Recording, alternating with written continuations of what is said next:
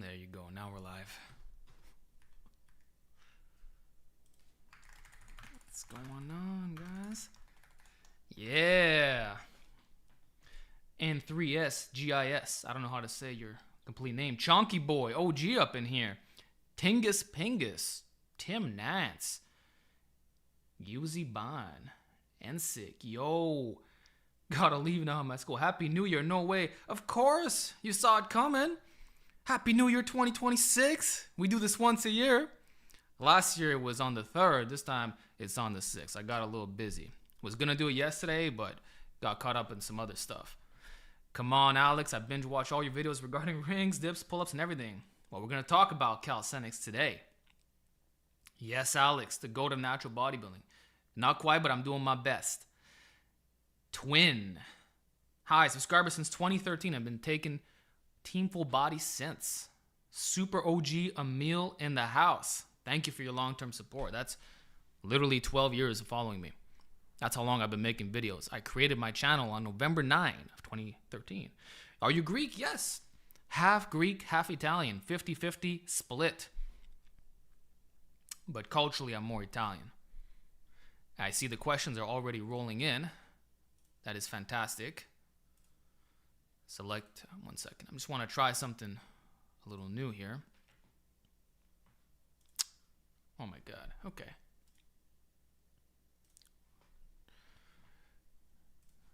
Yo. Happy New Year. Thought on Mike's tanning genetics. Oh my God, you're already donating me with these kinds of questions. Okay, it's like, I want to get started. You know what? Let's just do it. Just 2 seconds. I just want to see if I can get this particular chat up in here. It's called a special doc, custom browser doc. Boom, apply. Doesn't seem to be working. Okay, so we'll have to stick to the regular way. Okay. All right, well, before I answer all these questions, guys, let's just talk about the new year. Happy New Year 2026. And I'm just going to briefly cover my goals. Won't take long whatsoever. In fact, we could even skip that if you want. Actually, you know what? Let me ask you guys. You want me to talk about my goals first or go straight into answering questions? Feedback's all on you. Shoulder pain cure. I'm definitely going to make a part 2 to that video. Brother, you helped me. I thought I had a plateau at the beginner stage, but just realized from your videos this was not the case. Just started the novice program. Right on. See, a lot of novices think that they have bad genetics, but when they discover good programming and they follow an actual diet that's recommended by experts worldwide, they start to see their health improve and the progressive overload kicks in rapidly. In fact, the novice phase is the easiest phase of your entire lifting journey. The real issues come in the intermediate stage. But anything before that, your first 8 to 15 months or so, it's a complete joke. That's why anyone who's struggling right now, there's some serious problems that need to be addressed. And I can guarantee that if you're a subscriber of my channel, you're going to blast right through that phase. It's not even a problem. So I'm glad that you're running the novice program. I actually have a novice part 2, which I haven't released yet. I want to make it look nice and pretty. And I've used it with some guys in real life. And of course, it uses 2 sets per exercise. And as a result, I'm able to do more exercises, and there's a bit more of a bodybuilding bias as well. But it still takes from the original roots, especially with the 4 to 6 rep range. I was on point with that. And the accessories, it just addresses common weaknesses. So you can expect that this year, for sure. But definitely, the novice phase is not hard, guys. So I'm seeing a lot of guys are saying goals first. So you know what? Let's get right into it. Let me just say right off the bat, I apologize for not posting very frequently. I've been caught up in a lot of stuff. You can say I took on more than I expected. Nomadic Strength, what's up, OG? I had way too many coaching clients and was juggling just a lot of stuff, okay? So the last 8 months or so, I've been posting every 2 weeks, sometimes once a week, but it deviated away from my typical format of minimum twice a week videos. And back in the day, I used to do even more. Of course, they weren't to the same quality that they are now. In case you guys can't tell, a lot of these videos are scripted. You know, I take the time to really write a good script and have the best B-roll that's applicable. So it'll often take me weeks to accumulate all this footage of hardcore training, which everything you see in my videos comes straight from workouts. It's not dedicated footage. And then I prepare a wonderful script, make it as professional as I can, and it takes a long time to make these videos. And I'll continue putting effort, but I want to introduce a little bit more of a raw component as well. And of course, focus on what really matters, which is these long-form content videos. In addition to sprinkling in the shorts, but they're not a necessity that it has to be a short every single day. I did that for you guys during the Christmas break. You know, a lot of you caught on. It was like the Christmas calendar, you know? When you're a little kid, you wake up, you got your freaking chocolates. You know what I'm saying? You have a little pouch. You get a new one every day. Well, that's what I did for you, the shorts. So that's why I was pumping them out. But it actually did a lot of good for my channel, and you guys enjoyed it. So I want to continue that in some kind of capacity. But I don't think every day will be sustainable. And so I was thinking like a minimum of 2 long videos a week and then 4 shorts a week. This way you get one day where you don't have to see my freaking face. How about that, you know? It could be a Sunday, it could be any day, really. It doesn't have to be planned. But I think that would be a good way to start. And then eventually, if I can even get to doing 3 longs a week, that would be absolutely fantastic. But the main thing is I want to bring you more informative content, first and foremost. And again, I've taken a step back regarding my personal stuff to do that, okay? So I had too many clients. I capped it, okay? So my roster's smaller now. And I want to focus more on you guys who got me here. And I'll continue doing my best. It's going to be fantastic. So really, it's not even about me this year. Like, I can talk about my own personal goals as it pertains to bodybuilding, but really at this point, my gains are so slow that it's just refining little weaknesses here and there. Like my bench press, you recently saw me do 365 at 162, 335 for 5. You know, it's not 405, but I'm also not in the 180s. And speaking of which, I don't want to allow myself to climb up at a higher body weight to achieve these numbers, because I could do it like that. You go up a weight class, first thing that goes up is your bench. People don't understand that, right? So it's always a card that you can pull, but after doing so many bulks and cuts for many years, literally since the inception of this channel, I'd rather not do that anymore if I'm gonna net 2 pounds of muscle or something. And so even during the holidays, bulking up, eating all this food. Oh man, your boy gained some weight, of course. Like, do you see it on the face? The cheeks are coming back in. I got a little bit less vascularity in the biceps, you know? It certainly wasn't the full day of eating that I was showing you guys. It was a lot of pasta, a lot of lasagna, a lot of baked goods, that homemade stuff, you know what I'm saying? A lot of gatherings. Sheesh. I couldn't tell you how many cheat meals I had because it was practically every other day, but in a healthful way, you know? And of course, no portion control, just freaking going all out, you know? So yeah, I've gained a little bit. And so that leads me on to my first real goal, which is to just get off this holiday fluff, okay? And what's crazy is that I want to say 50, 60% of my clients went through the exact same thing. It's almost impossible in the last 3 weeks leading up to the new year that you're going to be super strict with your diet. I think I've done it twice in my entire lifting journey. So, yeah, I just got to get rid of that extra fluff. It should take me about a month to get back to baseline, okay? But after that, it gets me thinking, what if I get shredded again? Oh, what the hell? Gee, you guys seeing this on the screen? Oh, I think we're connected with my... It worked. Here, let's press auto. Featured. You guys seeing this? I saw comments on the screen just pop up. Now they're gone. Hold on. If I go, it gives you a reason to start young. If I click that, why is nothing happening? I'm sorry. Hold on. Hold on. Bottom dock menu bar, overlay. Sample overlay. How do I do this?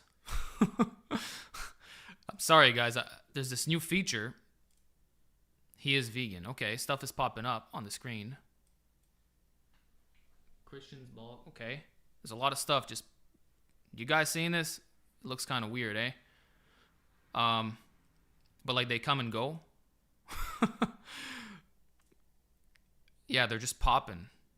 They're like really fast little boom, boom, boom, boom, you know? Okay. I don't know if I should just leave it like that. Is this distracting you guys at all? Because they flash for a brief second. We're too fast for him. The problem is there's a lot of comments, you know? I'm sorry, this is my first time actually doing it with the pictures. Okay, we are too fast for him. That stayed. Now it's on to the next thing. I don't know if this looks worse or not. This kind of doesn't look good. I'm sorry. Yeah, guys, do I leave this up or not?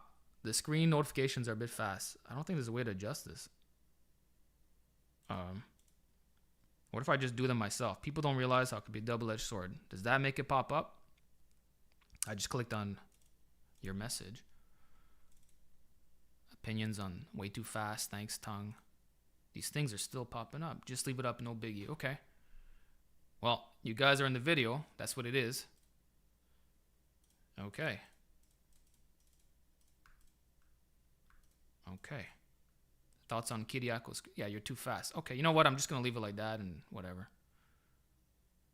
Okay. The more comments you post, the more you're going to see like this. Sorry about that. Yeah, I was talking about the cutting phase, right? So I just got to do a mini cut. Should take me about a month at most. And then after that, I'm probably going to get shredded again just because why not?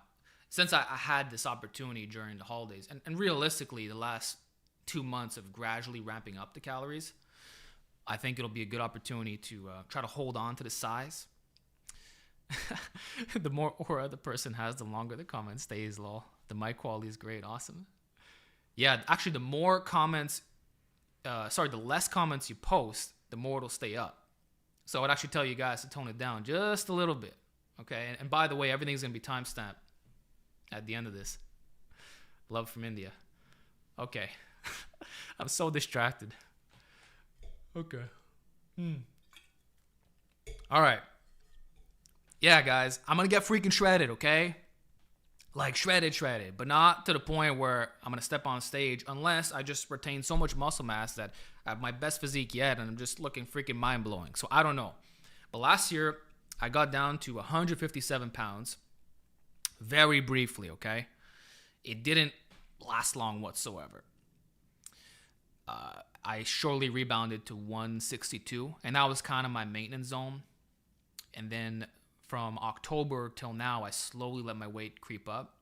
I would say 165, 167 is where that's probably my natural set point, where I don't have to do anything. As long as I eat healthfully, I'm good, you know? And then recently I allowed myself to bulk up to 173. So it's not a crazy amount here, and who knows, a lot of it could be water weight. It's funny because I told you guys a couple months ago, I'm never going to be above 170 pounds again. Yeah, no. That's not what happened. So, yeah, let's get lower than 157. Last time, I cut it off right at the point where things were about to get uncomfortable. So, let's go a little bit. Let's go beyond, because last year's cut was really not a struggle. I barely even applied myself. I was still having a cheat meal once a week. And I can't tell you that every single day was tracked. The majority were on macro factor. But I could have been even more strict. Like the last time I was disciplined like that was 2024. So, yeah, let's get freaking shredded. Why not? The more I do this, the easier it gets. Are you streaming with OBS Studio? Yes, sir. But these freaking messages are really fast. So I'm trying to... Here, stop featuring auto. What would a cutting approach look like? If I click on your thing, click the feet. Okay, click. Hold on. Fuck. God damn it. I don't know how I'm supposed to do this. What do you think? There's so many, bro. My comment from 4x12 in the volume video. Is it gonna stay up? These comments just keep disappearing. I think I'm gonna disable this feature because it's distracting me, honestly. Pause incoming chat messages. Okay, let's do that. I'm just gonna wait till the screen clears. Now I'm gonna click on you.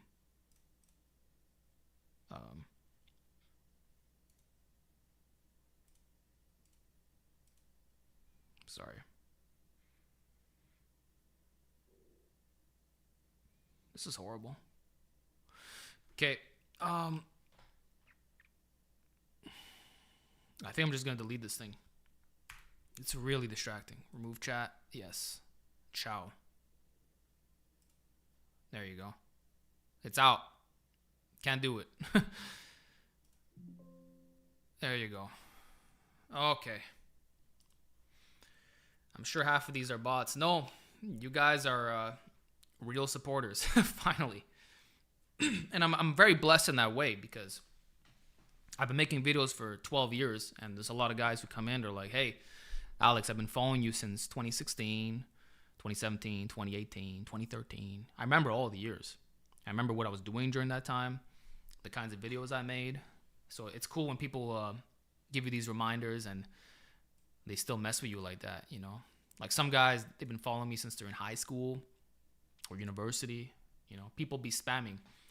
It's just we got a large audience over here. But yeah, I think now that these distractions are gone, I could start answering your questions more honestly. So, okay. I think you should use slow-mo, lol. Maybe, huh? Okay. Yeah, so my 2 goals. 1, make more content for you guys. 2, get shredded, which shouldn't take long whatsoever because I'm already like decently lean. And look at the freaking arms, man. Like my biceps came along. And muscularly, okay, I just want to keep working on the arms, delts, and actually calves. So the funny thing is, last year's goal was to work on my freaking hamstrings. They're one of my worst body parts. And I actually did that. I succeeded. And the way I did this was by doing exclusively Nordic curls. I did them for an entire year. And now I can do 2 full repetitions. And I can still hit them in this bulk state. And I'm not going to lie, I've been very lazy with leg training over the last month. Barely been training them at all. Honestly, skipping a lot of sessions. Doing the minimum, like 1 set per exercise. Less volume. So if I can creep that up a bit, a good goal would be like 5 plates on the belt squat. I've done 455 in the 4 to 6 rep range. That's as high as I've gone. So let's see if I can do that again and go beyond at a lighter body weight. The good mornings, I'm starting to... I've gotten so strong at them that I'm not even getting more out of less weight anymore. I did 325 for 10. So at this point, it's like, whether I'm doing good mornings or RDLs, I'm screwed either way. So I think the only other variation I'll be able to do is a reverse SSB if I want to lift like 225 or something.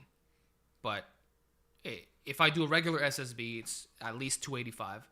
If it's a straight bar, it's 325. And if it's with the Hatfield, then it's 405. So I'm screwed. My hinges are strong. So I need to find a variation that doesn't tax my spine like that, okay? The axial loading, the axial fatigue, you know?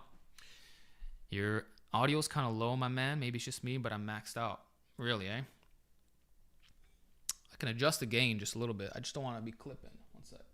Boom. Okay. Is that better? I'm in the orange right now. See, when I monitor my audio, I want to be around minus... Oh, hold on. I'll go a bit more. There you go.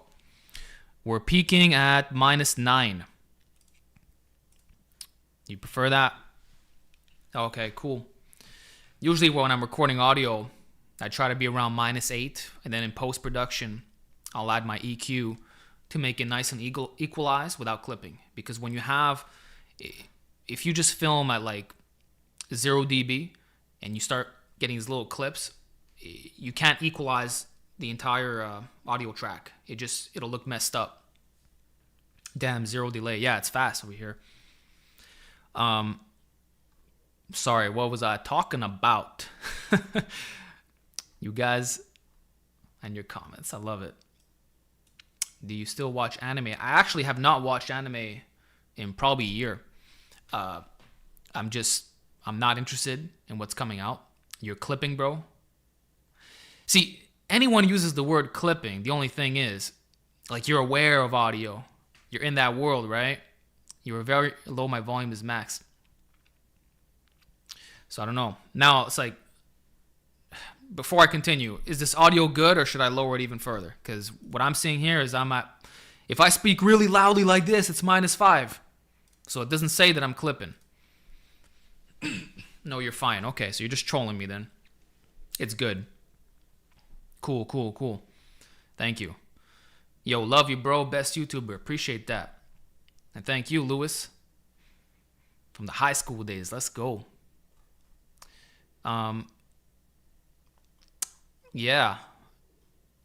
I was talking about the lower body. Yeah, so the good mornings are strong. So if I could think of a different variation, maybe reverse SSB and then doing Jefferson curls, or I could just stop hinging altogether and just do really high volume reverse hyperextensions and just maintain my posterior chain.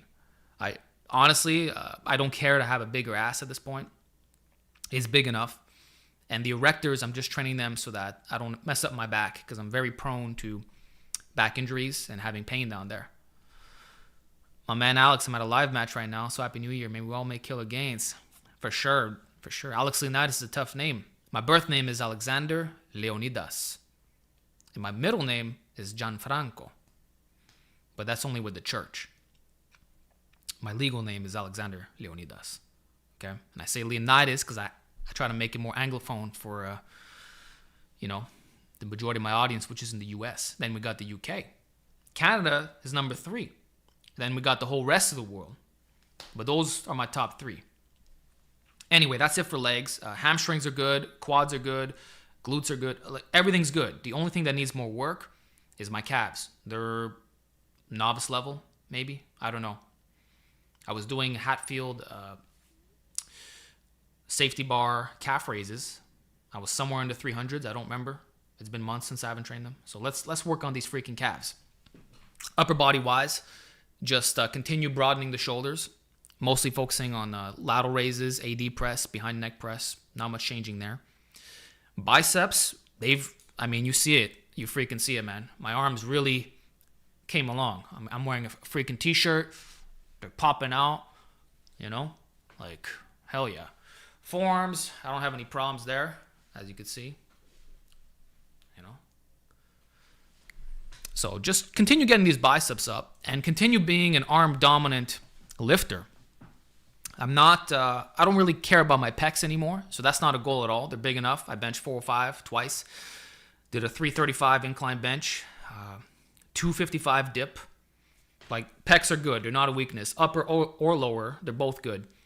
So I just want to be arm dominant. And that's why I'll be using more accommodating resistance, more slingshot. I don't care about the bottom. Like, I just want huge freaking arms, huge delts. That's it. Back, everything is developed. I could shoot for that 225 pull-up if it's possible this year. I don't know. But really, it's just refining a couple areas at this point. That's where I'm at with my training. And yeah, nothing special to report. So those are my goals, man. Very simple this time around. So, how about we answer all your questions, which there are plenty of. Johnny Bravo bod. Yeah, actually, I wouldn't mind. My adductors shrank a bit, and I prefer to look. I don't like it when they rub together. I don't find it looks nice. So we had some fan funding questions to start off. Maybe I should end with those, because I noticed that what happens is it ends up becoming less of a live experience. It's because guys will just come in, they'll do a bunch of donations, and then the live chat kind of goes to hell. So let me start with the live chat, and then as we start to wrap up a bit later on, I'll do the donation questions. Or if you're about to leave, let me know. Oh, but we got this one. Pec bounce for 15 minutes. Been a while. Alex is a legend. You know I got to do the pec bounce. I don't know if I'll do it for 15 minutes, but yeah, we'll see. Sounds good, yeah? Okay. What are you most passionate about besides YouTube and fitness? Well, I like reading books. Right now I'm reading Dostoevsky, like that classical stuff. You know what I'm saying? I got a nice bookshelf. Well, it's not mine. It's a combined bookshelf, if you will. So that's what I like to do. Okay. I like to play old school games. Obviously, some of you are friends with me on Steam. We go way back, but I don't have a lot of time for it. I wish I did. And genre-wise, I like it all, but these games from the 90s are really growing on me. Like, I don't know if you guys ever played the original Doom, but that's a hell of an experience. I finished it over the holidays. It was fantastic. Now I'm playing the Shadow Warrior and Blood. And then after that, I'm going to do Duke Nukem. So these are like the trio of the build engine games of back then, you know. And I have to tell you, the level design is fantastic. It's much better, and it keeps you focused. There's no GPS. It's hardcore. You got to pay attention. There's medkits, you know, not regenerating health. So I like old school FPS. I like JRPGs. I love the old Zelda games. Those are my favorite games of all time, hands down. Twilight Princess being number 1. Number 2, probably Majora's Mask. And then Wind Waker, Ocarina of Time. Kind of tied in my books, to be honest. Link's Awakening, I really enjoyed that too. But yeah, I like old school games. I like some new stuff too, but mostly in the indie scene. I don't really play a lot of AAA stuff. And I like single player games, not multiplayer. I don't have the time to just be going in a match and being all sweaty, you know? So I like playing a game that is level based with good design. You get it done with, and that's it. It's a one and done experience, you know? Old school games better, easy to finish, and straight to I can only handle straight to the point. And if I'm playing something like Blood, for example, it'll take me at most 15 minutes to do a level, and then you save your state and you can resume anytime, you know? Or like even the freaking Pac-Man games, if you play the remastered editions, like levels don't take long. I like level-based games, not open world games. I don't have time to explore all this stuff, you know? I just don't. I want to get straight into the action and then move on with my life because my time is very limited with how busy I am. So that's that's what I like to do, as well as just reading books and self-improvement, you know? And besides that, I'm a freaking gym bro, of course. I mean, I spend a lot of my time watching YouTube Fitness still after all this time. Pokemon, not anymore. I haven't played Pokemon since Black and White 2, so which I believe was in 2013 or something. I don't know. But I'd be willing to give it a shot. Do you plan on adding more exercises on the Coach OS app? Yeah, definitely. And I'm gonna, once I get shredded, I'm gonna rework the entire exercise selection as well. But I'm gonna give you a temporary one as well. Dostoevsky, Crime and Punishment, yeah. And the brothers Karamazov, is that how you say the last name? And I have Notes from the Underground as well. Okay. Are you married? Not yet. Any form of cardio, I have a small space and low endurance. Burpees, my man. Every single day. Honestly, you can make this a challenge for January, the next 3 weeks. Wake up in the morning, hit 10 sets of 10 with 15 to 30 seconds of rest between sets. And I promise you that will get you in wicked shape. Otherwise, you can also get yourself a jump rope, but if you don't have a lot of space sideways so you can hit the ceiling, that could be a bit of a problem. That's why I didn't do it in my old apartment. But, I could have done it in the home gym area, but I had lighting and a bunch of equipment around me, you know? So I would say burpees are the number one thing for sure. And just stick to simple one pumps. No need to jump at the top. Just punch yourself in the stomach, touch your toes, get right into it.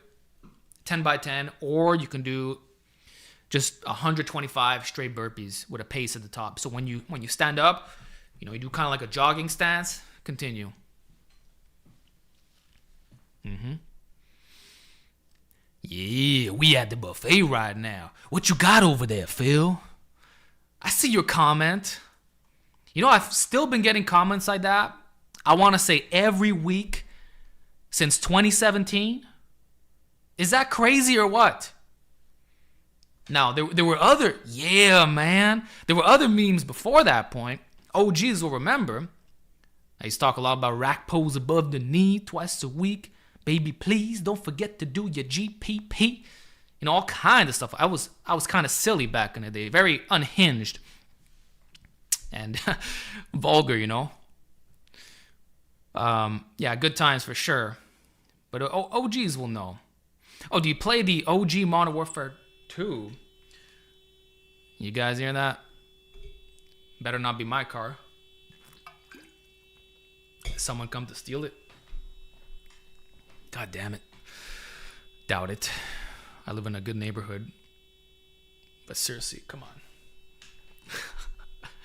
Car alarm. Which topping do you like on your pizza? Oh, what car do you drive? Okay, what kind of car do you think I drive? Do you think I'm this car guy who's just riding like a boss with the best setup? Or is it something else? Ninja Jack. Hey, man. I saw, by the way. I was preparing to live stream. Let me check if it's my freaking car. I doubt it is. Who the fuck is it?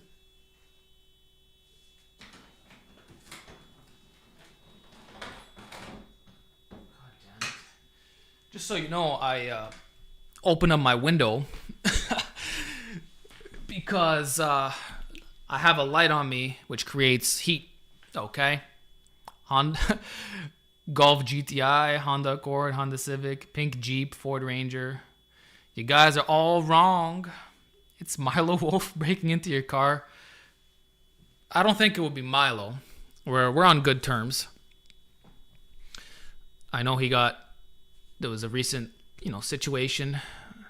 It sucks, but Wicked Scorpion. He got it. Toyota RAV4. I drive a 2016 Toyota RAV4. That's it. I'm just going to say it bluntly. I'm not a car guy. I couldn't care less. And, I got my car in 2020 during global events. Before that, I used to walk to the groceries. Literally, I used to do farmer walks with heavy bags in my hands. So that's another way I worked my freaking traps. I was inspired by Team 3D Alpha. There was that Indian dude who used to freaking grab buckets of water and go up and down hills. So I used to do that. I used to walk 20 minutes with the bags in my hand. Yeah. I walked to the gym as well. Back and forth in the snow. Summertime, bike to the gym. So it's not a shit box, man. I got it for reliability purposes. Paying it full. One shot. And I don't have car payments. I don't have to deal. If something breaks, it's cheap repairs. You could do everything yourself if you want as well. And I can go anywhere. And it's got all-wheel drive, so being in Canada is very important. So that's it. I got it because I was watching Scotty Kilmer videos, and I just wanted the most reliable SUV I can get, and that's what I chose. The only thing I'd be willing to upgrade to, Toyotas will last 1 million miles, exactly. That's why I got it, guys. Now, would I be willing to upgrade to a Lexus, an RX 350? Yeah, that'll be my prime choice. The F Sport Edition, for sure. Black exterior with the red seats. That's kind of my vibe. But honestly, I'm good with this. And if I do change it, it's simply because I'm going to sell it to someone close, and I'm going to give them a hell of a discount. But otherwise, I don't care. Like, I have no interest in luxury cars. It was never my thing. I was a gamer nerd who likes reading and who likes working out. I'm a gym bro at heart, So there's that's what your boy drives. No car payments, more for books and weights. Absolutely. Smart man, no actually care what people drive. I don't give a single fuck what someone drives. Neither do I, bro. I see myself in you, Alex. I'm sure a lot of you do.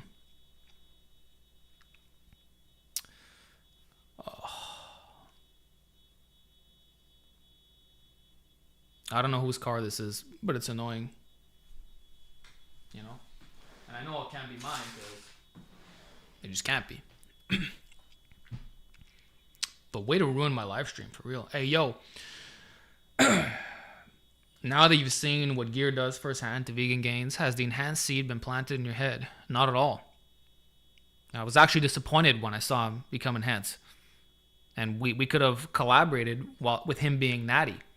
The original goal, actually, was, I said this in the original Q&A that we did, we were gonna bench 405 together.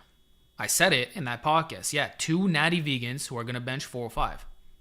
And when I did bench 405, like I was ready, you know, but he was sick at the time. He caught some really bad illness, I think, and he was cutting. So he lost I think he was 270, 280, and he cut down to 220, 240. So he lost a lot of weight. So his strength went down. Mine was peaked. I was at the peak of my bulk. So we just never ended up doing it. But then we collaborated like a year later when I was lean, which is funny enough. Now he was strong and I was in my weaker state. Plus, it was a last minute thing. He called me it was really last minute. So I had already worked out, so I wasn't even recovered. So I came in there anyway, did what I had to do, but wasn't 100% there, which I think you guys can tell based on the numbers, you know? Have you ever watched Will Rattel? Yeah, that's another. I do watch Will, and I'm surprised that he entered the dark side. He had one of the craziest natty physiques, super athletic, but when I saw his diet, I'm like, this is not good. I'm not going to go there, but that might be a reason why he went down this path of TRT. And I don't think he needed to do that. I think he could have reversed this naturally. But that's his decision. I don't care what another man does, you know. I care what you guys do. My goal is to make sure that you don't become enhanced. I want you to stay natty. He said that his T levels were low due to lack of sleep, no veggies, etc. Well, that's pretty obvious. I remember him making videos saying that he sleeps 5 or 6 hours a night. And you see it in his diet. There's no vegetables at all. He would do rice and beef. Like just eggs and kind of an animal-based diet without the micronutrient-rich additions. I think your neighbor died at the wheel like a GTA character. I don't know what's going on here. It's been like almost 10 minutes now. Like, the one time I go to film for you guys and this happens. Like, what's going on? Would you work out with the Diamond Gym crew? I don't know. Maybe, but like I like what some of their stuff is, but it's not original hardcore. Like some of the stuff I've seen, like where they're deadlifting and they're putting the fist on the neck. Like old school guys did not do that. That's just, to me, I want to call that dangerous ego lifting. And if I did that, I think I would rip a disc. Like there's someone who showed up there recently. If you know, you know. His max deadlift was about 315. And they made him pull up to 600 pounds using that style. But his back was completely rounded. Like the worst rounding I've ever seen in my life. And literally they were forcing him on the neck, you know, like pressing up on the chest and the neck. And it's like, dude, you're going to get injured. And I'm past that. I'm not going to ego lift in that way. I'm not doing it, okay? See, this guy says, I think CT Fletcher was original hardcore. I would agree. 100%. CT Fletcher lifted very heavy with free weights. He would scream at guys, let's go, you know? But it wasn't cringy. It was actually enjoyable. You're watching it and it's literally motivating you, and you can replicate the workouts yourself. I remember he had this drop set where you do dumbbell extensions on the floor. Like you would start with the 60s, then you would go down to the 50s and the 40s and the 30s, and you would just keep repping, you know? I like that stuff. And the form wasn't really breaking down in a major way. Like you could say there were some length and partials in there, but there was no like assisted reps to the point where the guy's really not doing anything or you're risking injury. That's the thing. If you're going to get snapped up doing this, then I don't consider that hardcore, okay? I like the hardcore factor is you're just guys training their balls off. There's the real iron there. You can feel the energy, but it's not risking your spine or your joints, Okay? When does training to all-out failure make sense? It makes sense when you're following a low-volume program, especially if you're pressed on time. So, if you're doing 1 set per exercise, you probably should train to momentary muscular failure because you're trying to get the most out of that growth-stimulating opportunity. There's nothing else for you to do, right? But if you're doing multiple sets, especially conventional training, let's say you're doing 3 to 5 sets per exercise, you're going to have a very hard time recovering if you're training all out like that. And you're probably going to have to do once a week training, like for those muscles. So, fuck, this car is really annoying me, guys. I just hear it, you know? So, low volume in that way, where you're maximally pushing, that's where it makes the most sense. Otherwise, I would suggest that you train to 2 sets. Okay? First set, 1 rep in the tank. Second, 0 reps in reserve. And 0 reps in reserve is not the same as momentary muscular failure. It means that you know for 100% fact, like the bar speed was slowed down to the point where it looks like a max effort repetition. So if I told you to do a 1 rep max, right? Call your neighbor, call 911, your neighbor's dying. It makes me wonder, like, did the guy actually die at the wheel? Should I check? Can't hear the car, bro. Yeah, 0 reps in reserve is like an RPE 10. Exactly. Aditya. So the bar speed is, you're slowing, you're freaking grinding. You know the faces that GVS does? Like the slowest possible bar speed? That's what it is. Okay? You know you can't do another rep. It's not like a 9.5, okay? So you could stop there. Guys, I'm just going to check if my neighbor died or something. This is not normal. 1 second.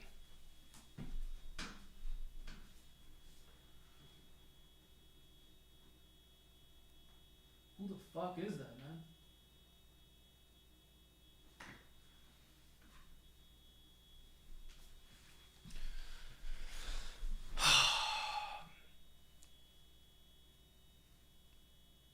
I don't know.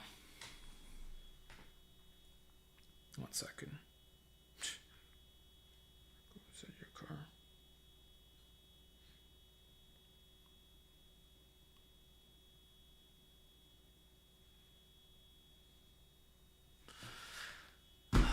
Probably someone trying to get your attention. It's like they knew I was live streaming. Honking to 0 reps in reserve with this one.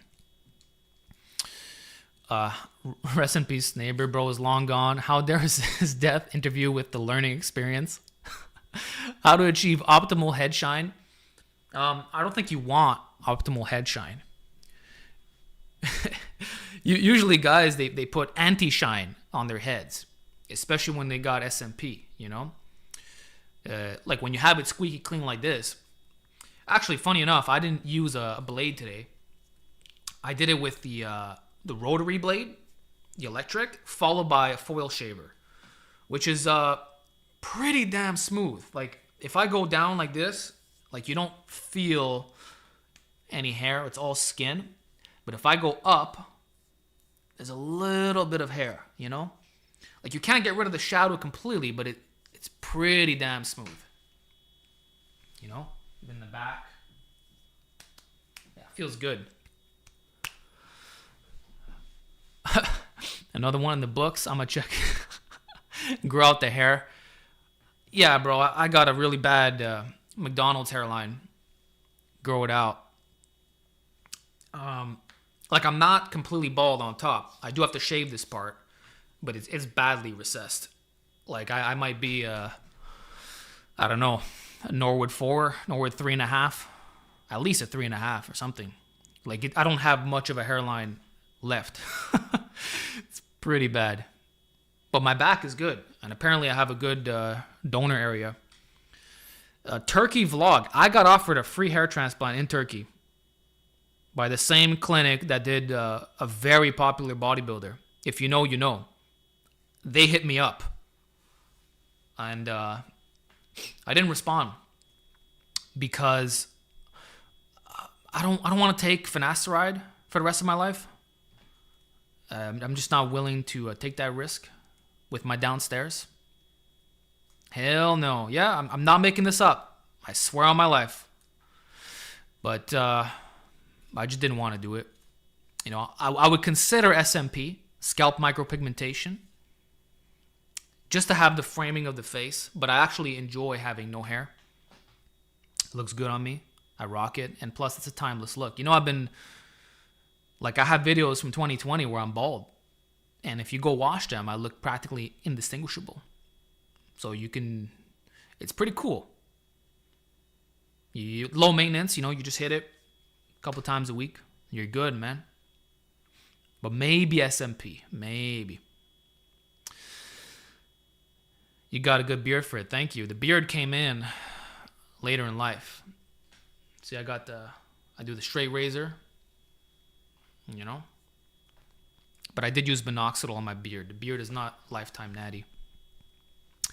Blaha said, you're Muslim. Is that true? Am I Muslim, guys? Come on. Alex is 125 years old. I don't think I'll live to be 125. But my grandmother made it to 99. So if I can surpass that, I'd be very happy. Her uncle made it to 104. Okay? This was way back in the day. My grandmother was born in 1920. You know? And with the way I eat, you should become... That's not going to happen, brother. How did you get so comfortable in front of the camera? I used to watch your old videos. Lots of experience, my friend. When you make videos for years and years and years, you just... it happens. Plus, is your grandmother alive? No. She passed away in 2019. No. Atlas is also Muslim.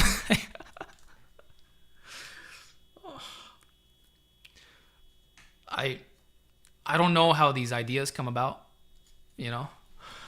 Not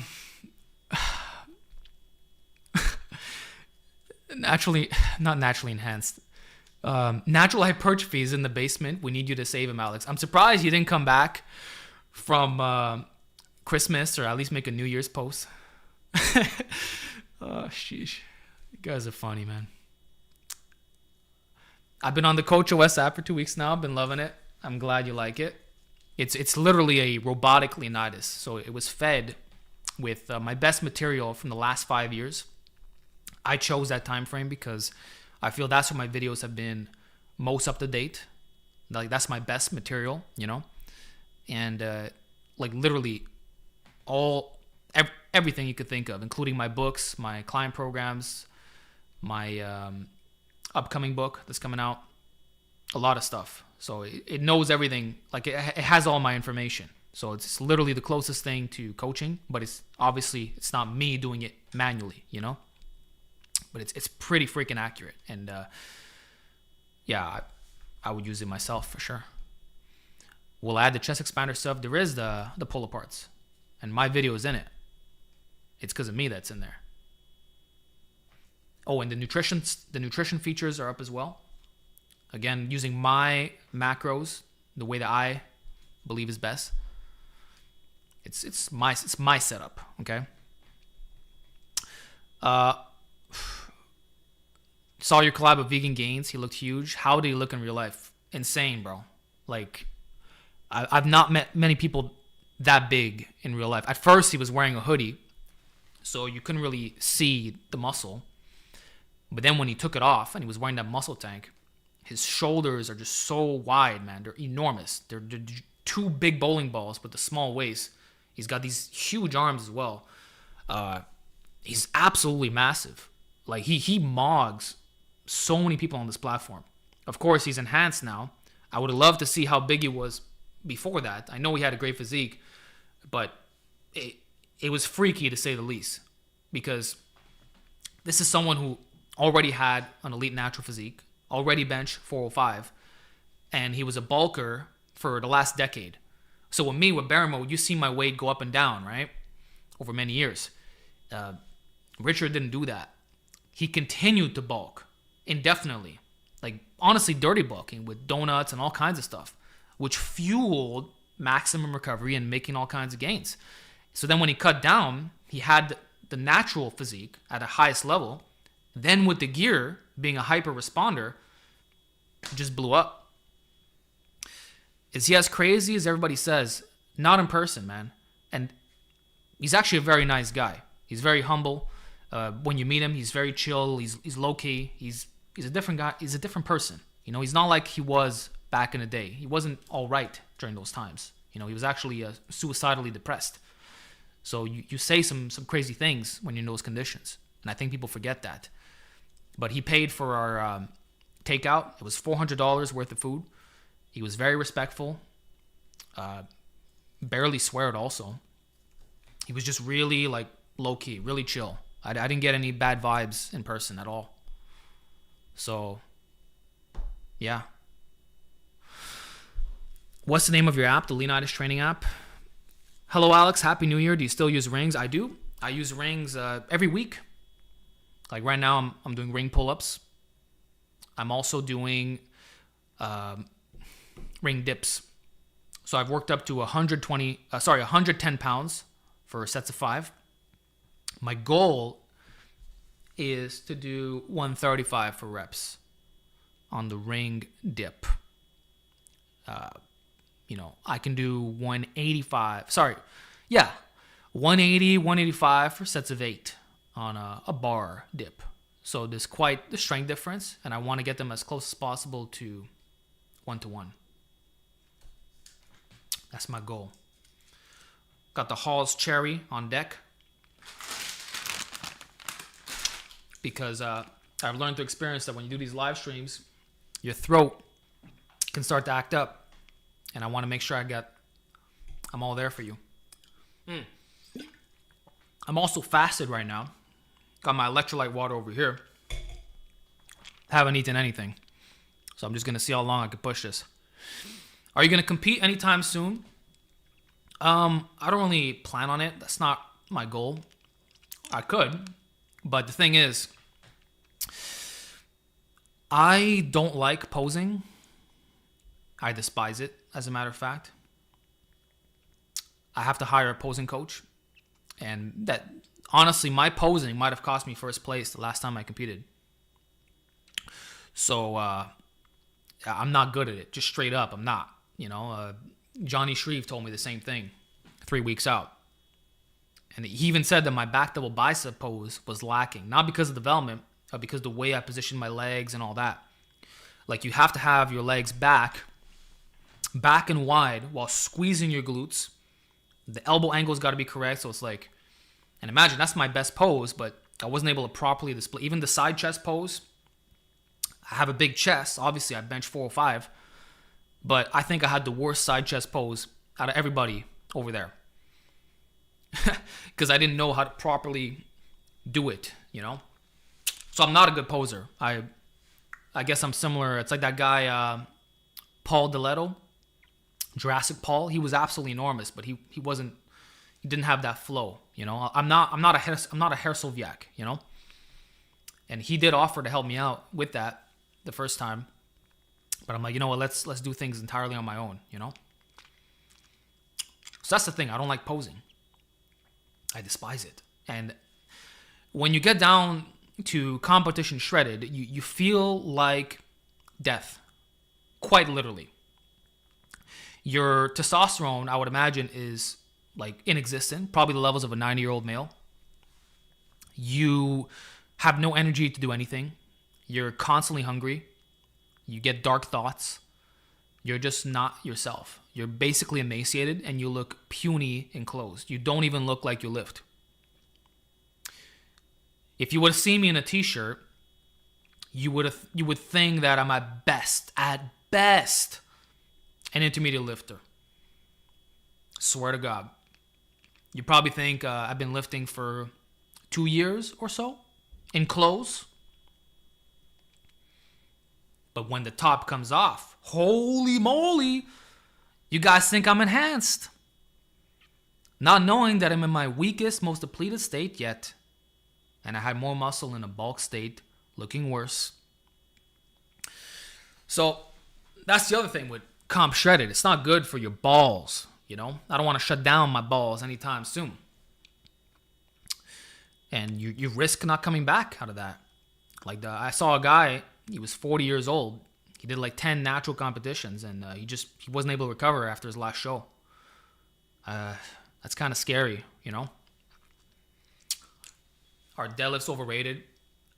I think they are, if you're not built for them. Is he going to read the super chats at the end? I will read the super chats. Maybe I'll do it somewhere in the middle as well. I'll go through them, no worries. I appreciate it. I just want to make sure we're having a live experience here, right? Not that everyone's just rushing to donate to me, and I appreciate it. For real, I do. Deadlifts have a really bad stimulus to fatigue ratio. And I know that word gets thrown around a lot, but it's the truth. It's dead stop from the ground, which automatically, that could be harder on your recovery because you're exploding from a bad position and there's a lot of muscles being used. The absolute load is high. Like, I would say most of you can probably deadlift 500 pounds if you work up to it. Like, if I was able to do it with T-Rex arms and horrible leverages being bent over like a Pendlay row, then you could do it too, okay? So you know how all these taller guys complain that they can't bench much because they got long arms and shit? That's me on the deadlift. I am not built to deadlift. I knew that in my first year of training. You know when people do voting, top 3 lifts, okay? Everybody clicks deadlift. Then they'll pick squat and then bench. For me, it's bench, squat, deadlift in that order. I still, you know, I worked up to respectable hinging numbers, but it's not what I'm made for, okay? And I was still able to get an elite deadlift for my body weight. So anybody can pull 5 plates, if you ask me, if they train correctly. And so when you are doing 5 plates, that means your submaximal work is going to be in the 400s, okay? And, you know, if you do too much volume on that, that could be hard on your recovery. So I say 1 top set of deadlifts in the 400s and you're pretty much good to go. Now, if you're doing RDLs, you can milk that for a long time. Car alarm is still going. Yep, it still is. It's been going for 20, 30 minutes. I don't know. How is that horn still going? I don't know. Believe that? Part of the live experience, I guess. But yeah, the stimulus to fatigue ratio is not good. And I do recommend RDLs for that reason, as well as good mornings. You should do both. The car is naturally enhanced. Call the 2 or cops Alex. Well, I know there's some retired people here. They're here for sure. I think I know who it is. I think I have an idea. Probably the guy was working on his car and something happened. I don't know. Like, or maybe I should literally go outside and find out. I don't know. What should I do here? Like, is this concerning? Like, is there a dead guy on the wheel? Because how long does a car alarm, how long does it last, you know? That battery will be drained. So I need your advice now. Oh. It's starting to pitch even louder. It's starting to like ring in a weird way until the battery dies. Set off your own car alarm to cancel out the resonance frequency. Yeah? My car keys are downstairs. Your ear is old, Unc. Yeah, I'm already losing my hearing.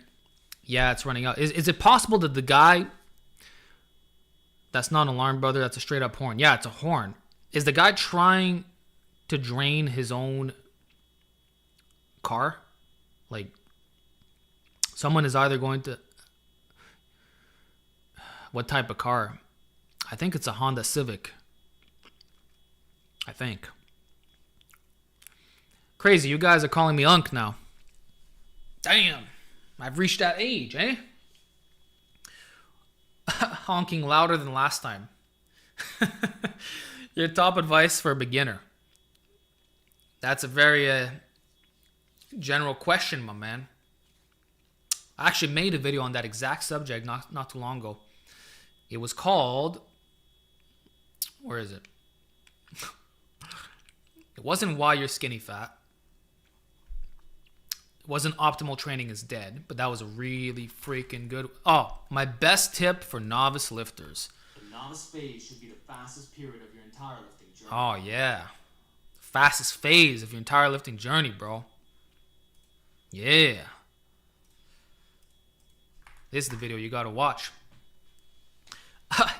34 dudes are calling you Unk now. Yeah. 30's old as fuck. Lamau. What? No, it's not. What are you talking about? And in bodybuilding, you actually peaked later. So the crazy part is that this isn't even my peak physique yet. Even though I'm probably close to my limit, whatever that is.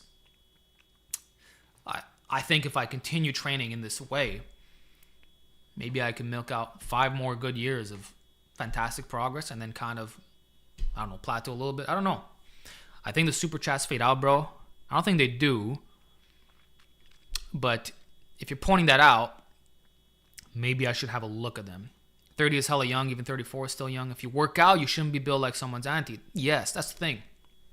See, I'm starting to see the repercussions of those who didn't work out in their early 20s or high school. And they're complaining that their stomach hurts. Oh, they're showing up at family gatherings with these pills because they can't, their digestion is destroyed. They're all tired all the time. They got no work capacity. They're weak. It's like, I don't experience that, man. The only thing that makes me tired is the fact that I work a lot. You know, that's just how it is when you have responsibilities. You know, I train my balls off. I'm stronger now. My programming's more dialed in, so it takes more out of me. And I take more effort to make these videos and whatever. But physically, I'm in better shape than I was when I used to compete in high school, in track and field, swimming. My physique has only gone up in calisthenics and lifting. If I take my shirt off, I look better now than when I did as a peak man in his young 20s, early 20s, you know? There hasn't been any regression. Like I said, the only regression is that it takes me longer to recover, and I don't think that has to do with my age. I just think it's the training age, because I've been training for like 15 years now. So that's something you can expect. The absolute load itself, and you can push really hard. But biologically, I'm good, man. And natural lifting will keep you young.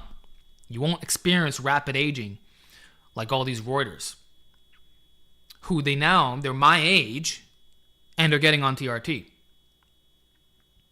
Like, that's freaking crazy, bro. So, yeah. It's the amount of muscle you pack on. Oh, and the muscle doesn't go away.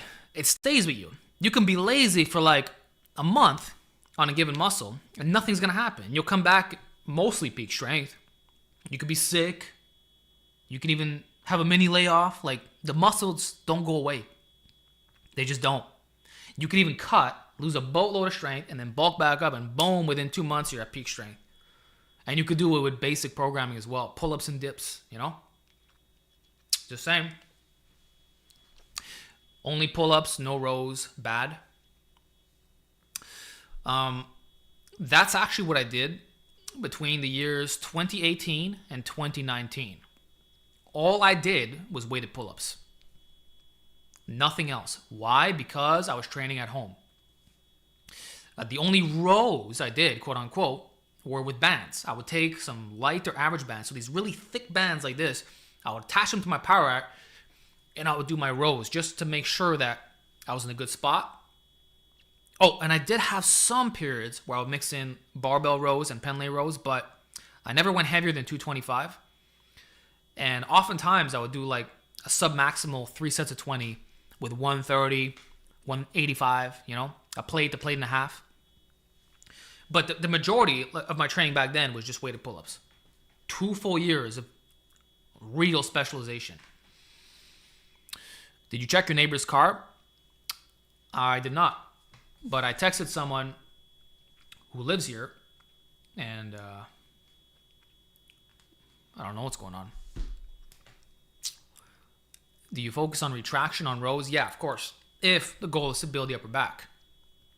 So if using a narrow grip and you're pulling low to the waist, then the retraction is not as important.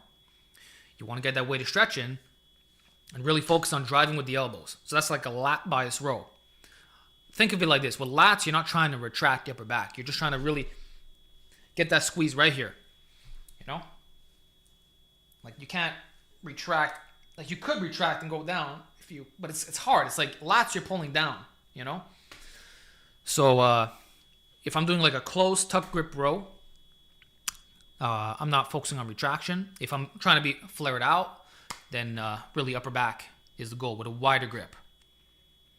And that's just basic. That car is starting to be annoying now. See, the problem is I can't just leave you guys during a live stream. You know? Let me look out the window again. Yo, we at the buffet. The Q&A buffet. Yeah. Okay, what is going on, man?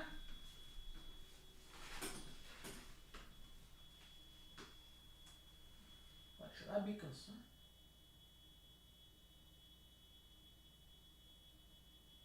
I don't know.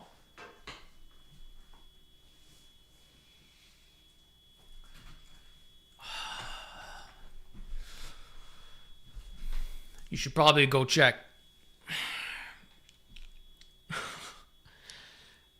Fuck, man.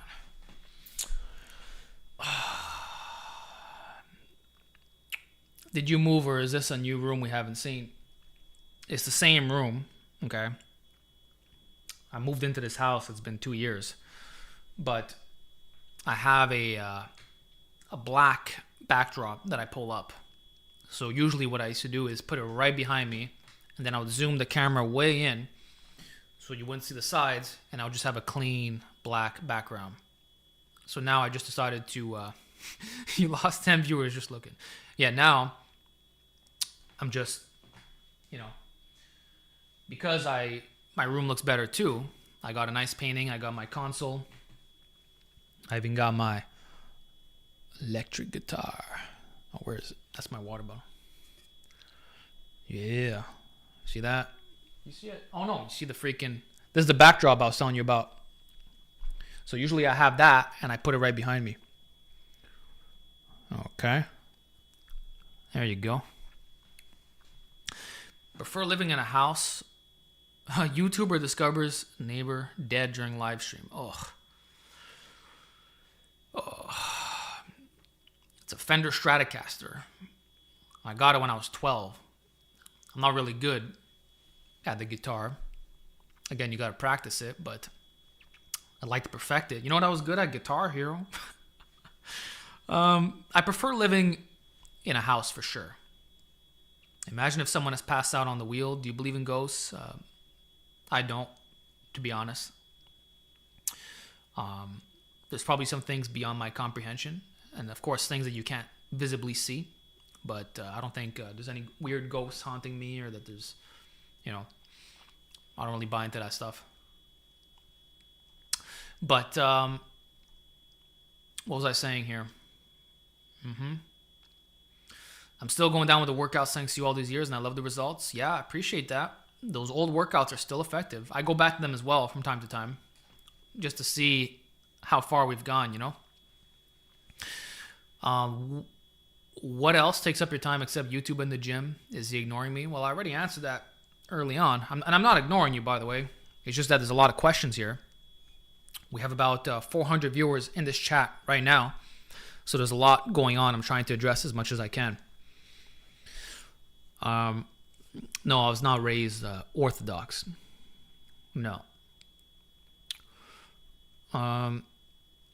How to bulk on a budget without getting too much fat or being skinny fat and escape torso dominance. The torso dominance thing is a whole different discussion. That has to do with the training style itself. And to that, I would say just don't work out like a powerlifter, because the muscles you will have developed will be adductors, glutes, chest back, basically, like the whole posterior chain, very lower body heavy physique, very thickness oriented, but your limbs are going to lag. Unless you train like a geared powerlifter, and in that case, you might have big triceps, but your biceps will still lag, right? So I would, maybe consider a torso and limb split if that's a problem for you, or do arm bias compounds, or even pre-exhaust. Like you can do push downs before your presses. You could do presses with accommodating resistance, wearing a slingshot most of the time. That's what I'm doing now, But for the diet aspect of things, rice and beans, bro. Well, hold on. Rice and beans is good if you want to stay lean. Because even if you have a cup of dry rice with 200 grams of beans, there's not a lot of calories in that. And if you look places in the world, like go look in Asia, man, where people are eating rice 5 times a day. These people are all skinny, man. Like there is not an obesity epidemic from high rice consumption. It actually keeps you lean, and that's why I chose it in my full day of eating, because the rice basically quadruples with the volume, with the water, and you can just pound it back. Like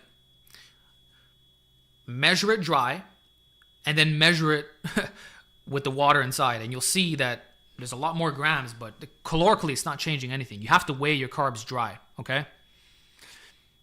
So I haven't found quality legumes in years, sadly. Dude, they're in every grocery store.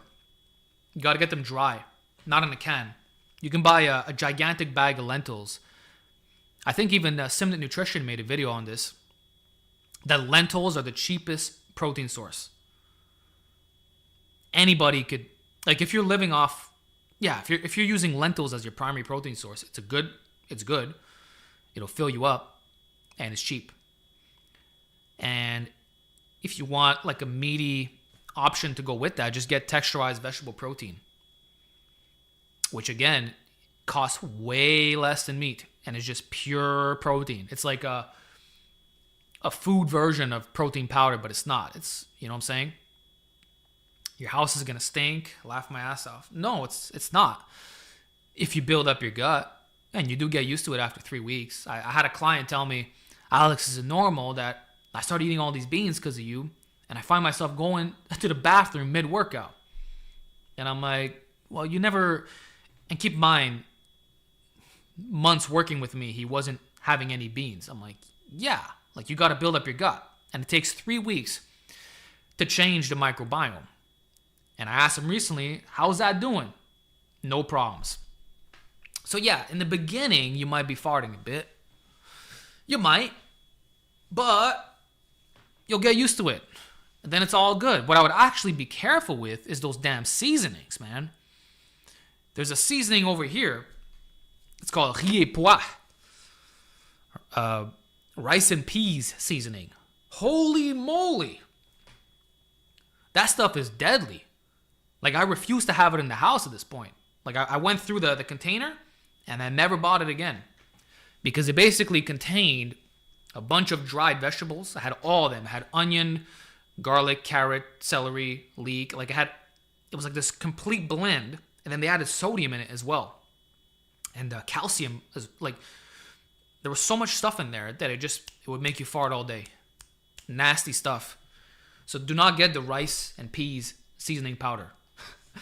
But for carbohydrates, do rice, okay?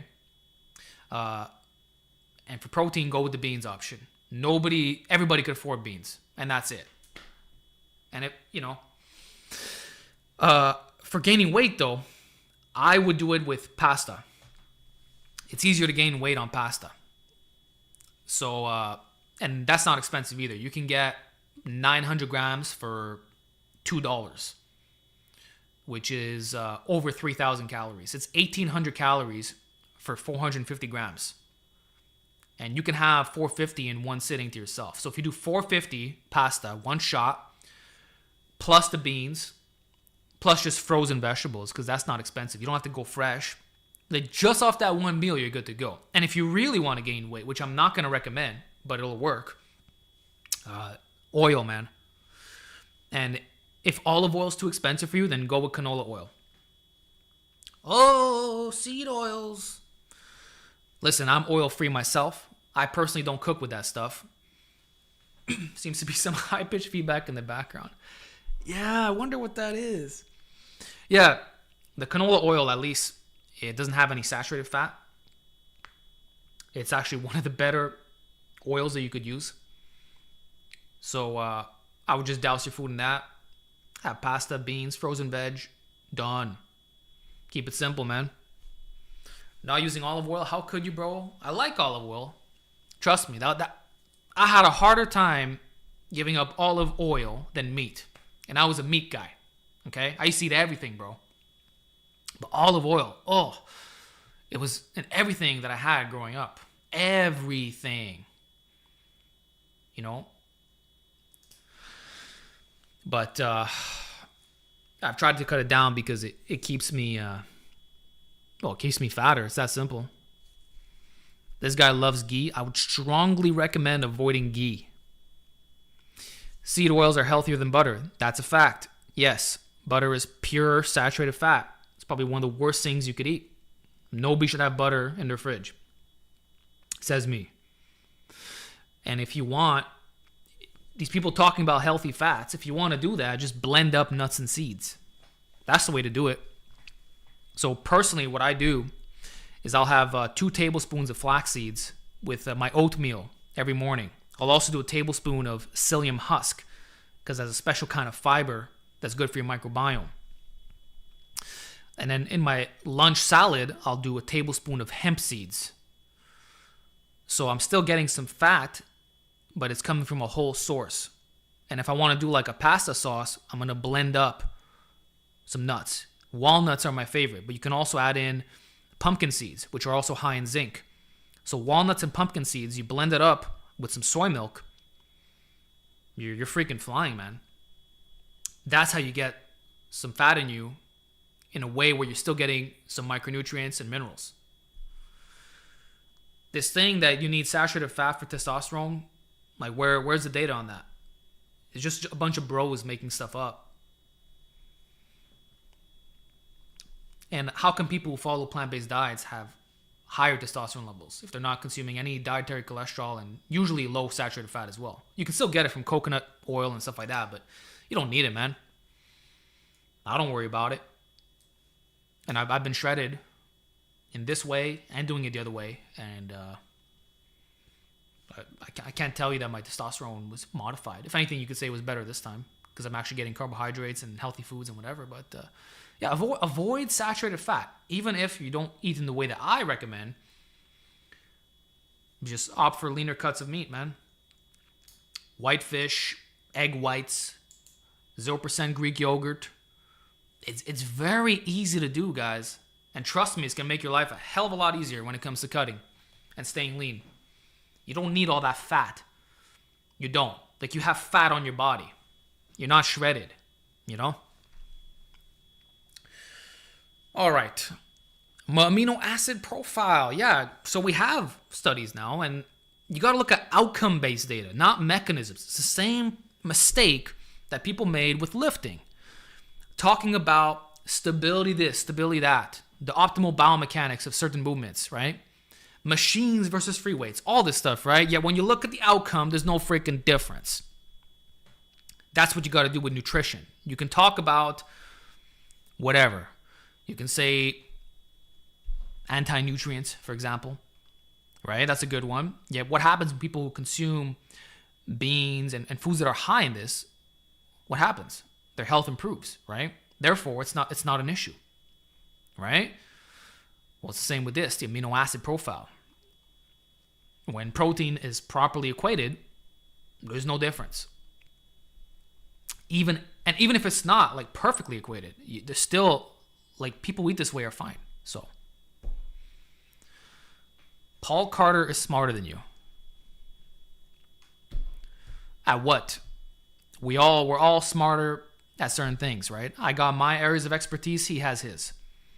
And when it comes to diet, that's not something that he claims to be an expert on. I don't either, by the way, but I think I'm more versed in plant-based nutrition. I've been studying that for about a decade. So that's what I'm going to speak on with this. When it comes to training, I think he understands the concept of neuromechanical matching more than me, for sure. When he used to do his podcast with Chris Beardsley. I've been following him for a decade, since the Lift Run Bang days. So, and there's stuff, I'm still learning from him too. But, yeah, we all got our strengths and weaknesses. We all got our gifts. Oh, is it fine to use chia seeds instead of flax? You could, but the flax seeds is very high in lignans, which is why it's considered the best seed. It's pretty close to a superfood, if you want to say it. So I would still recommend you get it in. But some guys don't tolerate it well, so forget about it.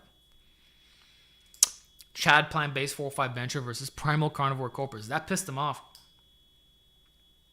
Because I benched 405. I don't think people understand what 405 is. Getting that off your chest. Like, it's very heavy. It is. I'm working with someone right now. He's very close to it. He's at a 385 bench. And it's been 7.5 months of really trying to get this up. And he's really freaking strong, man. He's strong at everything. In some areas, even more than me. But it's not easy. And he's a lot heavier. So I did it at 181 on a vegan diet. Just saying. Hemp is great. Yep. How much of your daily protein demands come from soy sources? Maybe 40 grams of protein at most. I'll get like 80 grams just off the grains and the beans and stuff like that. The remainder comes from the soy. But I like to cut down on my soy just because it's higher in fat. Like edamame is the fattest bean. So I'm not doing it because of the phytoestrogens or any of that stuff that people talk about. It's just I notice that whenever I have tofu, like even for a small serving, it's like 4 or 5 grams of fat. So the more soy milk and tofu I consume, and if I have edamame, it's like I'll be between 30 and 50 grams of fat if I do that. But if I get rid of the soy completely and I just go all bean mode, I'll be under 30 grams of fat. I'll be like 20 grams, 15, 20 grams. So the less fat you have in your diet, the leaner you will be. It just comes out that way. Because fat is 9 calories per gram. Keep up the great work, Alex. My man, Steve Shaw. Thank you, brother. Same to you. I always watch your videos. It's been a long time. I'm there. I don't comment much on anybody's channel for that matter. But I see you. And I'm always game to collaborate with you. And congrats on your recent performances as well for the bench press. You're doing hitting some big numbers at this age. You're still jacked as hell. You're still representing the massive iron way. So, actually, guys, check out Steve Shaw's channel if you haven't already. Look at the original podcast that we did together and subscribe to him. Consider him for coaching as well. He's got everything you need to fulfill your potential. He's been doing this for a lifetime. He dedicated his life to the iron. This is his passion, his obsession, his life. He gets my seal of approval all the way. So, thanks for stopping by, Steve. Isn't 40 grams of fat minimum important for hormones? No. And this thing that you need fat for your hormones, you know when you need it? When you're single-digit body fat. Right? If you're 15% body fat, why are you worrying about dietary fat? If you're 20%, if you're bulked, why? You can go no fat, man. Like, it doesn't matter. And you're still going to get it from indirect sources. Now, if you're literal death mode, you're stepping on a bodybuilding stage, your nuts are equivalent to a 90-year-old male. Well, first of all, you shouldn't be in that state anyway, right? And you probably benefit from some extra fat intake. But if you have fat all on you, you have already a reserve then you don't need to consume dietary fat. That's what people don't understand. So the hormone thing only applies when you're exotically lean. And for 90% of you, that's not going to be the case. And I tell you, I've cut every single one of my clients on a low-fat diet. I have a guy right now, he's this close to being comp shredded. He's close. He's getting 20 grams of fat a day. And he's been good on the appetite, good on the energy. Again, it's when you hit the point of no return, body composition-wise, where you have to start worrying about this stuff. But until then, just get rid of it, man. It's wasted calories. Those are calories that you could be using for starch. Stuff that's actually going to fill you up. Like, trim the fat off, man. Stop oiling everything. I'm telling you, it makes it way harder to lose weight. I'm telling you, bro. Oh, and the fat-soluble vitamins thing. That's another, I don't want to say scam. It's true. The fat helps you absorb the phytochemicals and the vitamins and all that, right? But it just helps you absorb it faster. That's what people don't tell you with this. Your body will still absorb it over time.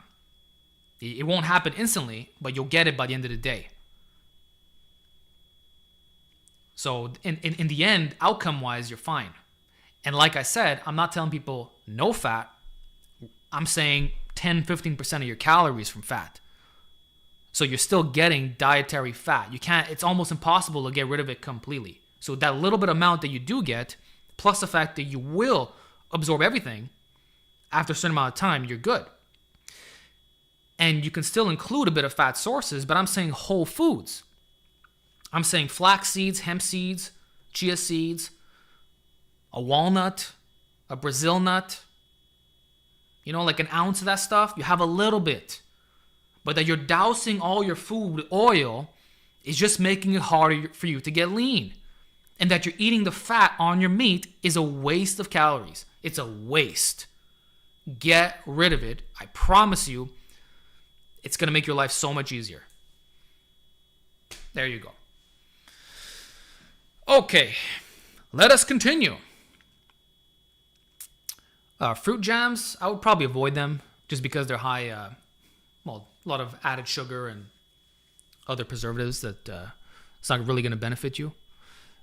The thing is, if you need jam on your food to make it taste sweet and good, then there's a problem. Like, if you take frozen berries, you know what?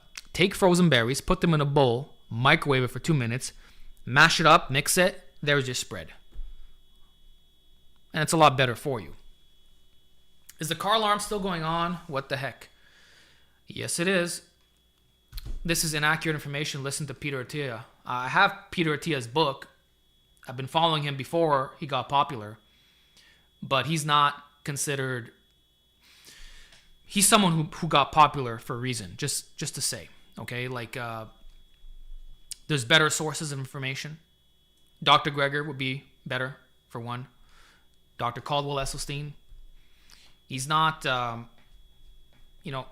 Peter Attia is very big on protein, on the VO2 max, but he's not, there's people who are a lot more qualified that would very much disagree with his opinions.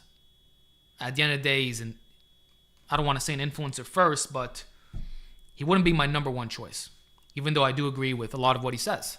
And again, I've supported him, But I go to the top of the food chain here, and he's not at the top. Just saying. So I disagree. Okay. How about we get back to answering fitness questions, non-dietary related. Tahini is a good source of fat. It's okay if you're going to do a homemade hummus. Shill's beef jerky, snake oil. I don't like that. No, but I would probably avoid tahini as well. And especially nut butters. Like everybody who goes plant-based seems to love peanut butter and almond butter. Just stop with all these nut butters, man. Just blend up your own nuts with water if you have to do that. Or have a very small amount.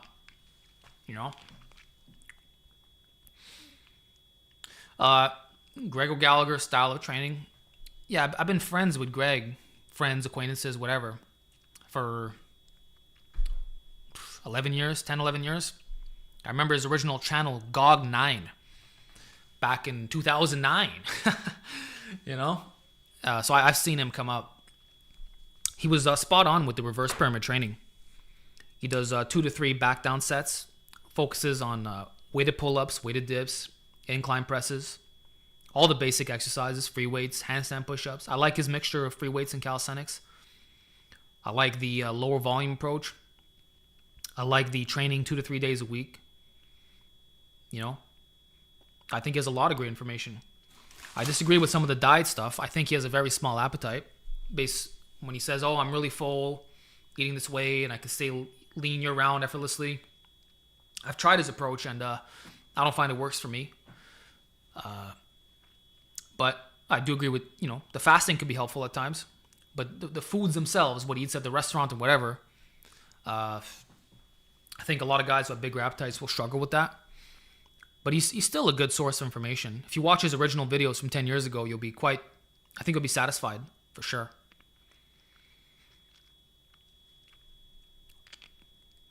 And the leg training too.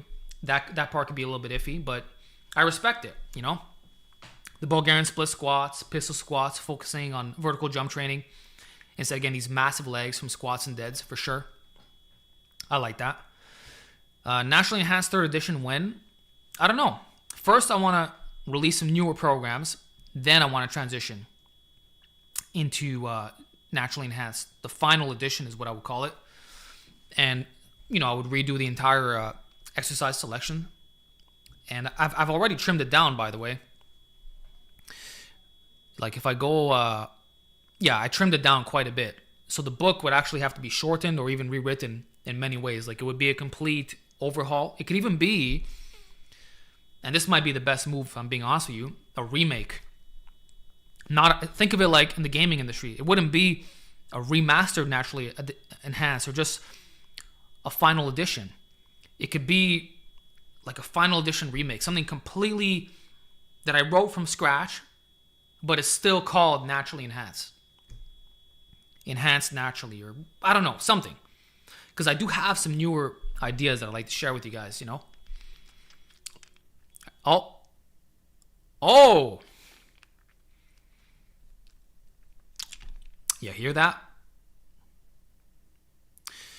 Looks like our guy's alive. Maybe he fell asleep, but he decided to take a nap. Maybe took some sleeping pills. I don't know. He's okay. I heard the car door. Wow. I don't know what happened there. Battery's dead. Game over. Guys, this was going on for close to an hour. Sheesh. Okay, let's continue. Go film it. Yeah, go film him walking out. Oh, sorry, guys. I'm all right. Yeah. 10K steps overrated? No. Tell you what, I got a freaking... You guys want to know how I stay lean? Lean, baby, please. Check it out. Hopefully this doesn't disconnect the live stream, but it shouldn't. Yeah. Oh. Yeah. Ooh, what if I hit my light though? No, I'm okay. Yeah. So, this is a standing desk, and I got my treadmill on the side. So what I'll do is, I'll pull it over to the center, okay? And I'll just walk for hours.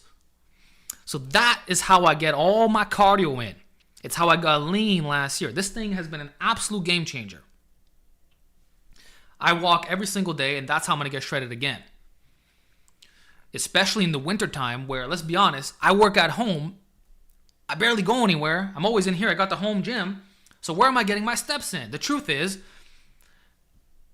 if I don't use this thing, I'm going to get like 2,000 steps. It's nothing. But because I have a walking pad, I might be getting 20,000 steps a day. No joke. I set it to 3.8 miles per hour, and I'll just walk and work. And if I want to get really intense, I'll put at 4.5 to 5 miles per hour. And with that,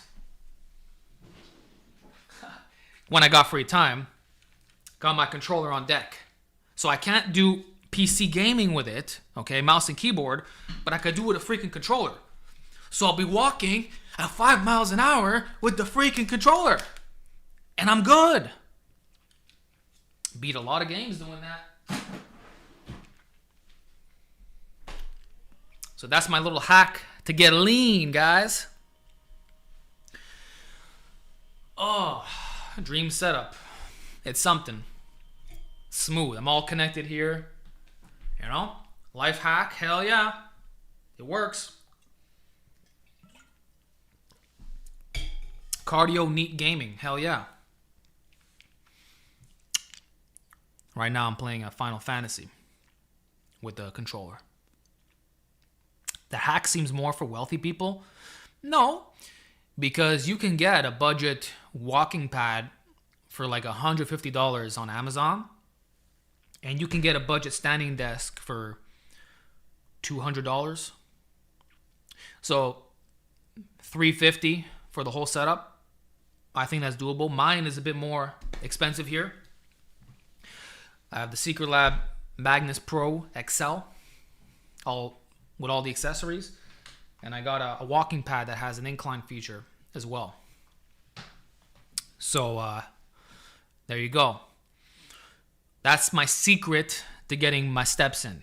So if I'm doing walking pad every day, burpees in the morning, and then the plant-based diet, it's going to be a joke to get shredded.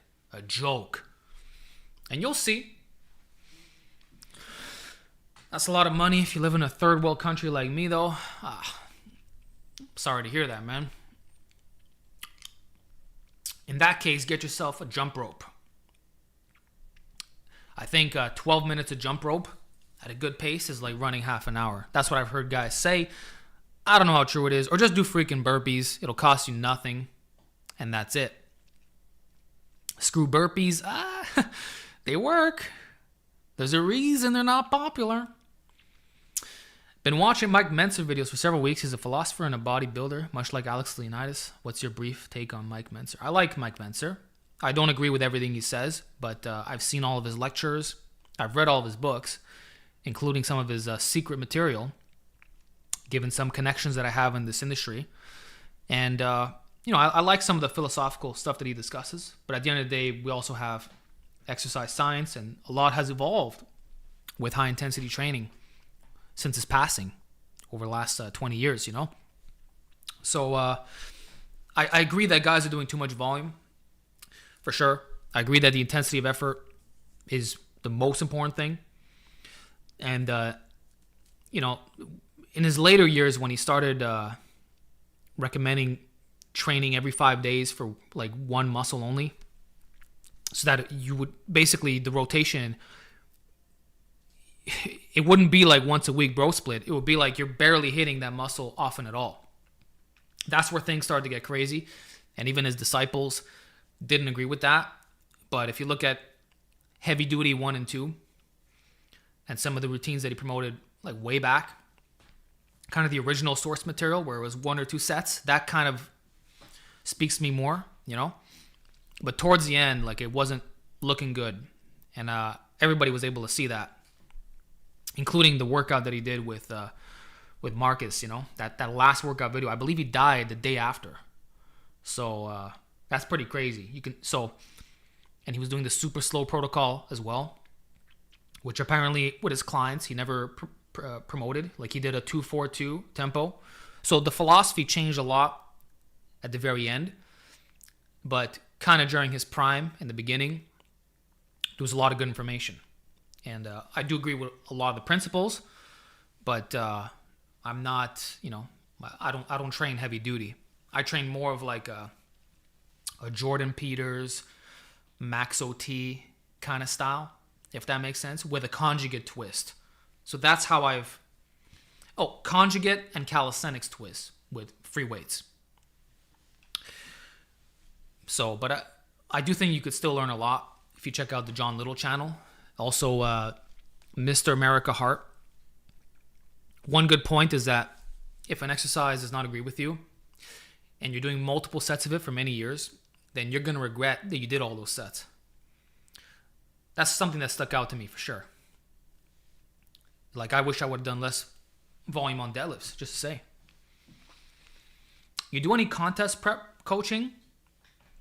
I had one of my best clients ask me that. The answer is no, but I'd be willing to try it. It's just, like, I'll get you shredded.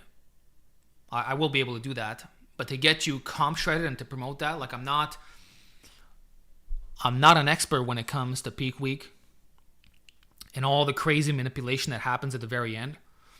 So maybe you'd have to hire someone else at that point. But I'll get you down to 8% body fat. I can do that for you.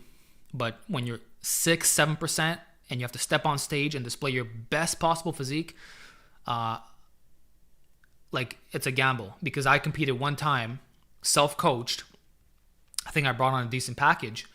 But there's guys who will get you even more dialed in to have that specific look. And I will say, I do think I look better a week out before my competition. I think I was a little bit more shredded. I think I messed up the peak week just a little bit because, again, I was self-coached and I read a book which was recommending that you cut out your fiber at the end. The argument was that fiber would bloat you up. So by having your stomach stick out, you would look less lean on stage. So I stopped with that. And what ended up happening was I became so constipated that I literally acquired a bloated physique. My gut, I couldn't vacuum properly, bro. I couldn't even go to the bathroom for at least 3 days at the very end. The day of the competition, there's guys in the bathroom. You see them. They go in. They're shredded. They look like they're dying. And they're all taking a number 2. And I'm outside of there, and I'm like, fuck, I can't go. Just didn't have the urge. So it ended up backfiring, this thing that you have to drop your fiber. So that's one area that I screwed up in. But apparently that's what guys do. It didn't work for me. So it's little stupidities like that. And then also the dumbest thing, this recommendation that you have to have like a Subway sandwich before you step on stage, like a couple hours before. I did that too. I did the sandwich, okay, with a freaking croissant because you're supposed to get this blood rush and all this sodium in. You're supposed to eat unhealthy foods day of, right? And I think it's wrong. I think you end up more bloated and you don't feel well. And you're just plugged up. Interestingly, you know who did have it right? And I'll give him credit no matter how you think about him, right? Greg Doucette. With his protocol of the Eggos and the maple syrup, it freaking works beautifully. That's the only thing that I found. So waffles with syrup or cornflakes with raisins and syrup, that's what'll make you look tight and not bloated. But this thing that you're going to have a sandwich or a burger or even chocolate bars, you don't need fat. What you need is dry carbs. And that's what works. Okay? That was my experience. And I learned that when I actually freaking competed. Because I'm like, oh, maybe it's different. You know, I read a top natural bodybuilder. That's where I took this advice from. And I looked worse on stage as a result. So I think Greg absolutely had it right when it came to that. And last year, during my shredding transformation, I did cornflakes and raisins and maple syrup. That's why my skin was so orange looking as well. From the raisins. I learned that from Steve Reeves. But yeah, shredding is a different game, my friends. I remember that Squidward pic you took at the end of your cut. Yeah, it looked crazy, man. You ever do the 30 days NO on neck? What do you mean by NO? I think of NO explode. Nucleus overload. I did do it. It was whatever. I don't have any crazy thoughts. It's been a long time since I've even trained my neck seriously. The best results I got from neck training is when I did 4 sets of 25 on the plate neck curl. Same thing for the neck extension with a harness. And then I would do the neck side bends with the bands. So I would do this right here, the side bend with the band, like that. Neck curl, neck extension. I even did a lot of wrestler bridges back in the day. And that got my neck huge. If you watch my older videos, I used to be known for having a big neck. And then I got lazy with it, and here we are. Nothing that impressive. But my traps are still jacked. I don't think my traps really shrunk. You can even see, like look at me from the side, man. I'm looking jacked. See the freaking traps. Upper traps. Yeah. See? This is relaxed. I'm not flexing, man. I could flex. Look at the tricep. See that? Long head. Yeah. Looking more arm dominant as the days pass by. The yoke arc. I'm actually pretty happy with my arms now. I would say they look jacked, for sure. When I'm wearing clothes, like they pop out. You know, especially my forearms. That's always been the case. But my upper arm, like, they've really come along, for sure. Yeah, we at the neck buffet. Everything, there's a reason to bulk past 20%. If you want to unlock your strength potential, if you want the biggest bench press imaginable, then that'll do it. Same for the squat. Basically, any lift that is leverage dependent, if you just get fat or you stuff your face, like you get so enormous, you're going to be the strongest version for sure. So you got to ask, is that worth it for you? You know, are you willing to go up multiple weight classes? But I've never seen it fail anybody. Like all you guys who claim to be hard gainers, gain 50 pounds and see what happens. You know, like I'll tell you what. When I competed in 2023, I had just come off my best bulk yet. I weighed at 200 pounds in 2022. Okay? And once I got rid of all that fat, I displayed my craziest physique yet. You know, obviously I was comp shredded, but I came out of a hardcore bulk, losing 50 pounds of body weight. Literally. And I made a lot of muscle gains because of that. So, to me, it was worth it. And I don't think I'd be where I am today were it not for all that bulking and cutting.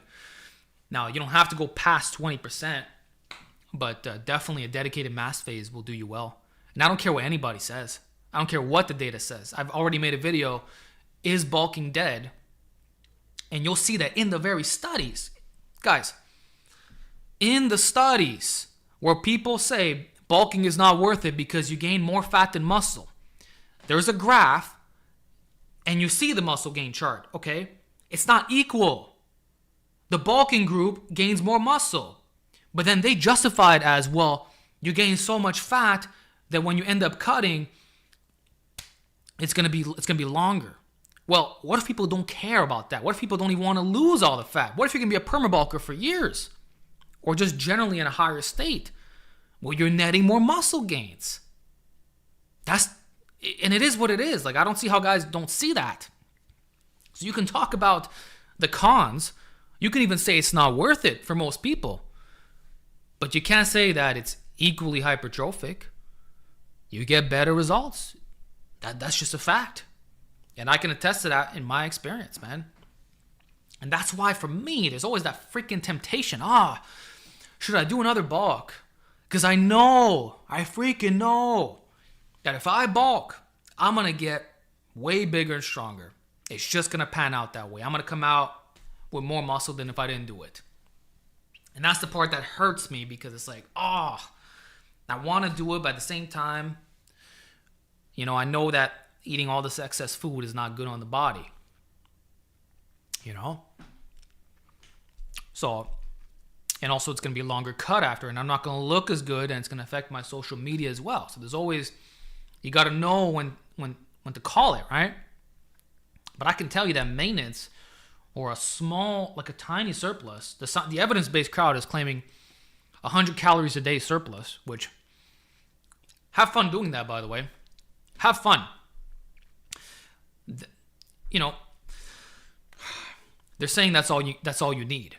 And it's probably true that it's enough, right? If you do it properly, but it still doesn't beat a dedicated big bulk. It just doesn't. And personally, when I've gone through bulks, I don't even count the calories. That's the God honest truth.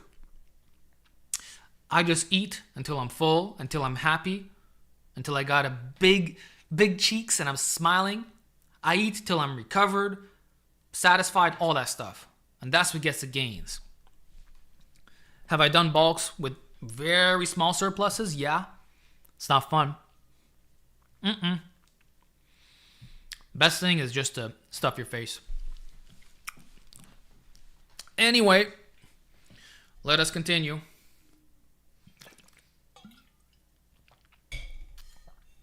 Sounds like the default diet. Yeah, right? I remember last year you had a bad holiday eating and gained a bunch of weight and planned an intense cut. Do you feel like you're able to do that this year?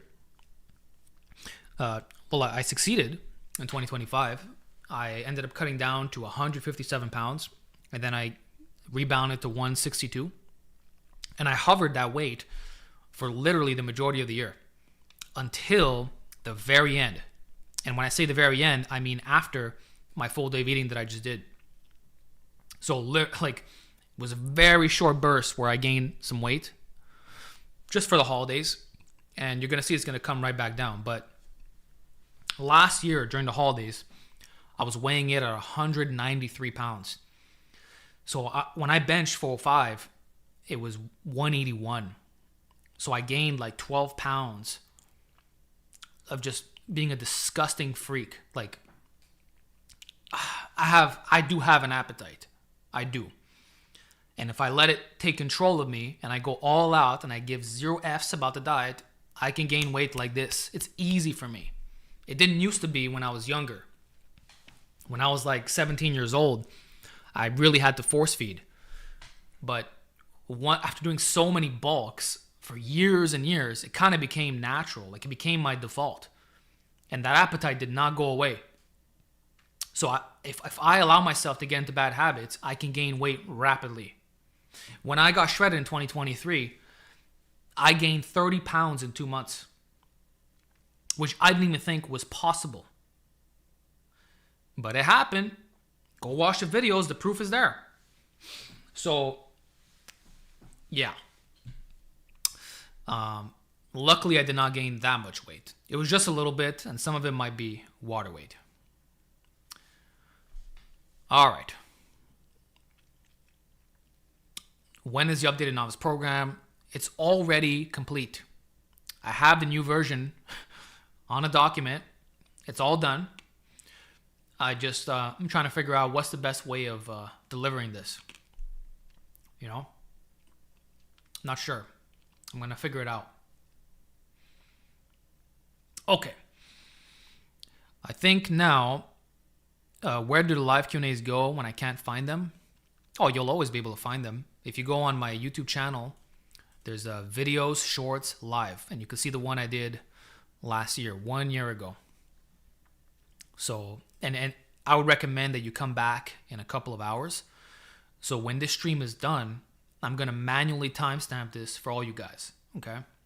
So I'm going to go through the footage myself and I'll get it all sorted out for you. Okay? Crossing my fingers, Alex sees my super chat. Okay, you guys have been patient. I can go through some of them. We've still managed to retain a high amount of viewers, so thanks for your support. I'll do a bit of these donated questions, and I'm sure you're all going to like it anyway. It's probably relatable. And then I'll do the ones that are popping up right here. Okay? So Joe Suarez. Joe, I remember we talked on the phone a couple of months ago. Good to hear from you, man. And thanks for your support. Let's do this. It says top fans. I always forget. I'm so bad, man. Where is it?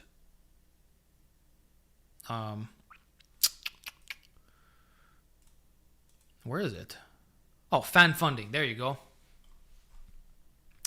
Okay, Joe. I've been stalling on the OHB. 2 sets a week. Just started adding a set of behind neck press as my first set and 2 OHB to follow. Any recommendations? I would actually do it the other way around. But then again, it depends on your weaknesses. If you start with the behind neck press, then you're getting the best possible stimulation on your side delts while you're 100% fresh. So motor unit recruitment will be very high, and it's going to be your strongest set, which usually you're a bit weaker on that variation. Now, we can also make the case this is not good for the simple reason that your shoulders will not be as warmed up. And because behind neck pressing is inherently riskier, you're probably better off doing it after a regular vertical press, because now the shoulders are warm, you're kind of pre-exhausted in a sense, and the movement will just connect better. But you're not going to, your force production will not be as high. But does it really matter? At the end of the day, you're still doing 1 set, right? So it's not like you have to worry about the fatigue from subsequent sets. And also the goal is to build the OHB first and foremost. So from a specificity standpoint, that is what should come first. But what's good about the behind the neck is it's pure shoulders. There's no upper chest. So if that's what's affecting you, it'll fix it.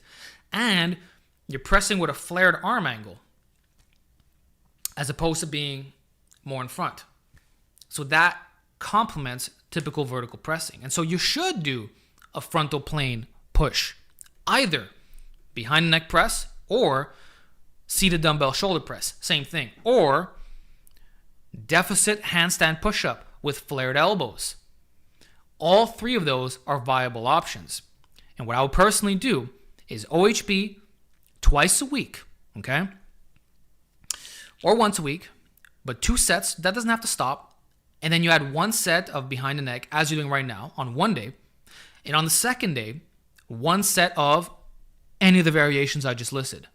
So 1 set of shoulder press or deficit handstand push-up.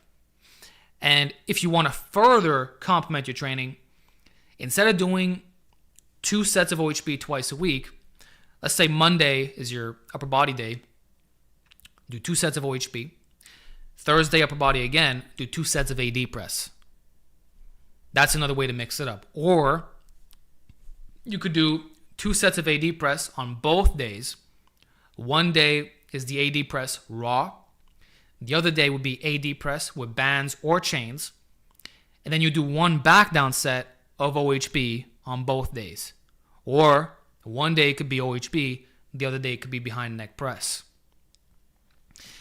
That is what you would do for your vertical pressing. You don't need to alter your volume. That's plenty if you structure it in this way with variety. What does need to change beyond that point is the accessories. And to that, I would recommend doing the Lou raise. The Lou raise will have greater carryover to your overhead press than a typical lateral raise. And this simply involves you grabbing onto some plates, okay? Supinated grip right here in front of the body. Rotate out till you're pronated, kind of like when you're doing that cool pose with the forearms. So rotate out.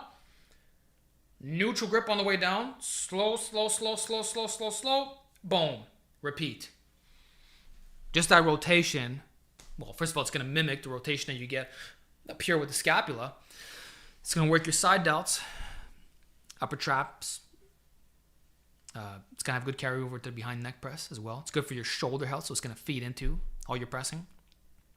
And that's going to be your number 1 accessory that feeds into the OHB. You know how guys will do chest flies to help with the bottom strength of a bench press, like a deficit press? Well, you're going to do the Lou raise for the top part of that OHB. Done deal. So that is how I would fix your overhead press plateau. Okay? NH's channel doesn't get recommending anymore due to his channel getting in trouble, so he switched to coffee. Plus, I think he has a job too. No, what happened was he started the coffee channel And the final tier, where it's more of like a coaching thing, that ended up doing so well that essentially became his full-time job. So he kind of left his YouTube on the side. And the thing is, I can low-key relate in the sense that I haven't been posting many longs myself because I was really busy with clients. And it's true that it takes up pretty much your entire day. Now, he's got a lot of guys paying for that upper tier. It's a lot to manage. I believe he's doing private streams and private everything. I haven't signed up. I don't know what it is, but I don't doubt that he's very busy doing that. Now, I'm sure he could take 20 minutes to film a video, especially if he does it in the old style. But I have a feeling that he's playing like a 48 Laws of Power move. Knowing him with philosophy and all that, he's like, I'm not just going to come back for a regular video. I got to come back and make a freaking gem. It's got to be worth it. So I bet that's where his head is at. He wants to return the right way. Why do I have a green cast over me? I just realized now. So the freaking... But I hope he comes back this year. It will be a wonderful return. I think we need him now more than ever. And there's been a lot of crazy drama as well with certain people. And I think, like, look, even with the GVS situation, he would have been the perfect guy to speak up on that. You know? Or with that guy, Clavicular. I still don't know what the beef is with that dude. I personally don't give a fuck what these guys are doing. But I'm sure he would look into it and have an interesting analysis to share.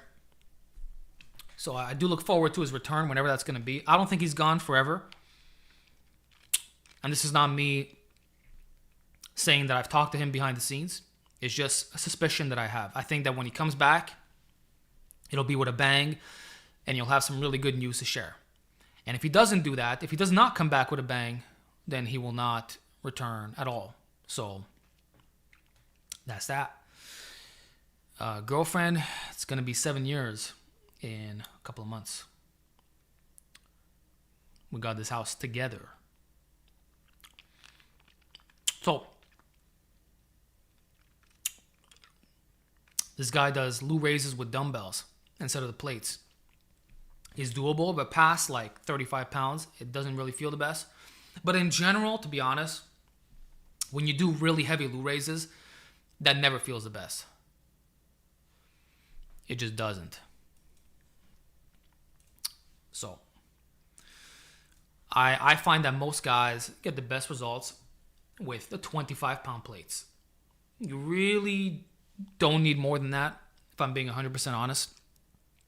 If you slow down that negative, especially, like right in the midpoint, you resist, like it's plenty of weight.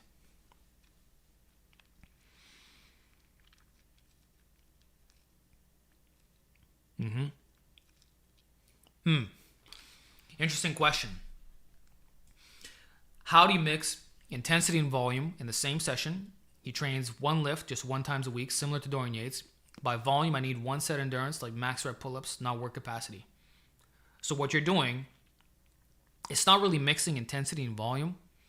It's just mixing different adaptations with a low volume approach. So usually when people think of heavy duty or 1 set to failure kind of stuff, it's like in the 4 to 8 rep range or a more moderate zone, but usually low reps. Whereas in your case, you're just doing 1 AMRAP set of pull-ups, which if you take to momentary muscular failure, will achieve the same result. So if you're doing, if you're training, you're training your back every 5 days or something, every 96 hours, and you do 1 workout, AMRAP weighted pull-up. You put on a 45-pound plate, you get it 20 reps, you're stuck in the bottom, you can't do any more. And then you remove the 45-pound plate, you do another set, just body weight, right? Or you switch to behind the neck, you just rep it out. That could be workout number 1. And then and you can even do pullovers after, body weight pull, so front pulls, take your lats to complete failure. That would be a good way to do it. And then the other workout, you just do heavy weighted pull-ups. So now you got 3 plates on you. You're just doing a set of 5. That's basically all you got to do. If you're talking about like that minimalist style of programming, it would work. And then every couple of weeks, you when you see that you're not making +1s anymore, you rotate the variation. And that's that. This guy says clavicular makes you rage. My advice, man, just stop following these dudes. When you see a video mentioning these other influencers, just don't click on it. Like I said, I'm in the industry. I don't know anything about this guy. I saw Faz and Scott Herman made a video. I didn't click on it because I don't care. It does not change my life learning about this dude. It just doesn't. So do yourself a favor, and when you see a thumbnail with one of these weirdos, just don't click. And you'll be way happier. Okay? But if this guy's giving really dangerous information and you want me to say some stuff, maybe I can comment in the near future. But right now, I don't. It's not my priority. What's your favorite movies? I like movies from the 80s, 90s, early 2000s. I even like film noir, believe it or not. It's probably one of my favorite genres. Yeah, in the 1940s, those are masterpieces because film was not commercialized like it is now. There was no slop. It wasn't just to make another buck. Like, these were the originals. So a lot of stuff that gets remade now, or you have endless sequels, well, they got to take from the source material, right? And a lot of that did come from film noir. In fact, people don't notice, but Scarface, the one with Al Pacino, that was like a reimagined version. The original was a film noir, which was like a different too. It wasn't with Cubans. It was more like an Italian vibe. And there's a lot of movies like that. So I like going back to the classics, man. There's just something about the quality of these original works. Same thing when it comes to reading. I love reading older books. But I like a lot of the gangster movies for sure. Like those old, like I would say my favorite director is Martin Scorsese, for sure. If you know, you know. I like his style. And I like the actors that he chooses.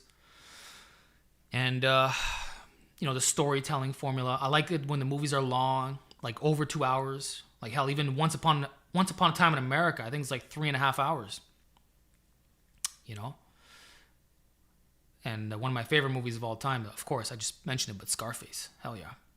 I like that kind of stuff.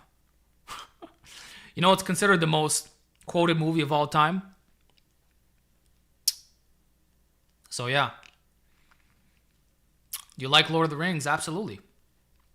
But funny enough, I only watched the trilogy like a couple of years ago. One of the best I've ever seen. I see why it's so popular. I got to read the books too. You got to watch Heat. Yeah, of course. Heat was a masterpiece. Fight Club, yeah. Yeah, that was a 1999. Die Hard, Heat, True Lies, Rambo. Yeah, Rambo's the best, man. The original Rambo.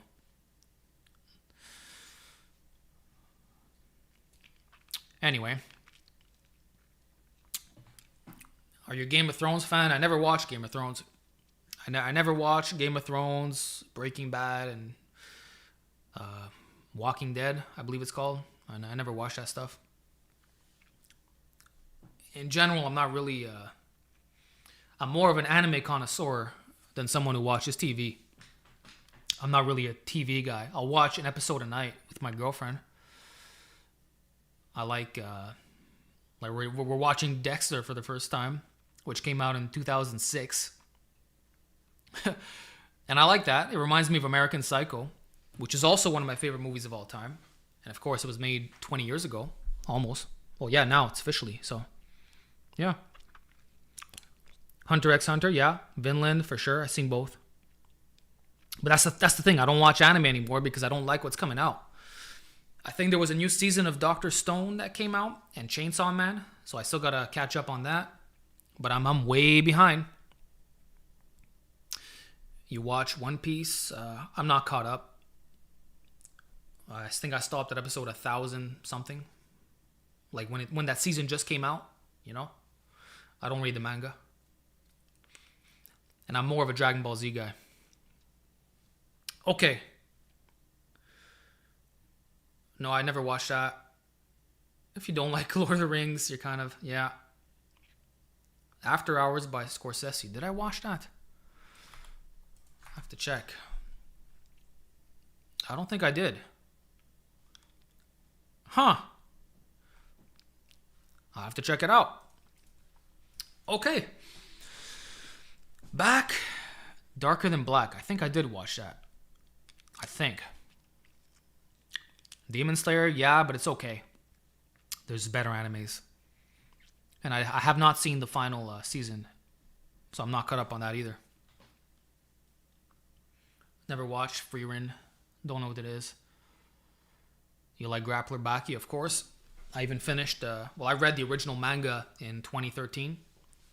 I did all of it. So I watched the TV show. There were 2 seasons, and then there was nothing more.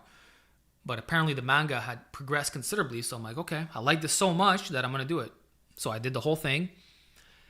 And after that, I have not been caught up. But I believe they released more. Bald Omni-Man told me that from 2018 onwards, they continued the series, but I'm not caught up. And the Baki TV show that you guys have been watching, those are just, that's the manga that I read. So I actually didn't finish the entire series because I already read it. So there you go. You probably like JoJo. I liked it until what's it called? Diamond is Unbreakable. When that finished. Because I'm not, call me crazy, but I wasn't a fan of the stands. I liked Hamon the best. I think the first 2 seasons were the best by far. But again, I haven't watched JoJo since 2017, man.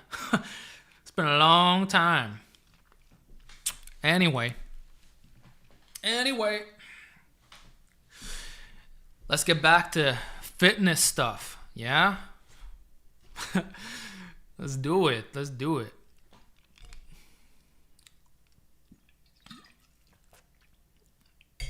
Yeah, you guys keep asking me, how was it meeting Clarence Kennedy? That's a cool question. Clarence was awesome, man. He has a really positive, chill energy. He's just a low-key guy that's not fake, you know? He's just himself.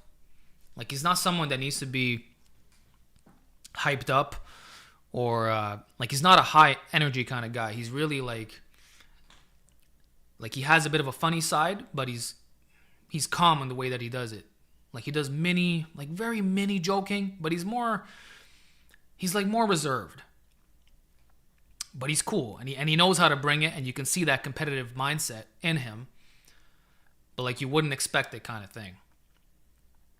But if you pressure him to train hard, he'll do it. Like, he kind of gets off to that, which, same thing with me, you know? But he's not hype. He just does what he has to do. And we had some cool conversations about, he's a very humble guy. He knows what he wants. He's he's very genuine. Like, the way he is in his videos, like that wholesome energy. I don't know if it's, he's a good boy. I don't know if it's an Irish thing originally. He's in the UK, but I don't know what it is. But he's chill. He's a good boy, like Bungee Gum just said. Yeah, he's a very nice guy.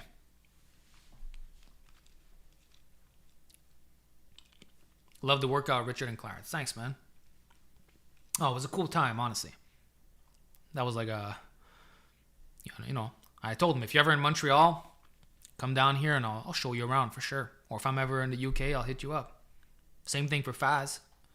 If I'm in the UK, I'm going to see him. You're more chilled. We're all similar, but my energy, it depends who I'm with, you know? I can either be really silly or really chill. My default is chill. Like, I'm not someone who's, I've done, when I do personality tests and stuff like that, it says I'm 60% introvert, 40% extrovert. I would say that's probably about right, or maybe 70-30. But I would say I'm mostly introverted. I like being by myself. I like tending to myself. I do things on my own terms. I don't like large crowds or packed environments. I like peace and quiet. I like a chill. I can't be around too many people, and I don't like big gatherings or big parties. I like small parties. If we're a small group of 4 to 6 guys at most, that'll do. But if we're 10, 20, like the more people there are, the more overwhelmed I start to feel. It kind of feels like torture. It feels like my eyes, like I have to balance all this stuff. And by the end of the day, I'm just completely exhausted. So my brain can't handle it. It just, because for me, when I'm spending time with you, I'm analyzing. For some reason, my brain analyzes everything about you. I'll analyze your mannerisms. I observe, I take notice to your behavior. So when I got 20 people, it's like I'm observing every single one of them. And it's a lot to take in, so it just drains me. So that's how I am. I don't know what that is. I don't know if there's a label you can attach to that. But with a small group, I'm fine. And the best is one-on-one. If it's just you and me, bro, it's going to be the best. Or like 2 or 3 people, but like 4 to 6 at the most, But the less people, the better. That's how I operate. Calls that the laser eyes. Small groups are the best. You get to talk to everyone. It's intimate, yeah. Too many people overstimulate. And it sounds like you're very attentive and have very high IQ. EQ, I mean. Maybe. I don't know. When I was young, I would say I was 100% introvert, or maybe 95% introvert. So I grew up my entire life just observing. I would sit there and just, I wouldn't say a freaking word, at all. I would just be completely silent, but I was taking it all in, I became more extroverted as a result of making YouTube videos. So that's actually what did it, And then just growing as a man, Mods, ban that dude. Which dude? I don't see anybody. The guy asking for a question. He's not hurting anybody. You know what? I'm gonna help you out, brother. I see you. Smart S1P8X. I'm 75 kilos. My squat and bench are stuck at 70 kilos for reps. Any advice? That's not a bad question. Okay, so that is 155 pounds on both. Well, you sound like you're kind of built like me, but not really. It's like you're more if your squat and bench are equal, then deadlift is probably not your best lift, is what I would suspect. Now the thing is, you could also be one of those guys who just didn't train your legs that hard, and now you're playing catch up on the lower body. So you're a bit over a plate, and your bench is kind of matching it, right? And in that case, I would say just keep training your legs hard, and it'll go right past it, right? But you're saying that both have plateaued at the same time, which indicates that there's more so a leverage situation. And if it is leverages, well, that tells me right off the bat what the problem is, which is going to be the weight gain. You're probably not eating enough food, because if you did, those 2 lifts would both go up. It could also be that your program itself is not specific enough to building those 2 lifts. Maybe you're not getting enough frequency as a novice lifter. The thing is, if you're a bit over 135, okay, you can probably bench and squat 3 days a week, Monday, Wednesday, Friday, or at least every other day, like an A-B split, So I would straight up tell you, just run a basic novice program. There's a bunch of them. You could run my original one. You can do the Reg Park 5x5. But you can even do the 2 sets philosophy. You could do 2 sets of 4 to 6 bench 3 times a week. Monday, Wednesday, Friday, or literally every 48 to 72 hours. Whenever you feel recovered, you go in. That's what I recommend for both. I'm straight up going to say, just do linear progression on your squats and deads and eat a lot of food. And that'll fix it, man. You can also try the 20 rep squat method. Throw 95 pounds on the bar, which is divided by 2.2. Put 40 kilos on the bar and do 20 reps in a rest pause style.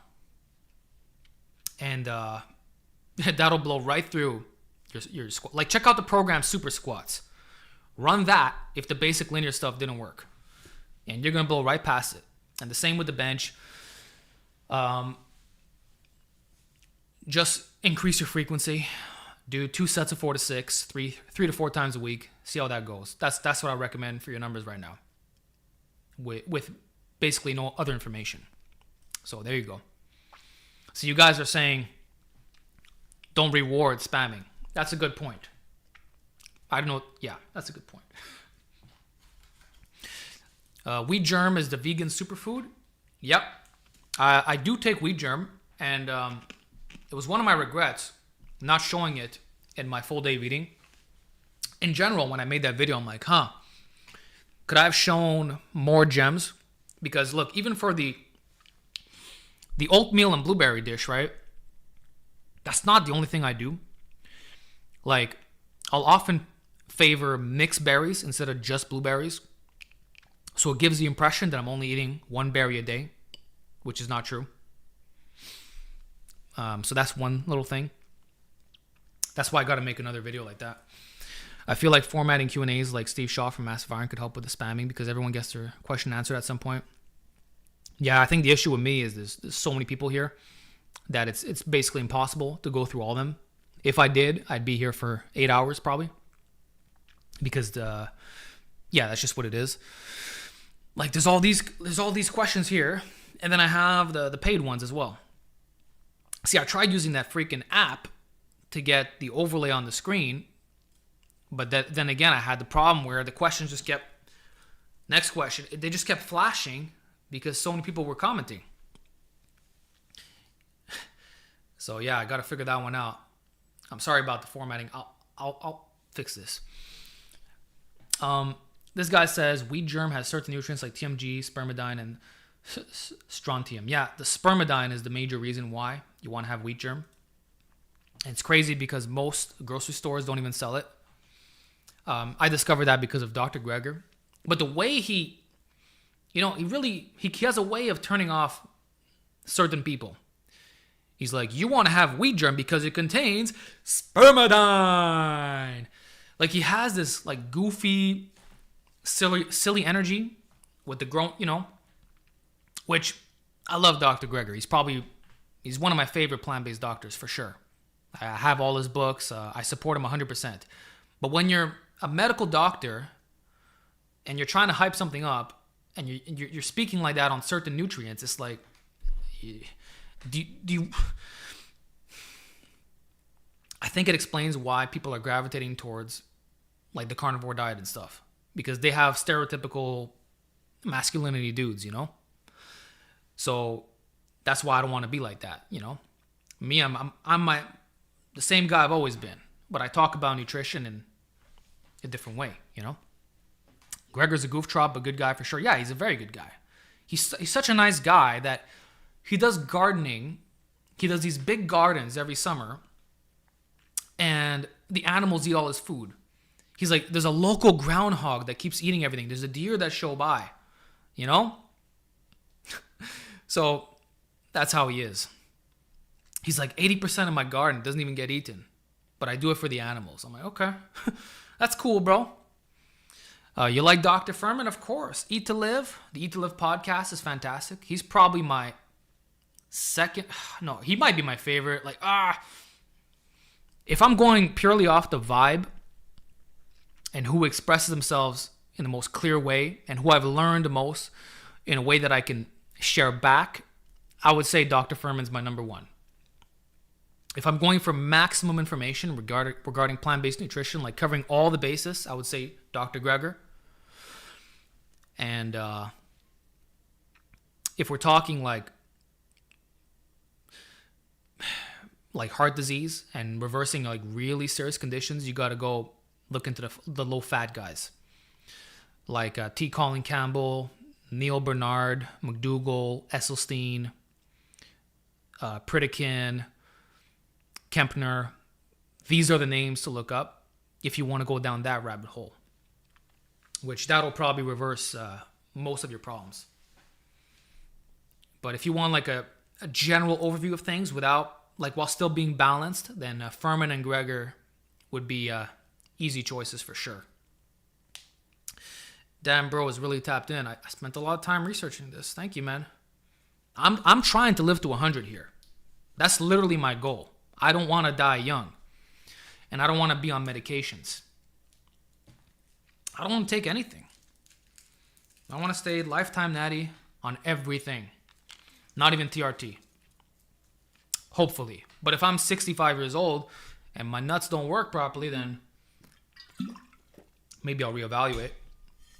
But I would like to avoid it. No meds at 90 plus, I'll be happy. Same here, man. That's what I'm trying to do. We'll see. Alex trying to be Master Roshi. Hell yeah. Absolutely. He's one of my inspirations, man. What's the point of all this? Like, I see a lot of these dudes who follow these horrible diets and they're on steroids and they're dying young. And they're not even pro bodybuilders. It's like, why? And like, how freaking jacked do you need to be, man? Will you be at the Arnold? I don't know. I was there 2 Arnolds ago. I didn't go to the last one. I'd like to, but it depends. Depends who's there. Which one of my sponsors will be there as well. Depends.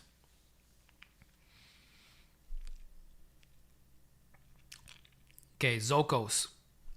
If you're leaving now, I'm going to go find your thing. Happy you're back live, Alex. Hope you bring more live. Peck bounce for 50 minutes. Been a while. Oh my God, you gave me a lot of donations here. Thank you. And to that, I would even ask you guys, like, do you want me to do more lives? Because, okay, I've been doing a live once a year. And we get together for 3 to 5 hours. We make it count, right? And I address everything until we're all exhausted, right? And that kind of gives the fix. But if you want, I can make this a more recurring thing. Like, I think even like once a month would be fine. I think once a week is a bit too much. But if I gave you like a live stream on the final Sunday of every month, for example, is that something you guys would be interested in? If so, let me know. But back to you, Zokos. Are you excited for the Zelda film? I don't really care for it. I'll watch it because Zelda was my favorite series. But just to say, I used to play a lot of Sonic as well back in the day, and I never watched the Sonic films. Shadow was my favorite character, obviously. I played Shadow Generations though. That was a damn good game. But with Zelda, yeah, I'll watch it. But I don't. When it comes out, it comes out. I will be more so interested in an Ocarina of Time remake. And I know a lot of guys are all annoyed with the remakes and the remasters, and you know, I get that. But it's cool when you can relive a game from your childhood in a different form, and especially if you haven't played it in 20 years. But if Ocarina of Time comes out, that's gonna break the internet for sure. The live stream movies and the old Sonic OVA are really good. Oh yeah, Crush, man. Crush, is it Crush 40? Is that the name of the band? From Sonic Adventure 2. You know what I've been waiting for freaking forever? Sonic Adventure 3. Like, when's that gonna come out? People say it already did. If you know, you know. But I want the official. I want the actual title being called that with the modern, you know. Anyway, back to these questions. My man Zokos, fan funding. I think that's it. You just asked me about the Zelda film. Okay, well, thanks for your support, bro. Thank you very much. But yeah, I do love Zelda. I like old Zelda though. Like I haven't even finished Tears of the Kingdom yet. I got it in 2023. I still haven't beaten the desert section. And Breath of the Wild was by far my least favorite Zelda game. And I've played them all. Link's Awakening was so much better. I like the template with kind of like the sandbox environment and the temples. Oh, the temples are my favorite part. And then you open up the chest, you get the hook shot, you get the boomerang, you get all these things, and it helps you progress. You're like, and it clicks, you know? That's what I like about Zelda. But I just can't with this open world stuff, man. I just can't. And I don't have the time for it either. Okay. Have you talked to NH recently? Hope he's doing well. I haven't. Haven't in months. But I hope he comes back. I mentioned him earlier. Thank you for donation. But I don't know what he's doing. I'm sure if I message him, he's going to respond to me. I don't doubt that for a second. But when he's ready to come back, he'll come back. And I don't have to force anything on anybody. But I know, like I said before, when he does, it's going to be for something big. And I would even recommend, if he sees this, come back with a freaking camera, bro. Please. Yo, NH, GVS, Bald Omni-Man. I'm calling you guys out. Get a camera, a good one. Invest $2 to $5 grand. Okay, you can tax deduct it anyway. You make a living off this. And give the viewers upgraded quality. Trust me, they'll appreciate it. If he comes back with that, it's going to break the internet, man. So there you go. This is the Panasonic S5 Mark II. I bought it with the small rig cage, which I don't have the attachments on it right now because nobody's filming me. The reason why, and this is the Sigma 24-70 f2.8. I bought this because it has 6K open gate, okay? The benefit of the open gate, what that means is, check it out.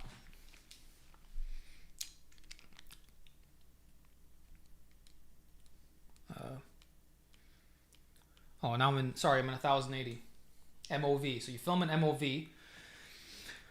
I don't think you can see this, but you have the entire sensor here, and then you have the box, which is your normal 16:9 aspect ratio, right? But this top part right here, basically you don't lose that information. I don't think you guys could see it. So the benefit of that is you get more information from the top and the bottom of the camera, which means if you turn the content into vertical format, it doesn't crop in. So which means I can just film in one format horizontally and I'll get the vertical information as well. It does the same information capturing. It also means that if I didn't frame my shot right, like let's say the bench press, the plates were a bit too low or whatever, I can crop it up. So I never miss my shots. And when I'm doing low volume, 2 sets per exercise, that matters, right?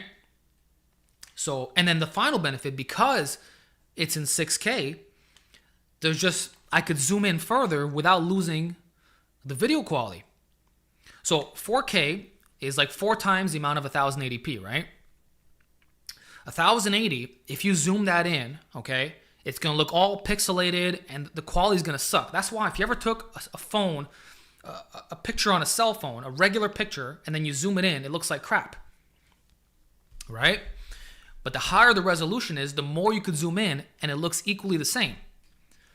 So at first people did 1080, then it was 4K, but now we got 6K, which allows you to zoom even more. Now, truth be told, 4K is all you really need, but it's nice knowing that you have an additional option, plus the fact that you retain more information from top to bottom.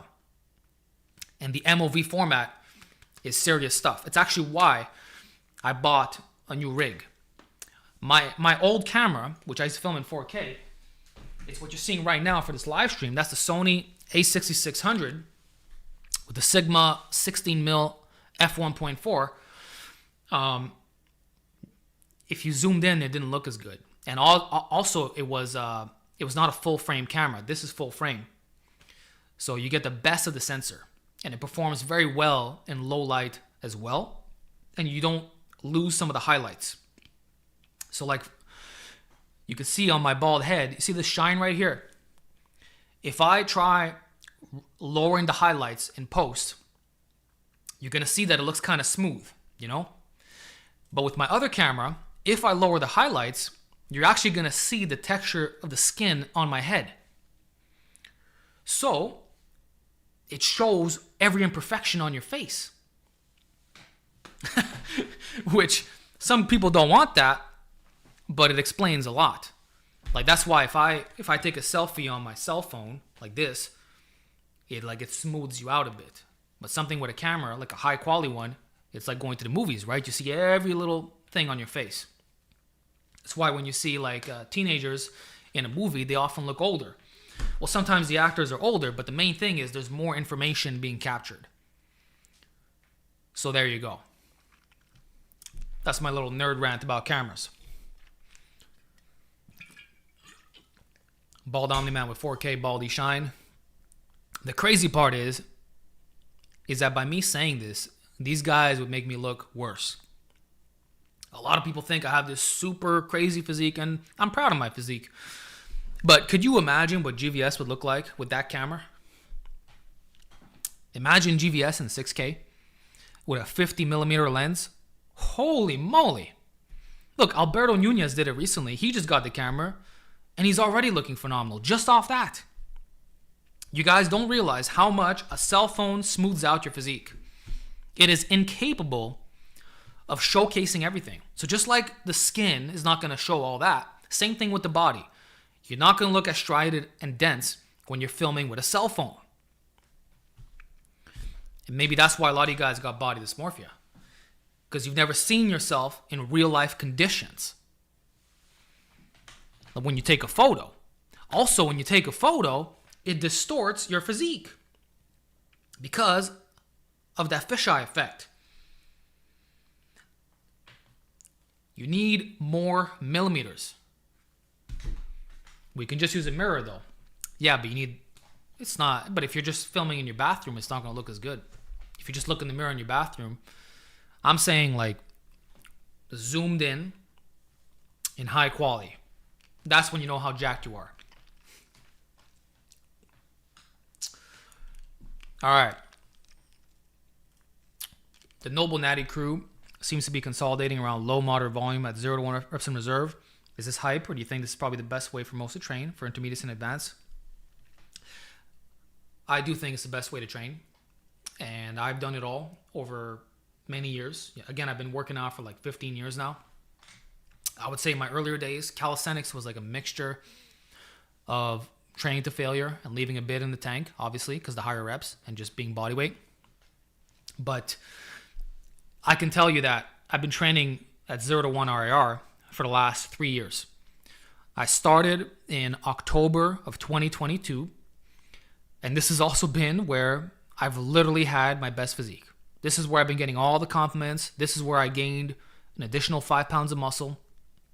It's where it really made my physique take off by actually doing less.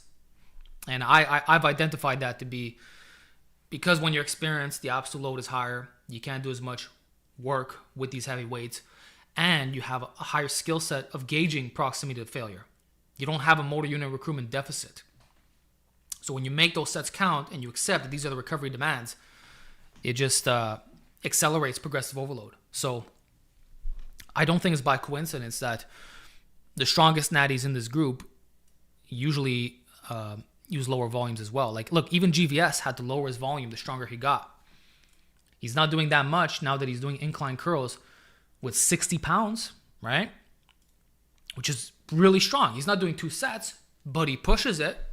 And in general, he's been pushing it for years. You know, it's been well known now that he trains balls to the wall. Same thing with basement bodybuilding. He's been on the 2 sets thing for a while. high proximity to failure. We all generally understand it. Bald Omni Man's always been a wizard with programming. I think his volume is a bit on the higher end though compared to us. But on average, it's not just us. Like Natties in the UK, like in the WMBF, a huge percentage of them train this way. And I think it's also because of the Dorian Yates inspiration, being from that area, and Jordan Peters. So they kind of modeled their training off those two guys, and seeing that it actually did work for Natties. Just they never stopped training that way from the 90s till now. So it's evolved into its own thing. But if you look at AJ Morris, I believe Keefe West, and all these guys from the UK, I would say the majority do 2 sets, usually about 2 sets per exercise at 0 to 1 reps in reserve. That's the norm. And it works. It works so well that I literally program it for all my clients, and I've been doing it for 3 years. The only time I'll switch away from that is for certain phases, but it's not my default training. And my new novice program is going to be 2 sets because I really do believe it. I worked with someone in real life for 7 months, only 2 sets, twice a week, full body. I got his SSB box squat to 285 and his conventional deadlift to 365. 7 months, 2 sets, full body, and he was doing kickboxing. I think it was 3 times a week, or it might have been 2. But that's how we did it. I train everybody on 2 sets. It works. So I would say just try it out. Try it out for a couple months and see what happens.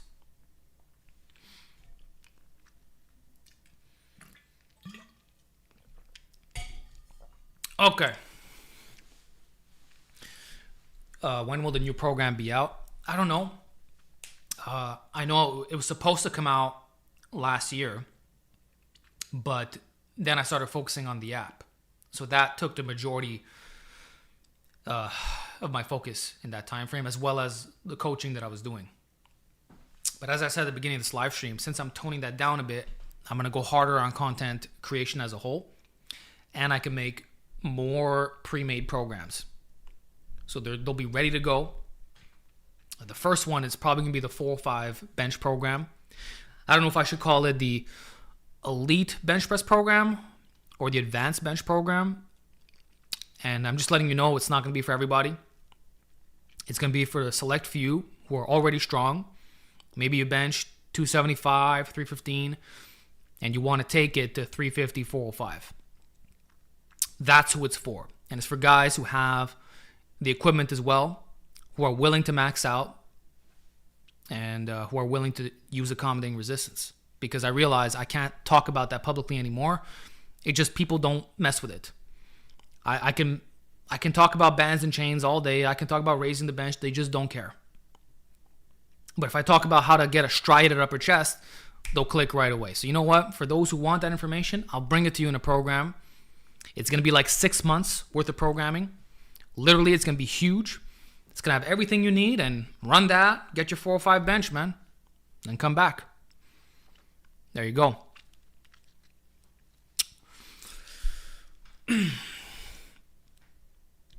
You listen to Vegan Hardcore? I don't follow any of those guys, no. Never even heard of them, actually. And again, I'm mostly vegan for health purposes, which you can define that as plant-based, but I'm still vegan because I don't consume animal products at all, like 0. But I really did go into this after looking at all the data from my favorite plant-based doctors. That's always going to be the number one reason. It would never be animals first, and I'm honest in saying that. But it came along for the ride, and I do care about the animals. Certainly the mammals. And I'm strict about that. But for me, I'm always the nutritional science aspect. That's what I get off to. The ethics, I know the basics. Okay. 4-plate bench is overrated for how fat you have to get as a natty anyway. No. Well, I wasn't too fat when I did it, but I'm also 5'5" with better leverages. But I think people will be surprised that if you're trying to do it even in the low 200s, it's quite difficult. Like, that's why I say the 405 is my ultimate flex. Because it's really, I know with gymflation and all that, people are, they're exposed to those who are much stronger than myself, but it's not easy to bench 4 plates. It's not. So yeah. Are people really that disinterested in band and chain work? Yep. It's to the point where in the YouTube dashboard, you can filter your content based on titles and views and all that. And when I actually did do my filtering, which if you go on Social Blade, you'll see that there's periods where my views drop. That's because I'm manually unlisting certain videos because I don't want the algorithm to feed that, right? Every single time is when I talk about bands and chains, specifically the chains, which I don't understand because guys will drag over benches to the gym. They'll do all these weird exercises that no one ever got strong with. But when I mentioned bands and chains, which can produce world-class strength if set up correctly, overcome the law of accommodation, fix your elbows, improve your lockout strength, allow you to max out more frequently. They're portable. Like when I mentioned something as simple as that you can go on Temu today and buy a pack for $20, put them in your gym bag, guys will not do it. But they'll do all this other dumb shit that doesn't work nearly as effective. So, because I've been trying to preach accommodating resistance for a decade now, and nobody seems to listen, I'm just done talking about it. I'm not going to do it anymore because it's a waste of my time. It's unfortunate because I use this for myself to acquire these crazy amounts of strength. I do live by this. And my programs will include it because I'm not going to compromise on that. The Calisthenics program, weighted dips with fucking chains. Like, I believe in this stuff. It's not a gimmick. Louis Simmons, Westside Barbell, look into it, man. But guys don't want to do it. So they want to continue doing all this silly stuff. That's speculation at best. So let them. But I'm done. Temu's 70% of my gym. That's crazy. They got some gems, man. Basically, the expensive version that you see on Amazon, just get it there. You could even get a fake slingshot or a fake board. Why not? Screw dragging over a bench. I tried floor curls a week ago and it's instantly become my default movement. Hammer and regular supinated curls. That's another one, man. Guys thought I released that short for views. Actually, it's the opposite. I released it knowing that it was going to underperform because I have a job, which is to share what I'm doing, which I believe works, and that's one of them. And I can back up everything I say, but then people are like, oh, you're lying down on the floor. Well, you're doing the same thing when you do a floor press, when you do a push-up. So because you don't want to go on the floor, you think it's a trash lift. But dragging over an adjustable bench to a functional trainer, that's acceptable. Or doing cuffs on everything. That's fine, but going on the floor, 2 seconds set up, clip in, you're good to go. That's too difficult. Or it's too weird. I'll tell you, when you lie down on the floor, you have stability from all points of the kinetic chain. Head, upper back, lower back, glute, hamstring, calves, and feet. When you do a strict curl on the wall, you have head, upper back, glute, then you have a gap between your feet and the wall. The feet need to be 12 inches in front of the body. Therefore, they're not aligned. And it also means that when you curl, it's going to be in an arcing motion around the body like this.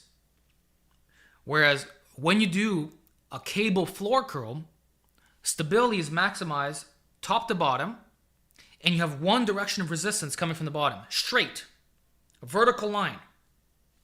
So it's a smoother strength curve. You have a little bit of tension in the lengthened position, and you can grind it like no other curl. Oh, but you're lying down on the floor. It's a gimmick. Really?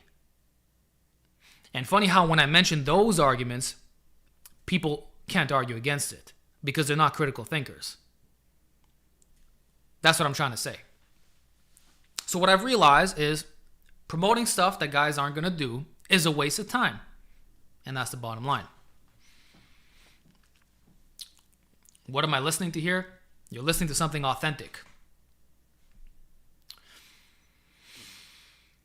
Bent over rows are underrated nowadays. They didn't used to be. They used to be a staple in every program. But the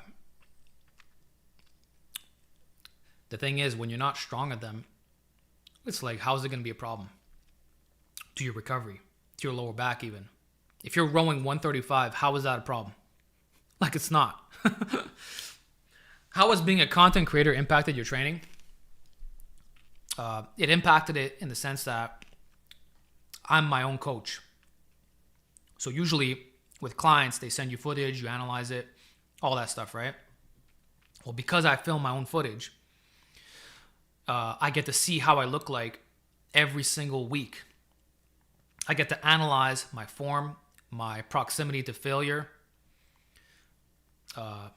everything, even the way I'm looking. So, and it acts as a logbook as well. So I actually don't really, I used to have this, this used to be my physical logbook, pen and, I'm old school. Now I just use it for outlines for my videos. But I used to bring that in the gym. Now I don't really do that anymore. And the filming kind of takes care of it. So, yeah, ideally you want to do both, but that looks like a religious book. This is Peter Popper Press. I get it because it's got gilded pages. See that? And very high quality paper. So, to me, the logbook is sacred. And you got to be proud of it. Like, you got to be like, wow, this is my progress, You got to enjoy writing things. So that's my little hack.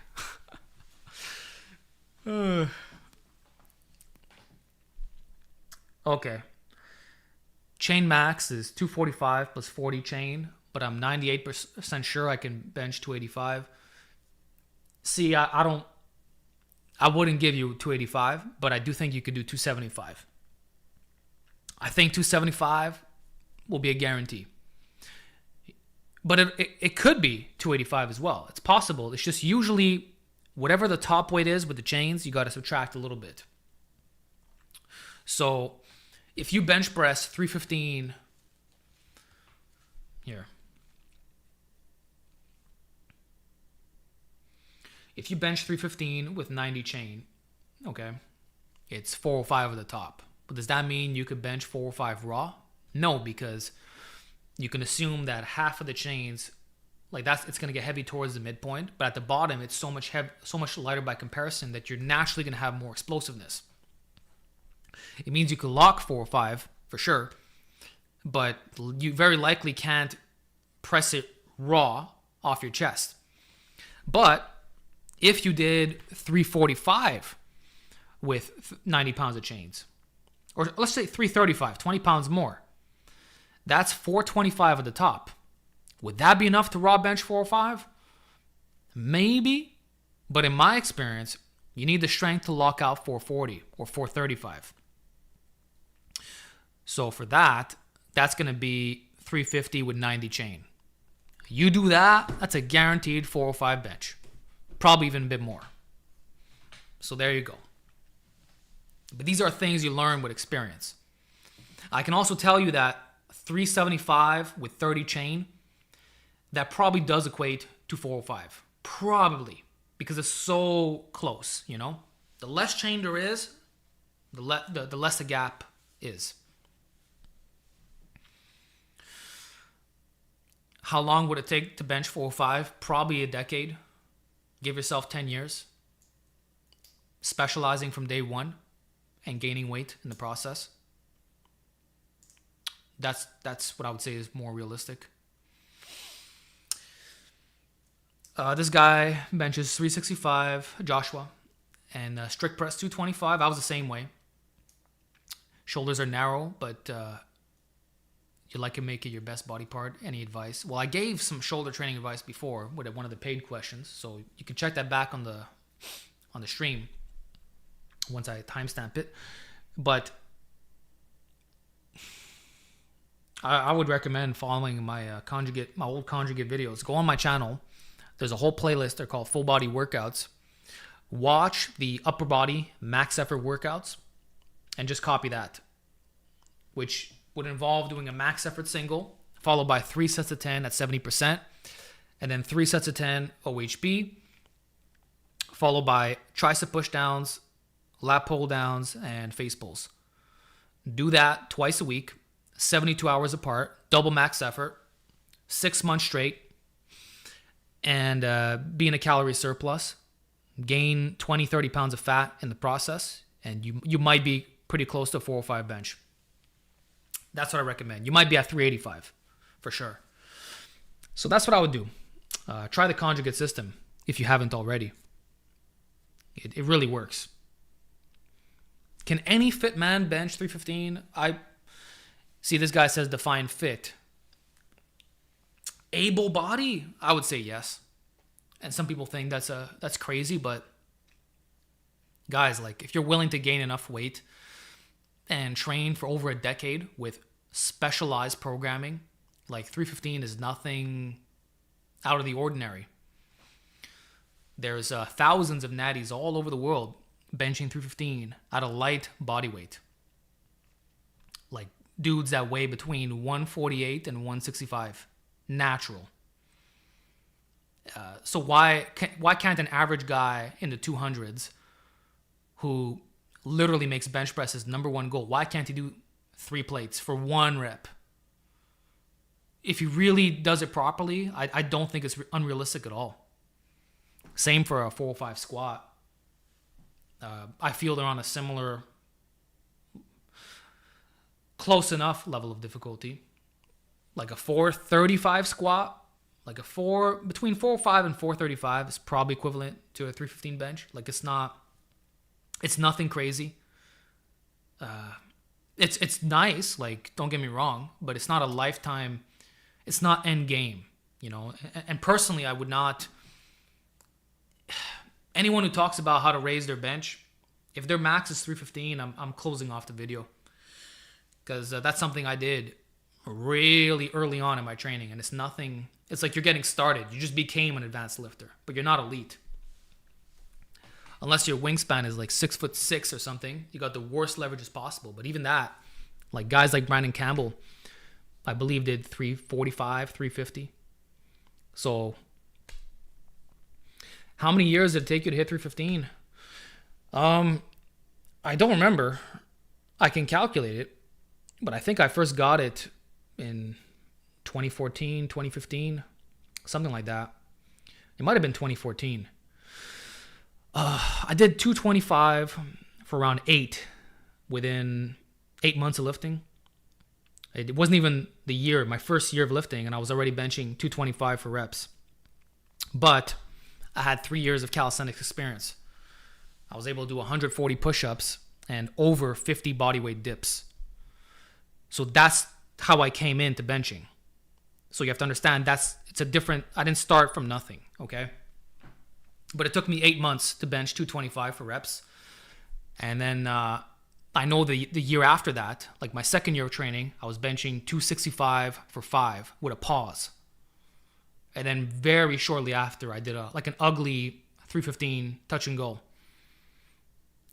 And then from there, I got stuck at a 275 for 5 using the Texas method and basic linear progression.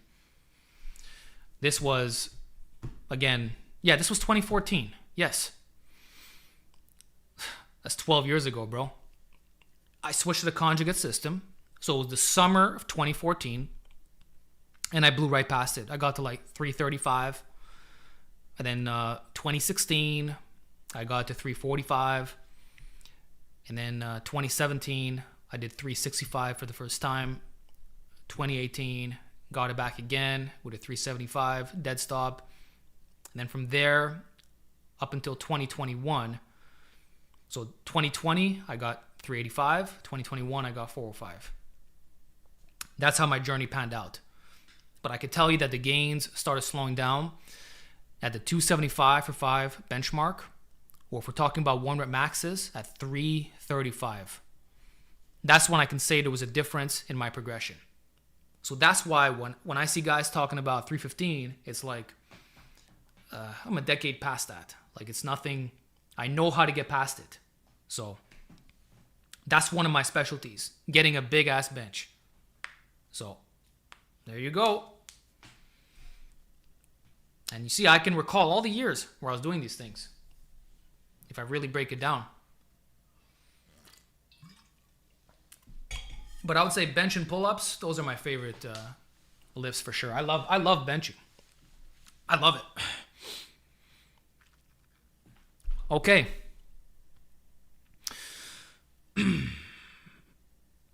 Let's address some of these donated questions. Do a bit of back and forth, if you guys are still here. This guy said, Happy New Year. Thoughts on Mike's tanning genetics? Well, I can tell you that when you're really white, if I am to address your question literally, and I've met Mike about 4 times now.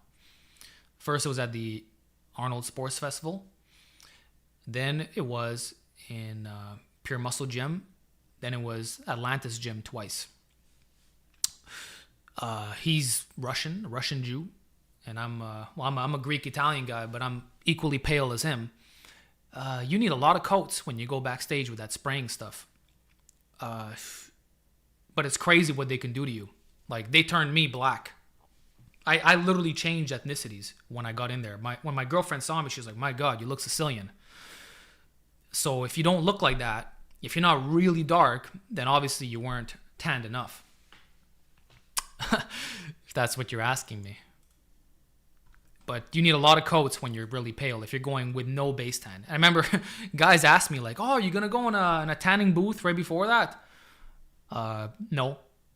Just give me the freaking artificial stuff. Just spray me, bro. But I'll tell you, that's another thing about competing. The freaking tan sucks. Because first of all, you go in this room and all you smell is balls. It's like a disgusting locker room. It's a bunch of naked dudes with socks wrapped around their private parts. That's what it is. And you go in these little stations. They're like these little tents. And there's a girl with a spray gun with 2 enormous fans right behind. And you're supposed to have your hands up like this. Okay? Like you're doing like a lap pose. And you're just being sprayed. And the spray is super cold. It's like ice. It's like you're being sprayed with ice water. Like a hose outside. Okay? And then you got the fans blowing on you. And it's just freezing you up. And you're shivering. You're like this. You come out of there. Your lips are purple. Oh, you're freezing. You're literally shaking. And you already have no body fat on you. So that's the experience of tanning for bodybuilding. Seems like 1,000 football players in the locker room. Something like that. It was pretty nasty, man. Do you still have the cat? It's not my cat. It's Yuki. Belongs to my sister. Yeah, she's 11 years old now, I believe. She's still around. She's my favorite kitty. She made me very happy. Got me through a lot of hard times. Yeah, I miss her. My sister has more than one cat, by the way. Do black bodybuilders have to tan? I don't know. Maybe. I know they have to put the oil on them, at least to get that shine going. But the reason why you got to tan is because those lights are so harsh that it washes out your physique. So you need to be so dark that it's not gonna create like this glowing stuff. You know what I'm saying? But the whiter, like, you can't be showing up there looking white and pasty. You need to be as dark as possible. Okay? Like, it's pretty much non-negotiable. Alice Power Shrug calls it furniture varnish. We need to see you and Herso go head-to-head on stage. You know, I'd actually be worried about that.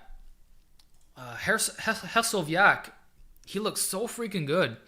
And congratulations to him for getting his pro card. Very proud of him. We go way back since 2017, 2016. But I always saw that he had this amazing natty physique, and it's only gone better. But his posing is immaculate.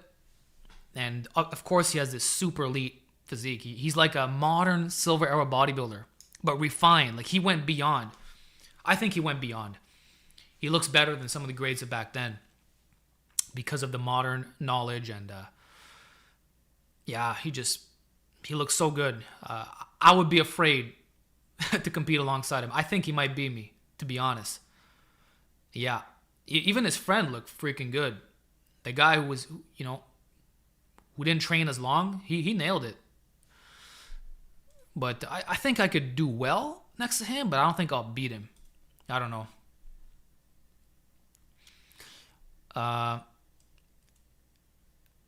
Yeah, I'm not going to cover any drama, man, but thank you for the donation. I'm not going to do drama with those who have been really good to me. I'd just rather not. It's already been beaten to death with certain things. Let's go back up here. Yeah, this guy asked about the OHB. He says that one day he does 8 to 10 reps and the other day 10 to 12. Oh no, I already answered this, man. You did it twice. Well, thank you. This guy came across. Thank you for a donation. Because back in the day, I recommended Candido Training HQ. Works on his overhead press to raise his flat bench. Okay. And at the very beginning of this video, you'll see it says this video is dedicated to AlphaDestiny, which that's who I am. Okay. I was saying that because his overhead press was so much weaker by comparison, that there was an imbalance that needed to be corrected. Like, to a certain point, you cannot have a glaring weakness like that. If you're benching 350 and you haven't even overhead press 185, your shoulders are a weak link, and it's free gains. If you just focus on raising that, add 20 pounds to your overhead press, take it to 205, you're going to have more power off the chest. You're going to have a better lockout. Your shoulder's going to feel better too. Like, why would you not take advantage of that? So I was pointing this out 10 years ago. And Candido always wanted to bench 405. He got close, but not quite there. I did. We have very similar leverages. So I've been pointing this out, and I mentioned the conjugate system, and I've always been bullish on it. I've always praised Louis Simmons and his teachings, and everyone, they thought that it was weird what I was doing and whatever. But last I checked, I'm the one who benched 405. And I did it in the same weight class, 181. So I think there's something to the fact that if your vertical presses suck, you need to correct it. If you bench 405, the minimum should be a 225 OHP. But you should be able to do 185 for 5 on a vertical press. If you can't, fix it. And for all these people who reference these powerlifters with these huge arches and super wide grips, I don't consider that real benching. I'm just going to say it like it is. What is that? That's some limbo bullshit. And the range of motion is so reduced, it's nothing. It's like if you're going to the maximum edge of the rings, you're barely on it, and you got this huge arch, and you're doing these little strokes of nothing. That's not benching. And this is why you don't get anything from the overhead press, because you're not even using your shoulders in that super deep stretch anyway. So you got to do all this high specificity stuff with this hyper optimized form, which regular people don't even use. So for me, I go thumb away from the smooths, I'm tight, and I'm using my triceps. I'm using my delts. I'm muscling the bench. Could I lift more if I did that kind of form? Probably, but I don't even have the balls to try it. I don't want to bench like that. I'm not interested. So if you bench the real way, OHB will raise your bench. And I've been standing firm on that for a long time. Best quote of 2026 so far. Hell yeah, all my homies hate limbo benching. What is that? And notice how they keep having to put all these rules, right? Well, shit. How about you just narrow out your grip, man? Where'd you get the name AlphaDestiny, and how did you change your name? The idea was that you will fulfill your AlphaDestiny by following my channel. Back in the day, the manosphere, whatever you want to call it, was a lot more popular. I was kind of in it in a little way, but I shortly got out of it. And, you know, there's this idea you want it to be alpha, you know? So that's the name that I, you know, okay, alpha male, whatever. And you're going to become alpha by watching my videos. And part of that is building muscles and whatever. So it's like AlphaDestiny, fulfill yours. That's basically it. And then I realized over many years, like, yeah, it's got some negative associations with it, especially the way that world was turning into. So I just decided to use my real name. And I have a cool name, so why not? But it was always about, yeah, fulfilling your AlphaDestiny. And I still think it sounds awesome, to be honest. It's just that community has gone so far into the deep end with certain names that have popped up that I'm glad I made the switch. And I think it low-key affected my channel at the time as well because of that name. Like, it's not, yeah. It could be a bit cringy with the things that come out. Anyway. Max effort hinges, mostly trap bar variants, 3-week waves, 1 max per wave, with juggernaut method on high bar squat. I'm not familiar with the juggernaut method. I know there's a juggernaut AI app, which Brandon Campbell has spoken very highly of. So I'm sure it works if he's endorsing it. He's been using it for like 5 years now. As far as the trap bar variations, that's going to get you better at trap bar deadlifting. For sure, and it's easier on the lower back, but it might not have the best carryover to your straight bar deads if you want to transition into it. But it could be a good way to build just base strength, leg drive, all that stuff. But I would use the lower handles if you're concerned about carryover. But I like the idea of the 3-week waves, and I love the idea of rotating the variations. So if you do trap bar deadlift, I would do high. For me, I would do high and low handles. I would mix in deficits from 2 and 4 inch mats. And I would do trap bar dead with 30 chain, 60 chain, 90 chain, as well as doubled mini bands and doubled monster mini bands. Go through those, you're going to be just fine. So there you go. How do you manage progressing SBD in calisthenics? Very simple. Just have a leg day that is more powerlifting based in a sense, like more so focusing on squats and deadlifts, and then throw in pistol squats and reverse Nordic curls and regular Nordic curls for your accessories. So instead of doing leg curls and leg extensions, do pistol squat, reverse Nordic and regular Nordic, and then just do squat and deadlift on that day right after each other. So you can do that once a week, it's fine. Or you could do an upper lower, which also makes it simple. So you could do bench press and dips for your upper body days. And the lower is just squat, dead, and a bit of those calisthenics accessories. So it's actually, it mixes quite well. You'd be surprised. At the end of the day, it's free weights, you know? You got to look at the calisthenics as your machine or dumbbell equivalent. So like after you did your bench press, your specificity, right? What accessory are you going to pick? Dips. That's it. Easy peasy. Or if you want more stretch, like a camber bar bench, you do deficit push-ups. You know? My man Louis Strong, thanks for the donation. Hop off work, but keep doing what you're doing. Much love from the US. And thanks for inspiring me to do Nordic curl. Yes. I tell you, the Nordic curl is the only hamstring exercise I did for last year. That's why I used it in the title. You see, a lot of guys will clickbait with these divisive titles, if you will. But you see, mine wasn't clickbait because that's literally the only thing I did. It's the God honest truth. I did Nordic curls for a year straight and I succeeded and my hamstrings are good now. That's all it took. 5 days a week, Muay Thai twice a week. Low volume, 2 sets of 3 to 4 exercises. Is this too much? No. That's what I would do. Like on a push day, that would be what? Flat bench, dip, OHB. That's 3 exercises, and then end with tricep push down, maybe, or maybe bench press, overhead press, push down, lateral raise. Is that what it looks like? No, that's pretty low volume.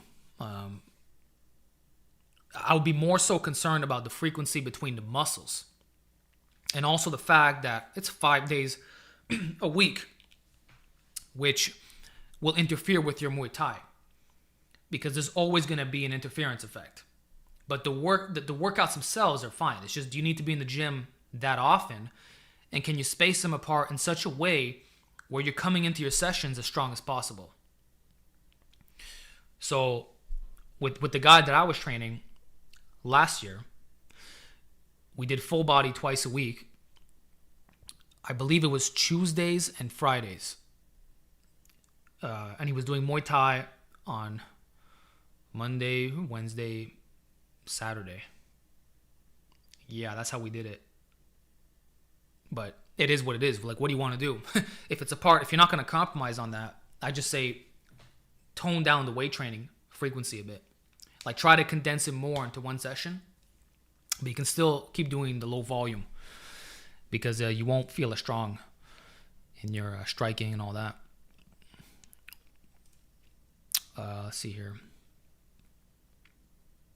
I have the leg curl attachment for my buzzsaw bench, but I'd still rather do Nordics. Oh, wow. See, I don't have that attachment. Nice, man. Well, you know what it is? You can argue it's faster to set up. If you already have the leg attachment on, which guys use for the AD press, you can anchor your legs underneath it. Or even if you're going to do a chest supported row, if you don't want to straddle your legs in between the bench, you kind of get your feet behind you. Well, that's a good way. So yeah, it's an awesome setup, man. And personally, the way I train in Nordics is exclusively with cable assistance. I don't bother with the non-assisted, because I can only do 2 reps. Damn, bro's doing an 8-hour live. A lot of you guys are like, how are you still doing this? Well, the secret is water for the throat, and then having some mentholyptus relief cough drops, which I've already gone through 4 of them, because your throat starts to bother you after talking for this long. So yeah, it is a long time. We've been going for, does it say here?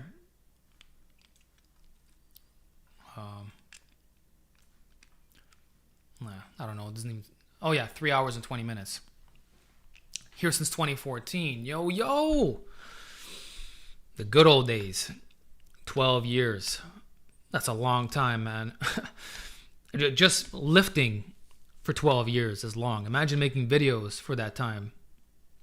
I thought the answer was rack pose above the knee. Well, rack pose will do a lot of things, but it's actually going to make your throat worse, because you're going to scream, it's going to aggravate your vocal cords.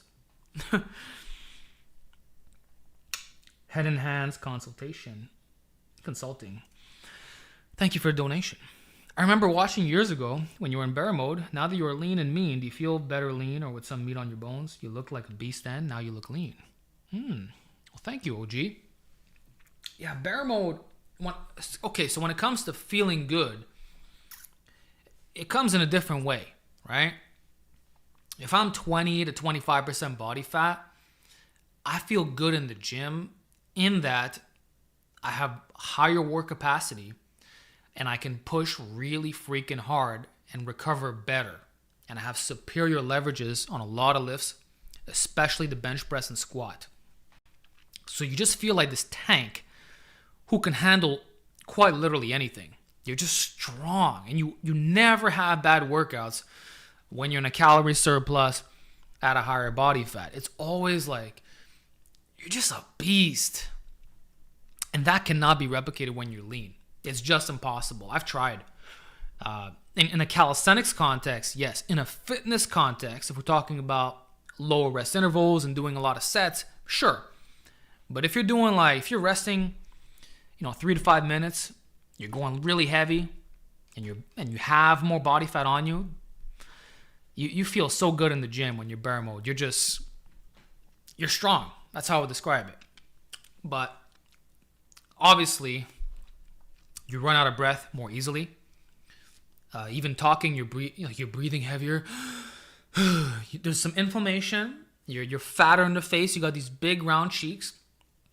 And when you take your shirt off, you're smooth. So you're big, but you're smooth. You don't see the veins. You don't see the definition. And your torso kind of looks like a fridge. You have a wide torso with all this thick muscle around you, but it doesn't look dense, even though it is dense, because that's your most muscular state. As opposed to being leaner, it's like when you're lean, the cardio is better, the blood flow is better, you look better, but you don't have that same gusto when it comes to pushing heavy weights. You're lacking a little something. And I found that around 15% body fat is where you retain the best of all worlds, which would be like a normal, healthy body fat if you're like any other athlete besides bodybuilder or powerlifter, whatever. Like a hockey player, like a hockey defenseman. You know what I'm saying? If that's your default body fat, it's pretty much peak. Like I would say, 15 pounds above like a really lean state, or 10 kilos above, that's like you can maintain it year round while having the energy, having the performance, the leverages, all that. But there's extremes to everything.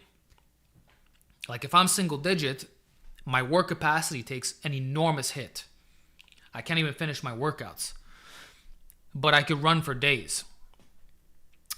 Like you're lighter, right? So there's less stress. You're gliding through the air. Your heart rate's a bit lower too. And you look amazing. You look your best. But your leverages are garbage when it comes to certain lifts. Your joints can hurt more. You have to be very cautious with recovery. So that's not an optimal state, But there's trade-offs to everything, brother. Joe, thank you again for the donation. Thanks for the info from our last call. I went from doing 35 by 6 behind neck pull-ups to 60 by 5. Nice. That's a lot, dude. My OHP biceps are a pain in the ass, though. Hey, I'm the exact same way. Those are my two most stubborn areas. Out of all the compounds, OHP was the hardest for me to get up, and biceps were more stubborn than calves. I had a hard time. So I understand. It's probably a leverage thing. But 60 pound behind the neck pull-ups for 5 reps is phenomenal. It's like people don't understand. That's harder than doing a weighted chin-up. Like you can easily do chin-ups with over 2 plates. Like even me doing between 60 and 90 pounds on behind the neck, that's rough. I'm not gonna lie. Most of the time I'm using like 45 pounds. I'll just strap on a plate and I'll really control it, go all the way up, squeeze, control. So the fact that you effectively doubled your strength, pretty close to it, like it shows the programming worked. So I'm happy for you, man. I'm glad you're doing well. It's good to hear from you. But just keep trusting the process on the OHP. Try the advice I mentioned before. And the biceps, I would go harder on the preacher curls. Anything that's more stable. Could be you have poor recoverability. I would just do some heavy barbell curls and preacher curls. You can do sloppy hammer curls too. That might work. Like check out my video that I made. It's called How My Arms Got Bigger. It should have everything you need to overcome that. This will work for me. And they were stubborn for a long time. Salut bro, cela fait depuis 2016 que je te suis. Je me souviens encore de tes vidéos motivation avec les compilations de tes meilleurs lifts, Jefferson Deadlift, Zercher Squats, etc. Merci, Ellie. Merci, Ellie. 2016, il y a beaucoup de temps qui a passé depuis ça. You take me way back. I'm not going to answer this in French because no one else is going to understand. But that's literally a decade ago. You believe that? You believe that 2016 was 10 years ago? Like, I often forget. Like, in my videos, I'll be like, oh, yeah, back in 2016. Oh, you remember in 2016? Well, a lot of you weren't even subscribed back then. Because in 2016, I had about 10,000 followers. 2017 is when I first broke the 20,000 mark. So we're talking, look, I'm at 440,000 followers, about. Divided by 1. I'm not good at math. Hold on, 440,000. Yeah, so that's like 44 times the amount of viewers. Yeah, it's pretty nuts. God. But thanks for your long-term support. Thanks for still being with me still. And I'm not going to stop. Cheers to another 10 years. It doesn't stop, man. It never stops. Like, I'm still going to be making videos for as long as I can. Even if I kind of slow down for a little bit, I'm always going to post something. I'm always going to keep you guys in the loop. And it's always going to be to inform you, give the best information that I can. That is my mission. That's what I get off to. Just giving the best masterpieces possible. So, that's it. I wasn't even born in 2016. What? Kind of work like a software developer. I'm not. I'm a gym bro. I studied psychology, but I didn't go beyond, you can say. I'm a gym bro, but I'll tell you what, I used to be very much a tech nerd growing up, and I'm still techie in that way. Like, I've thought about making a camera channel or like a reigniting the gaming channel. I like things that are related to technology. I like nerdy stats, you know. And I have a friend. I saw him at someone's wedding. I hadn't seen him in years, and he's like, "Oh yeah, I'm a full-time coder now." He's like, "I love my job," and in that moment, like, I love my job too, being a fitness content creator. But I'm like, oh, I could have seen myself doing something like that. Like, yeah, I could have gone down that path. I just my problem was I wasn't good at math. That was my weakness. My best subject was actually English, believe it or not. I was a very good writer. I was very good at literature and writing these amazing essays. So that was actually my gift. And art, believe it or not, which there's no money in art. But I used to do these, still life was my favorite. Black and white sketches. I used to love it. And the teachers would always freak out from a young age. But I realized there was no money in that, so I just never pursued it. But those are the two things I can say conclusively that I was gifted at. Like writing these, writing and drawing basically. But I ended up being a fitness guy, but my passion was like tech related, Fitness is what got me out of that world. That's what got me out from just being a nerd. But I always kept that nerdy side. And most of my friends are not gym bros like myself, which might sound crazy, but it's true. My gym bro buddies I met through doing AlphaDestiny, and yeah, some people at the gym, some. Like, I connected with Phil because of what I do and the fitness stuff, The way you talk and make lengthy videos with long scripts, I believe it honestly. Well, thank you. It's the glasses. Are you a full-time content creator? Yes, sir. There's a lot of artists who are broke. Yep. I have a friend who's we actually had a very similar skill set in terms of art. He ended up surpassing me, obviously. He went to school for it, and he ended up doing digital art. He's not really making a lot of money. He's passionate about it. He does fantastic work. I'm super proud of him. But it's a struggle, and I can see that. But he's got my support all the way. And by the way, I do wear glasses year-round. I believe my left eye is +2 or +175 or something. I don't see well from far. Like, if I close my left eye, I can't read a single word on this screen unless I get this close to it. So that's the unfortunate reality. I have a astigmatism. I would like to get this fixed. I know my friend Justin Lee, he got it done recently and he loves it. So I might do it myself. We have a horse in the chat. Who's the horse? Is it Eric Bugenhagen? I don't see him. Would you do a God of War Ragnarok cosplay? I would. I should have done it in 2024. No, sorry, 2023. Math is not that hard. It was for me. I'm not smart at math naturally. It doesn't come to me. That's the one subject I could say was quite difficult, for sure.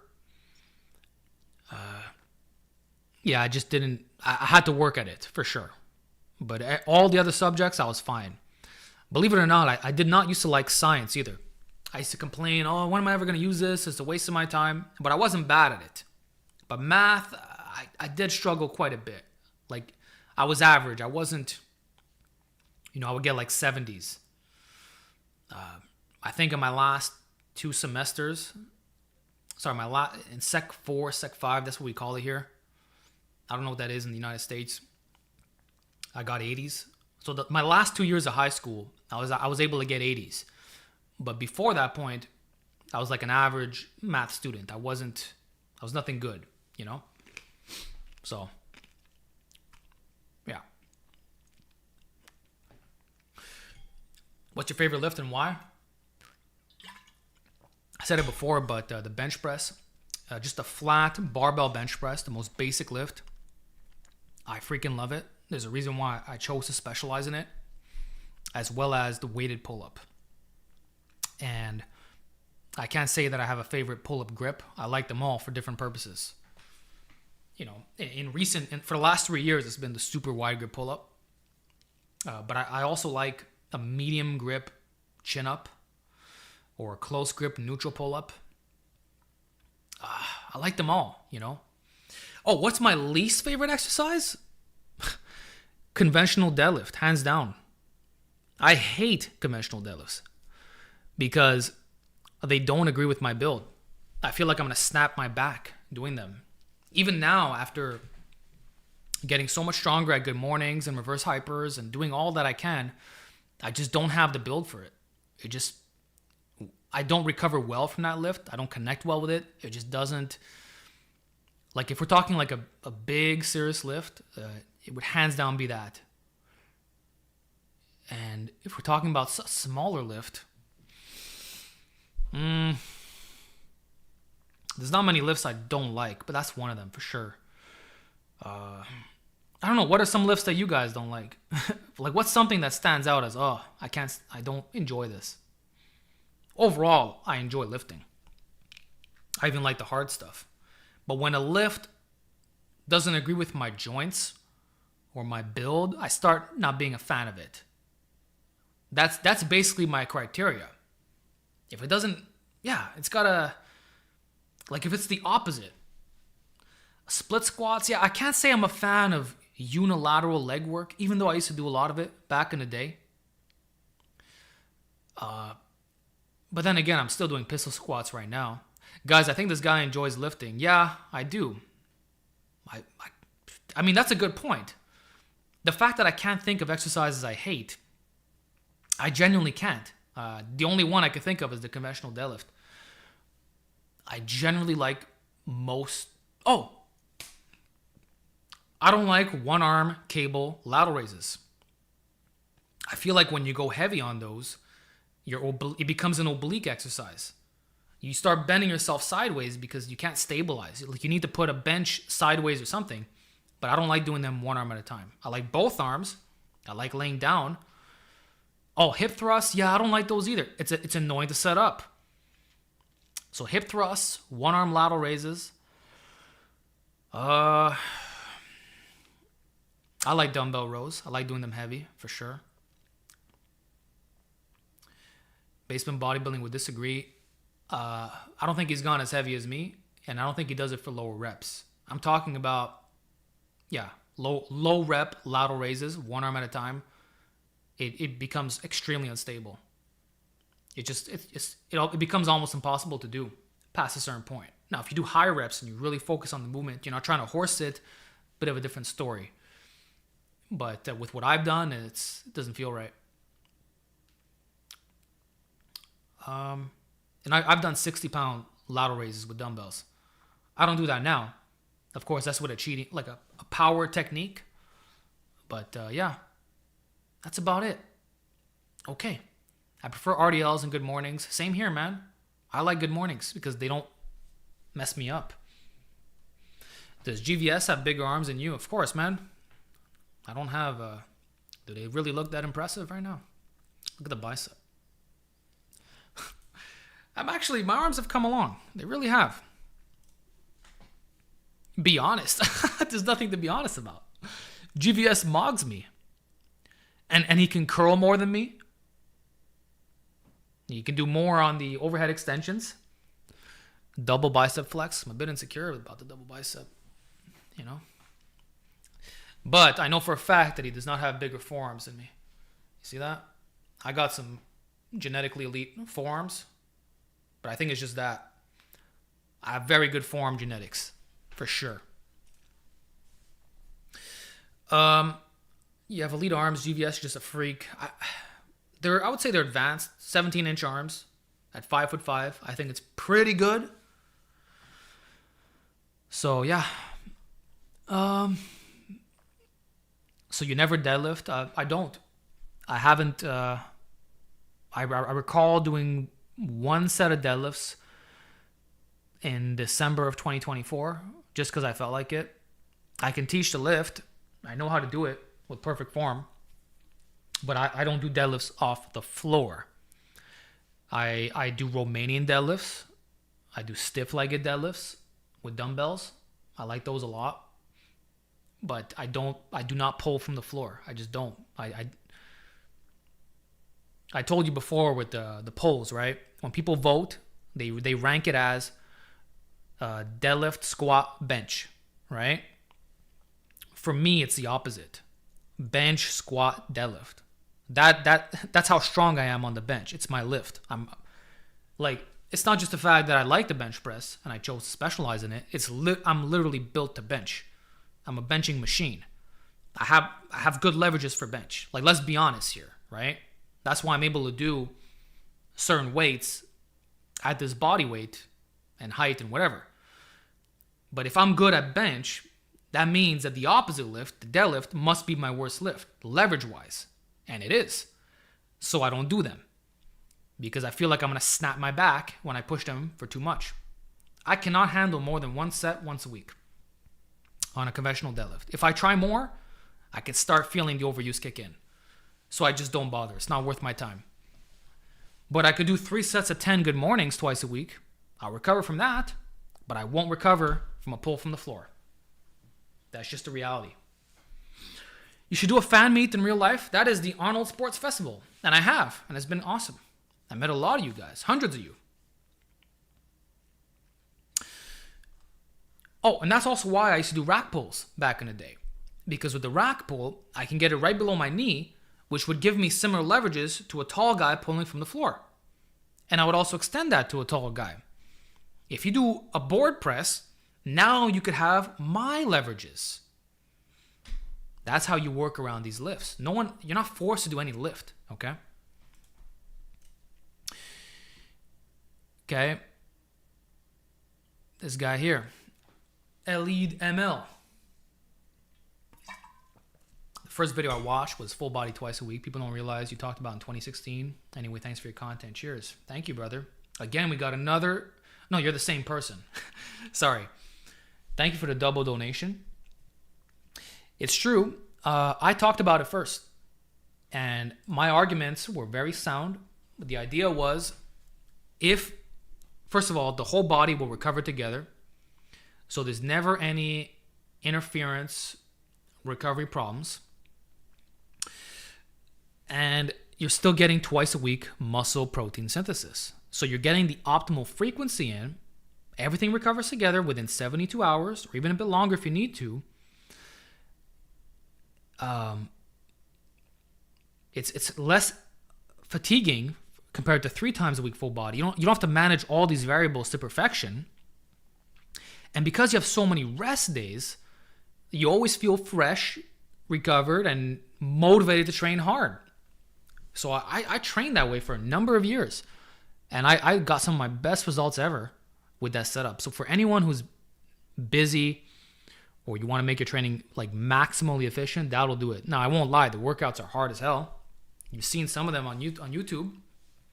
But it worked. The AlphaBody, naturally enhanced days, like, go watch some of my 2017 videos. You're gonna freak out. Like, they're serious. So, this guy still has the OG book. Love from Vancouver. Thank you, brother. I did your Alpha Novice full body, 2 to 3 sets, best gains I've made. Yeah, I still have the AlphaBody and naturally enhanced revised. Awesome. He was one of the only fitness YouTubers that Vegan Gains didn't try to beef with. Well, I consider myself to be rather level-headed. And truth be told, the people who've really tried to attack me, it hasn't turned out well for them. Because they're coming from the wrong place. And I'm coming from a place that I'm trying to help people for real. And the proof is the longevity of my channel and how guys have been subscribed for 10 years. I always say my channel is like an old school MMORPG. And if you follow my stuff, you will get results. Like, I'm proud of my videos. And I've already gotten rid of the ones that are a bit outdated. So pretty much like 90% of my content that you follow, you'll be fine. Like, if I stop making videos today, I know that if people would go through my catalog and actually listen to what I'm saying, they'll get far. So I've done my job and I'll continue doing my job. And because that's the focus is I'm going to give you the best information of which I'm capable of. The haters goes way down. When I go on my content analytics page, I think I have a 99% like to dislike ratio. It's just I don't have guys talking smack because I'm trying to help them. There's a couple weirdos here and there, but they're always coming from a very bad place. And if someone wants to criticize me in a constructive way, I'm game to discuss that. But I don't bear hatred towards anybody. I'm literally just trying to teach guys how to get jacked and be healthy. So there you go. What's your Nordic curl of the quads? The reverse Nordic curl. Or a sissy squat. And those are the only 2 exercises I do for my rectus femoris. You've never done any sensationalist BS. Investing in you is like investing in bonds. Yeah, I'm like, my channel is like the S&P 500. That's it. Actually, more. I'm like like a high return, low risk stock, if that makes sense. Do you F with Cardi? Are you talking about like Cardi B and stuff like that? I don't follow that stuff, man. Come on, dude. Would you make a philosophy channel? I don't think I'm qualified enough to do that. Like, I've read my fair share of books, but I've noticed that the people who make the best kind of content in that way, they either have a degree in philosophy or they're older. Like Brandon Carter started making self-improvement videos when he was like 40 years old, but I saw him grind in his 30s. I saw him with his bookshelf and his book recommendations, and he really worked hard over that 10 years time frame. I saw it. He used to be broke, you know. I watched him go from broke to rich. And so he earned the right to speak about these subjects. But he had to be a bit older and wiser, right? Now, there's some things that I think I've gained some genuine wisdom in, especially when it comes to my industry. The fitness world, I know it like the back of my hand. Now, there's certain drama things that I don't care about because that's not fitness. But I understand the psychology of lifters. I know it gets results. And yeah, I know how to work with that mindset. And I know how to get people to train hard and be more hardcore, you know? But philosophy in a general sense, like life advice, yeah, I could do that within reason, but it's not my specialty. But I do follow a lot of guys who talk about these things. And I'm doing my best to read as much as I can. Alex is too wise to participate in beef. You know what it is? It's not worth anybody's time. Does it really change your life? If I talk about the biggest news story of the last week, what's going to happen in a month from now? Nobody's going to click on the video and nobody will even remember the problem. It's like beefs are there's always a new beef. There's always some new BS. And did your life ever come out better for it? Did you ever reflect on a situation and you were like, wow, I can't believe that happened? I think there's maybe one exception with that. If you know, you know. But it just doesn't benefit anybody. Whereas the videos that I took time to make, that took me multiple days, a month of gathering footage, like my true, I don't want to use the word manifesto, but my exclusives, you know what I'm saying? Like the weighted dip solution, okay? Like a 35-minute guide for guys who have shoulder and sternum pain on weighted dips. How do you really diagnose and fix that problem? Oh man, I'm still talking about that video, which it came out 2 years ago, because it was such a masterpiece and it's still relevant and people are still going on it and I can always relate it back. That's what changes lives. That's what causes people to stay, and it's what they're going to remember. They're not going to remember some BS. So like I said, my game plan is just hit you with informative gems. I want you thinking like, damn, AlphaDestiny was ahead of the game. This is some good content and it's helping me. Oh my God, I'm getting results. I live for that. I live on your results. And if you're not getting results, then you do. But if you weren't, it would bother me. It would bother me to death. I need you to succeed. So that's what my content is focused around. Not useless gossip, like you just pointed out. So there you go. Fan funding. Is this once a year where you just talk for 5 hours? Yep. But I would ask you guys, like, do you stay in touch with Phil from PG Coaching? I haven't talked to Phil in a while, but yeah, we've talked. Like I've known Phil for, God, over a decade now, and every time I talk with him, if I call him right now, okay, even with all this Q&A stuff that I did, I'm literally gonna be on the phone with him for 2 hours. He's the one person that when I talk to on the phone, we just don't stop. Actually, if there's one person I would do a podcast with, it would be Phil. He would be my number one choice. We just vibe off each other. If you guys recall, we used to make videos together. Talking head, we would be next to each other, and we would just, like, it worked, you know? We would bang out a bunch of those, like 10 videos in a day. He's a guy I can just talk to for hours and hours, and it never gets old. That's the crazy part. So he's a really good friend of mine. Again, I haven't talked to him in a while, but that extends to everybody. I've just been busy in my own bubble. We've both been doing our different grinds, you know? I met him at the library, actually. I met him at the library, and literally I'm just walking, and he's sitting in this chair, and he's like this, staring at me. And then I catch him staring at me, and I'm just looking. I'm like, is there a problem? He's like, you're AlphaDestiny. I'm like, oh, damn. So then we started talking, and it turns out he was a fan of mine. He's like, bro, I was just watching your video like 10 minutes ago. And you see, he shows me the tab, and he's like, yeah, I saw your video, how to grow a bulldog neck. And we talked. We were talking in the library, disturbing everybody. It must have been like 30 or 60 minutes. We exchanged numbers, and then we just became real tight after that. And then it evolved to us collaborating together and all that.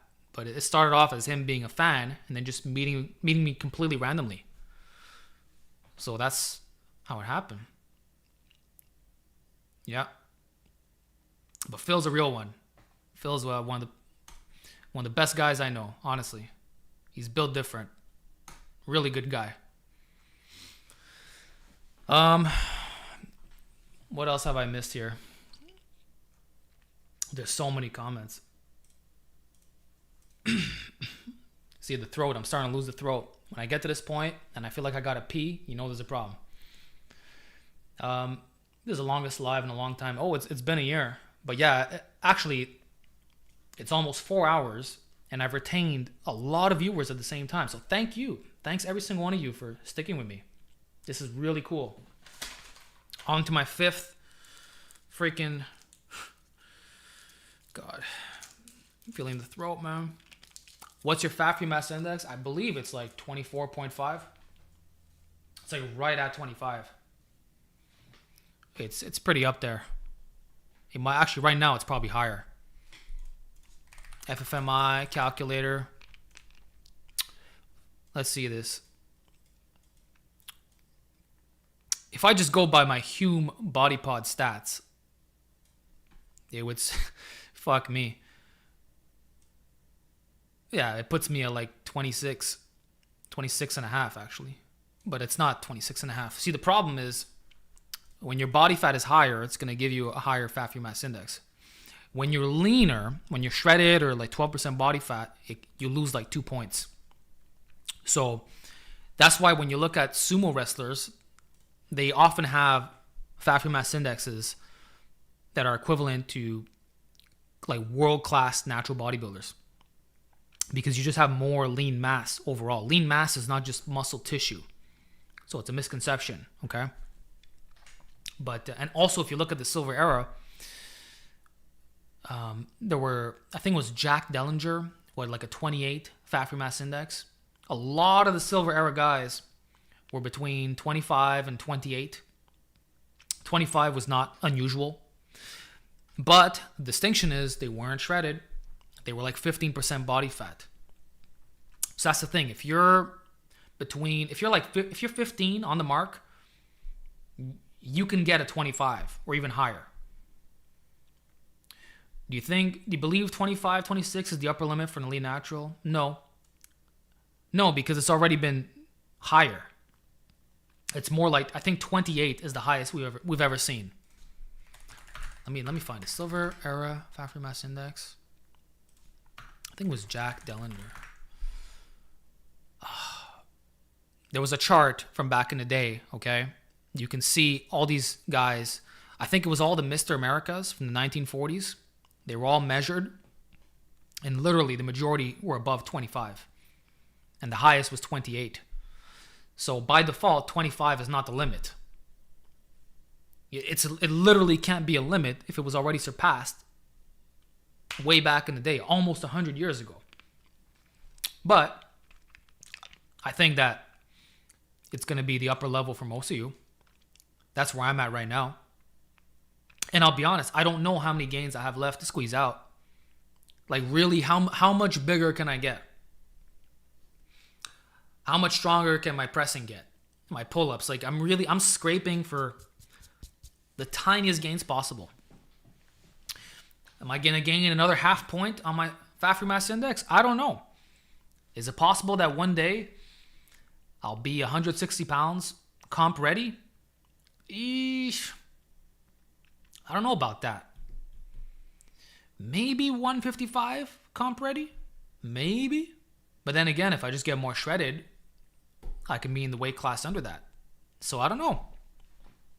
Yeah, I'm gaining 2 pounds of muscle a year, if that. It's really, really, really slow. But I see the difference. I have the muscle maturity now. I'm a lot more dense. I'm thicker overall. And my wardrobe, my clothes are way tighter, man. I have clothes from 2020 where I was in the 180s and they're too tight now. That proves it right off the bat. Unless you say that the clothes shrank from the drying machine, which is messing up my comparison here. But I know that my waist is smaller. So there you go. Anyway, yeah, fat free mass index of 25 is not the limit, but it is a good target. And I would say if you're shredded, it might as well be a limit.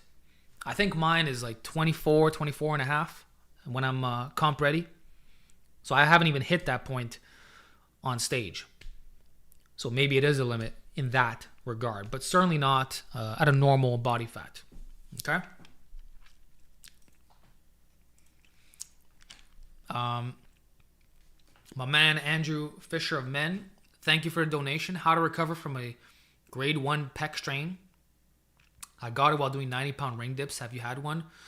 I've never had a chest injury in my life, so I don't know how to fix that. I've had shoulder problems, for sure. That's the one area that I'm sensitive in. The shoulder, elbows, and lower back, but not the pecs. Now, a 90-pound ring dip is very strong. I've done 110 pounds, so you're not too far off from me. That's like, your pecs are strong. Like ring dips, you lose like 50, 70 pounds on it. So you can probably dip 5 plates right now. There's some converging. You're squeezing and shaking. It's a very impressive feat of strength. And the stretch and squeeze is immense. So you're already up to the top, which is surprising to me that you would even strain your chest, because usually that doesn't happen with natural lifters, but it is what it is. How would I personally deal with it? I would wear a slingshot for everything. I will band-aid the issue because I don't know how to work around a pec grade. I've never even looked into it. How do you deal with someone who has a grade 1 tear, strain, whatever? I don't know. I have no idea. Some people would say you want to slowly introduce stretching motions. So you would grab like 10-pound dumbbells and do dumbbell flies in a super slow tempo. Or maybe doing band flies to get some blood flow into the chest. It could be that. It could be doing pullovers. Or it could be avoiding that because you have a tear. It might mean doing nothing. It might mean wearing a slingshot exclusively. So you have more protection in the bottom. I don't know. So for that reason, I'm going to give you the safest option, which is invest in a slingshot, and more specifically, get a freaking double ply slingshot. The more assistance in the bottom, the better. So buy yourself the Mad Dog slingshot or any knockoff brand, whatever, but you want help where you're being stretched. You'll still be able to train your pecs, and you'll get a great stimulus on your shoulders and triceps with actually more weight. So you'll be lifting heavier even with this injury. That's what I would do.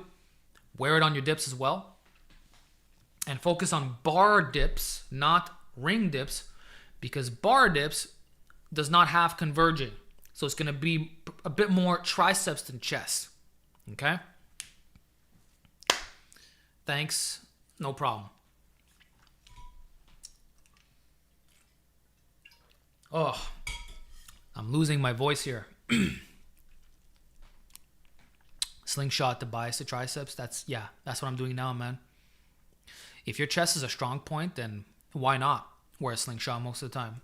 It's gonna make the top heavier, especially if you use chains to go with it or bands. Basically, anybody. What I'm realizing is, well, you know what? I realized this a decade ago, but the conjugate geared powerlifters, like the ones who really train for bench shirts and stuff like that, they were not. When it comes to torso dominance, they didn't have that problem. They actually had big triceps because they were trying to make their triceps the primary mover on a bench, and the shirt was such that it was way heavier at the top than the bottom. So they did a lot of JM presses, a lot of rolling dumbbell extensions, a lot of bands and chains. If you watch Kenny Patterson in one of those old West Side tapes, he's doing 110-pound rolling dumbbell extensions, and his triceps look so huge, it's insane. So I would say the secret, if you're going to be a bench specialist, if you want big triceps, is to train like a geared powerlifter. Train like the West Side guys, like high volume extensions, a lot of accommodating resistance, and it's going to blow it up. And I'll be honest, that's kind of what I'm doing right now.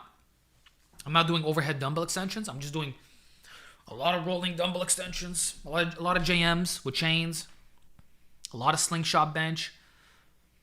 That's the strategy. And it's my triceps are like they're freaking thick right now. Like even the long head, you know? Look at that. Look at that horseshoe. Look at that shit.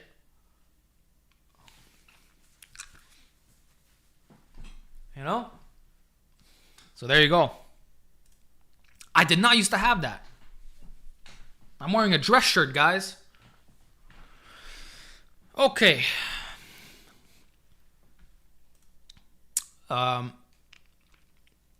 Gotta go now. Different time in France. You should make a collaboration with Average to Jack someday. Very similar philosophy. See you around. See you around, brother. Thanks for your support. Any people who DM me or who message me to get on a podcast, I'm always game to do so. I enjoy doing that. I think I already answered your question about the rep ranges on curls. One day reps of 8 to 10, one day 10 to 12. It's kind of the same thing. There's not really much of a difference between the two. I would more so say if one day is sets of 4 to 8 and the other is 8 to 12, that'll complement it a lot better. Or even 4 to 6 on one day, and a more moderate zone on the secondary day or higher reps. That's where I would stop. Alex, what are you Hatfield squatting right now? 500 pounds for 6 reps. Paused ATG. But I haven't tried to push it beyond that point. I've actually been quite lazy with leg training. So there's been no... I've been doing the bare minimum. And to be honest, I want to kind of stop doing so many Hatfields because of the crushing sensation. I think I'm going to try doing some reverse SSB squats again to mimic a front squat. More weighted pistol squats. And just do belt squats as my primary squat variation when I'm going heavy.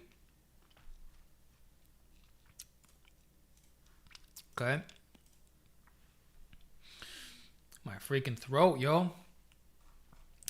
Okay. Torso, rest, shoulders, arms, legs, rest, repeat. That's a good way to do it. Because you're giving yourself a rest day all the time, which minimizes the interference, and you're still getting more. Okay, so how do I explain this? If you did torso, rest, shoulders and arms, legs, rest, repeat, that means you're training your torso every 6 days, which is more, that's even beyond 72 hours. It's an asynchronous split. And because the arm day was only 2 days before that, it's still 4 days if you're talking about the arm overlap, like in that sense, So that, it means you're going to be in the gym less frequently. It's going to be 1.5 times frequency. But that's fine. That's how I trained actually to get the 405 bench in 2024 and pretty much the end of 2023. The whole bulk, that's what I did. I did the Jordan Peters split. This is the same kind of mentality, just that you're doing it with torso and limbs. But it's effectively the same thing as a push-pull, off, legs off, repeat. If we're analyzing just the frequency between the muscles. So I actually think that's a really good way to mix it up. Absolutely. Good question, man. Oh my God, there's so many questions. Full body old school routine 3 days a week. I feel it's impossible to do 10 plus sets per muscle group like that. So don't. If you're doing 3 days a week, I kind of addressed this before, lower your volume and make those little sets count. So for example, if you do bench press on Monday, 2 sets, weighted dip on Wednesday, 2 sets, and then Friday, 2 sets of incline dumbbell press off a low angle, you got 6 sets in an entire week for your chest. Literally 1 horizontal press per workout. But they were all super hypertrophic. They were your best sets, your most high quality sets. And you got variety in, but it's done through the frequency rather than cramming it into one session. And you got enough recovery, the bare minimum 48, to recover from that. So we can argue that doing that 3 times a week is more effective than once a week on just one push day on a Monday or a chest day, So that's what I would do for all the muscles. Focus primarily on compound movements. Just do vertical and horizontal push-pull, maximum 2 sets. And then for the isolations, just do 1 exercise. And that could even be 1 set if you're having trouble recovering. 1 set of push downs 3 times a week shouldn't really affect you on your presses. So that's how I would personally program a 3 times a week full body. Or you do the heavy, light, medium. Monday heavy, Wednesday light, because that's kind of like your way of getting frequency without taxing your recovery. And then Friday, you do the volume day, which gives you enough time to recover on all the workouts. So those are the 2 ways to do it. You either cut back the volume to allow for more frequency, or you change the percentages and you just remove stuff completely so that it's heavy, light, medium. So you're waiving your volume in the week.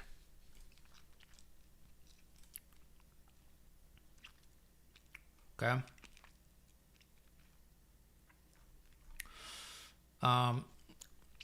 OHV, flat bench, or incline bench for best overall strength and health. And then behind neck press for the accessory something. The behind neck press is going to be your best lift for the side delts. And if you want to argue shoulder health, if you're going light enough with good tempo, good technique, that might be your best health exercise. But if we're talking overall strength, I'm just going to say it, flat bench hands down, because you can move the most weight. It's the big 3 for a reason, right? But then again, you can also make the case that the incline bench, because it's the hybrid lift between vertical and horizontal, that if you specialize in that, you would automatically be strong higher or lower, which is a fair case. But then you could also say OHB is the most manly lift, and that if you can hoist 225 over your head, then you can flat bench 315. And also, if your shoulders are that strong, well, your incline bench shouldn't be too bad either. You can at least do, like if you can overhead press 225, you can for sure rep it on the incline. So they're all great lifts. You can't go wrong with either. But I would go with the flat bench. Or realistically, I would go with the flat or the OHB. But the incline's not a bad choice either.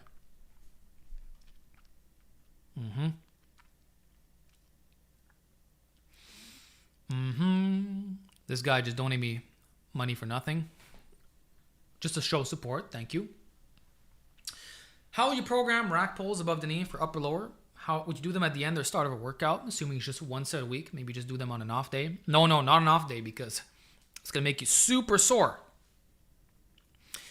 Trust me. It's going to affect your upper and lower body workouts. Okay? But what I would personally do is do them on your upper body workouts to start the day, to get a massive overload on your upper back and traps. And then on your lower body days, just do machines for legs. This way you don't have to worry about the axial fatigue generated from the rack pulls, because it will do that. If you just lifted 800 pounds, 1,000 pounds, like you really went heavy, your spine, there's this effect that you feel. So the next day I would just do leg presses, hack squats, leg curl, leg extension, Bulgarian split squats. I used to do a lot of lunges. I would not do another deadlift. Don't do rack pulls above the knee on day 1 and then conventional deadlifts day 2. it might not be your best option. However, if you're going to hip hinge, I would favor variation that more so emphasizes the posterior chain, because the rack pull is really just, it's like a quarter rep leg press with the upper back helping. So you'll want to make the leg day more glutes and hamstrings by default, just to account for a little bit of that overlap. But I don't think it's going to make your quad sore, especially if it's just one set. It's your upper back that's going to be sore. You're all up here, okay? So avoid doing lifts that, with leg training, you need a lot of upper back. It's basically like, don't do front squats a day after rack pulls above the knee. You understand? So that's the logic you need to apply here. Regarding the spinal erectors, though, that's not a problem. It's the axial fatigue, but because you're upright, you're not going to have a sore lower back from the rack pulls. So you can still, that's why I'm saying you can still do, like you could do a stiff-legged deadlift, for example. That's the only, alternative. Okay. During your interview with Fit Ones with Varun, you briefly mentioned full body upper lower hybrid. How would you run that? Good question. And thank you for the donation. So, the full body upper lower hybrid can be run in an infinite amount of ways.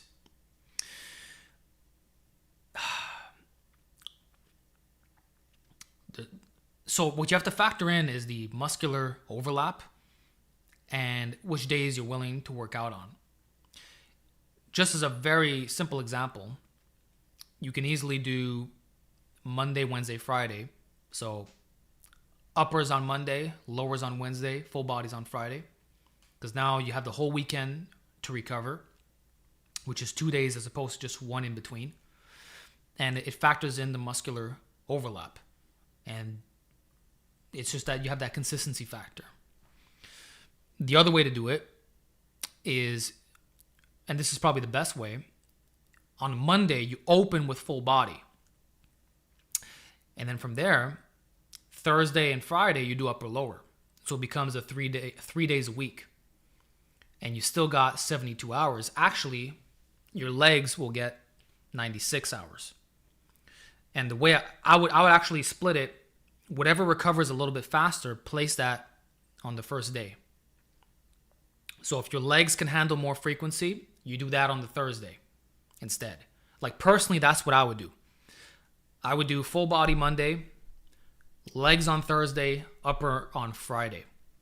So a 72 to 96 hour window in between. You got to think of it as the full body workout is combining the upper and lower workout into one, and it's giving you one free day of recovery because the whole body's recovering together, and it's minimizing muscular overlap. And by doing that, you can perform your axial loaded exercises as well as bent over rows.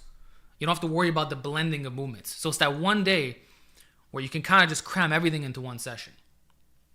But where you decide to do it, that just depends on your individual recoverability and what's more important to you muscle-wise. But that's the ways that I would do it. Those are the two best ways. So, I think we're going to start wrapping up soon. We've been going for, a very long time. 4 hours and 15 minutes. I'm going to answer a couple more questions. All the donated ones have been addressed, as well as a lot of them in the chat, but I'll do a little bit more. So just hit me with it, man. Oh, this guy asked about the ghetto lat pull downs. I don't think I'll include that in the training app. Just write it as regular lat pull down. And the Calisthenics program, probably this week's going to come out.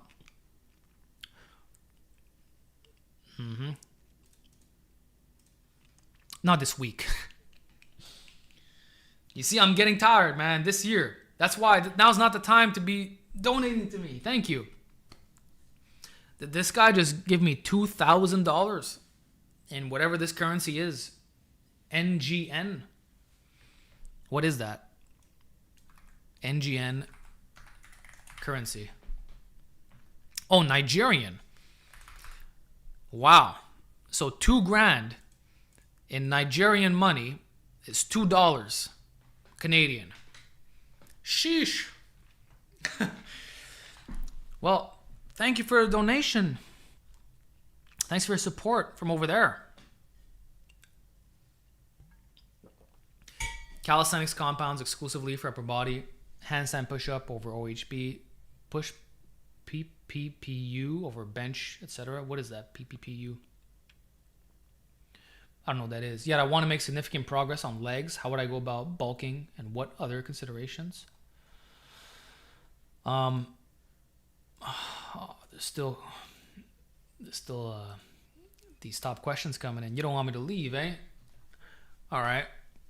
I gotta go soon though, for real. I gotta start I haven't eaten all day. I had no breakfast, no lunch. I've been fasted the whole time. I just been drinking water and having these freaking hauls. Tibialis, is that what you're talking about? Alex thought he had 2K. Oh, I knew it wasn't 2K, but it's just like, whoa. You want to make progress on your legs with calisthenics compounds exclusively. No, that's what you're doing for upper body. Listen, man. Take yourself a year to master Nordic curls. I just made a full guide explaining like all the progressions, everything you need to know. It's a 20-minute video. Watch that. That's the only hamstring exercise you need. It'll take them from skinny to elite. But again, it's gonna require a year of doing nothing else. So the back part of your leg is taken care of. And for the front of your leg, do the same thing with the reverse Nordic curl. So sit on your ankles and just lean all the way back like it's limbo and come out from that position. Now, if you try doing that, you're probably gonna smack your head against the floor. So don't get hurt. The way around this is by getting resistance bands and attaching them to whatever's in front of you. I don't know if you work out outside, but I'm sure you have a fence or a post that you could use. So just grab onto the bands and then lean all the way back to load your quads. And then once you no longer need the bands, it's just your external body weight, you're good to go. So that'll take care of the entire quad, especially the rectus femoris, which does not get worked on squats. So just off those two, you got the lower hamstring and your rectus femoris. I would start with those to pre-exhaust the legs to make the leg compounds more difficult, which in that case would be the sissy squat. Again, if it's too difficult, you use those bands for resistance, lean all the way back. And then once those get too easy, you can start grabbing on to that same fence, but sideways, and then grab like a rock or something, put it on your chest and do the same thing. So now you can do weighted sissy squats. You can also do pistol squats. Use a slow tempo, put your heel in a way like you're stretching your calf, and it'll feel like a pendulum squat.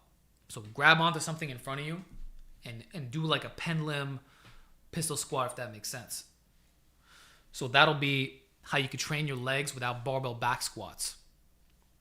And once you've mastered those, just start doing weighted pistol squats, no assistance, with something in your hands. Like you can take 2 big heavy objects. You can wear a backpack on the front of your chest, anything, even chains around your neck, and that'll take you quite far.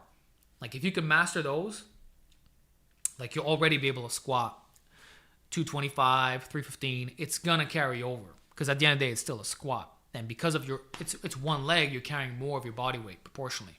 Okay, that's all you gotta do for your quads. And then one more thing for the glutes, you could do one-legged hip thrusts. And again, put a backpack on your hips. You won't need much weight, but I would do one leg and use a slow tempo to make it more difficult. Superset that with banded good mornings, like a really thick band for your posterior chain. That is my advice. And the planche push-ups, pseudo planche, those are hard enough. Like just lean all the way forward to the point where your feet are like barely lifting off the ground, and slow down your tempo, and you'll be more than good. You could even do like a decline pseudo planche push-up. So both your hands and your feet will be elevated on something, so that when you lean more forward, your shoulders dipping even below the floor. So you're getting a better stretch on your delt. There you go. That is my advice.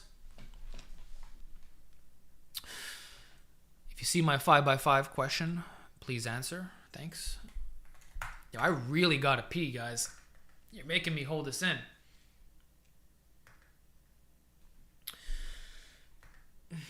What do you think of 5x5 for beginner pull-ups 3 times a week? I wouldn't do 5x5 3 times a week. But then again, you can recover quite well as a beginner. But I just think if you're able to do that, you might as well just do 2 sets of 6 to 8. Like, that's almost equivalent to doing 3 sets of 10. Almost. I mean, the reps are half, but the volume is equated. So, sort of.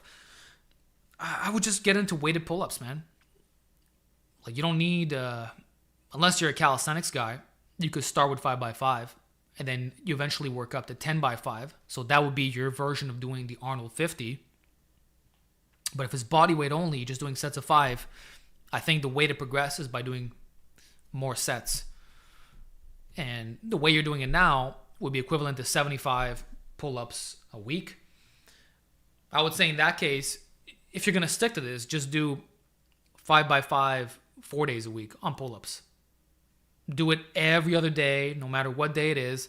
So 100 pull-ups a week in a low rep range that you can do without as much fatigue. I guess that would work. It's not a bad idea. It's just you're at a level right now where you would be able to handle bumping up the reps a bit. So I don't see why you wouldn't do that instead. So I'm still getting questions here. Guys, I have to pee. Oh. I appreciate the support though. Hey Alex, are you gonna be... Hey yo, he's back. How you doing, gang? Man, I haven't stopped. Are you gonna be putting more exercise in the app, like ghetto pull downs? What other alternatives I can use because it's not in the app? Yes, there'll be more movements included. And I'm also gonna, there's gonna be some exclusive conjugate stuff for sure. Right now, it's all the basic stuff that I feel you're gonna benefit the most from. There's a couple things I could throw in for sure. I'll do it. But the ghetto pull down, should I include that? Because, yeah, it's a different variation, but you can just label it as a lat pull down and call it a day, right? But if it's because you want it for tracking purposes, I think I'd be more comfortable putting a freaking iliac pull down of all things, or just labeling it diagonal pull down, and you do it how you see fit. Okay? You have an app? Yeah, the Leonidas training app. If you go on my website, alexleonidas.com, in the program section, it came out last year. I'll put it in the box. This is the app. So, piss o'clock. Do you still have time for gaming? A little bit here and there. Whoa, what happened to my chat? Whoa. Are we still in this? Oh, no.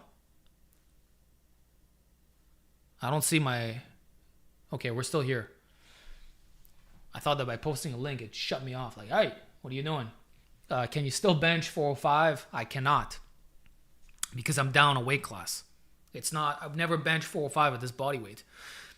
Now, if I decide to bulk up for a couple of months, I'll get it without even training for it. Because it's just the leverages that'll give it to me. I did a 365 bench a couple weeks ago. You saw that on Instagram.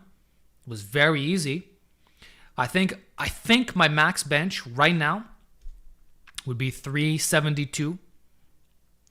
Actually, it might be 375 just because I gained a bit of weight over the holidays. But besides that little mini eating that I did, which we all did, right? I would say 372 on the dot. But I got an easy 3.5 plates just check out my Instagram. It's all there. I document all my footage, So, you ever try rice bucket maxing? If you're talking about the hand and, doing all that stuff, no, because I already have really huge forearms. Like, you see it. Look at these forearms, man. They're not a lagging area for me. Like, they're actually really jacked. So, I haven't had the need to try all these crazy things. But I'm sure it works, especially for wrist health and all that. I'm aware of it. I don't do it. Popeye. And that's mostly genetics. Like, I've made videos talking about how I got my forearms big with weighted pull-ups and certain techniques and whatever. But they respond very well to everything I do. So that's one area I can say I'm actually blessed in. I wish I had that problem for the calves.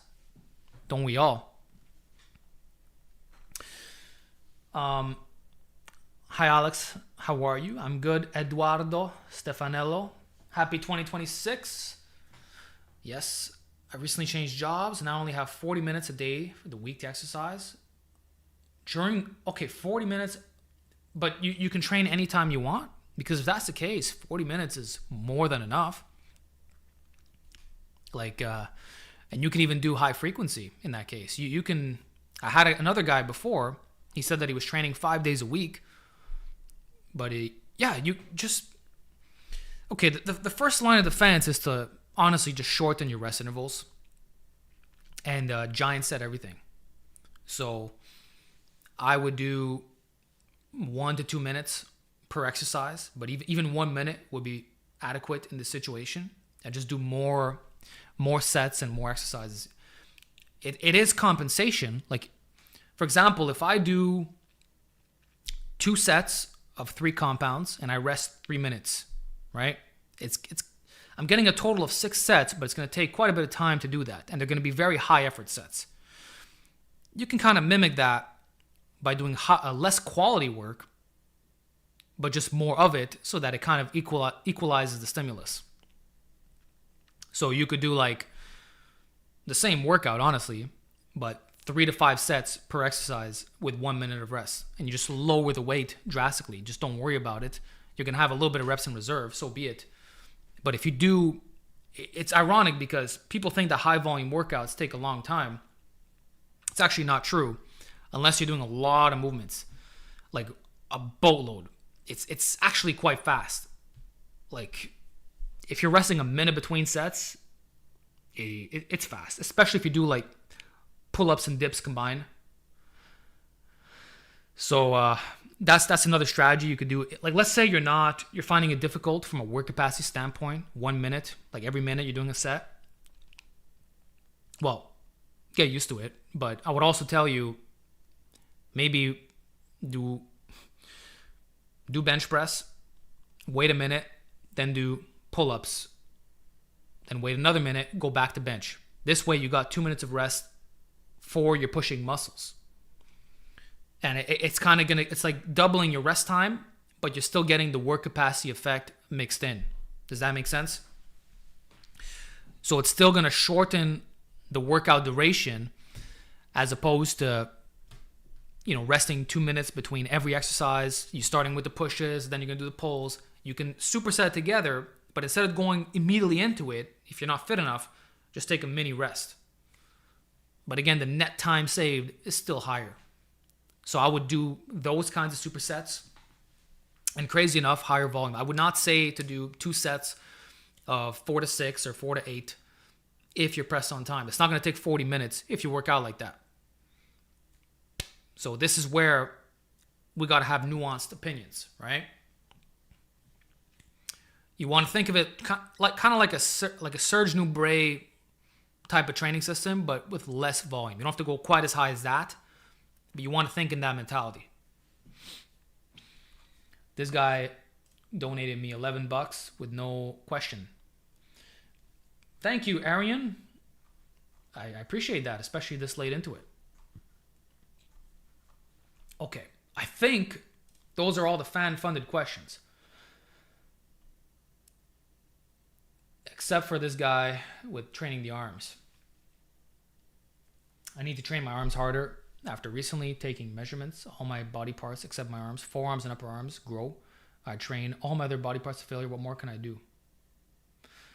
Well, I don't know anything about your training, but you said you train all your other body parts to failure. Do you take your arms to failure? And if so, when are you hitting them? In this particular case, and you're going to see there's a lot of talk about arms in this live stream, I would open up your workout with arms.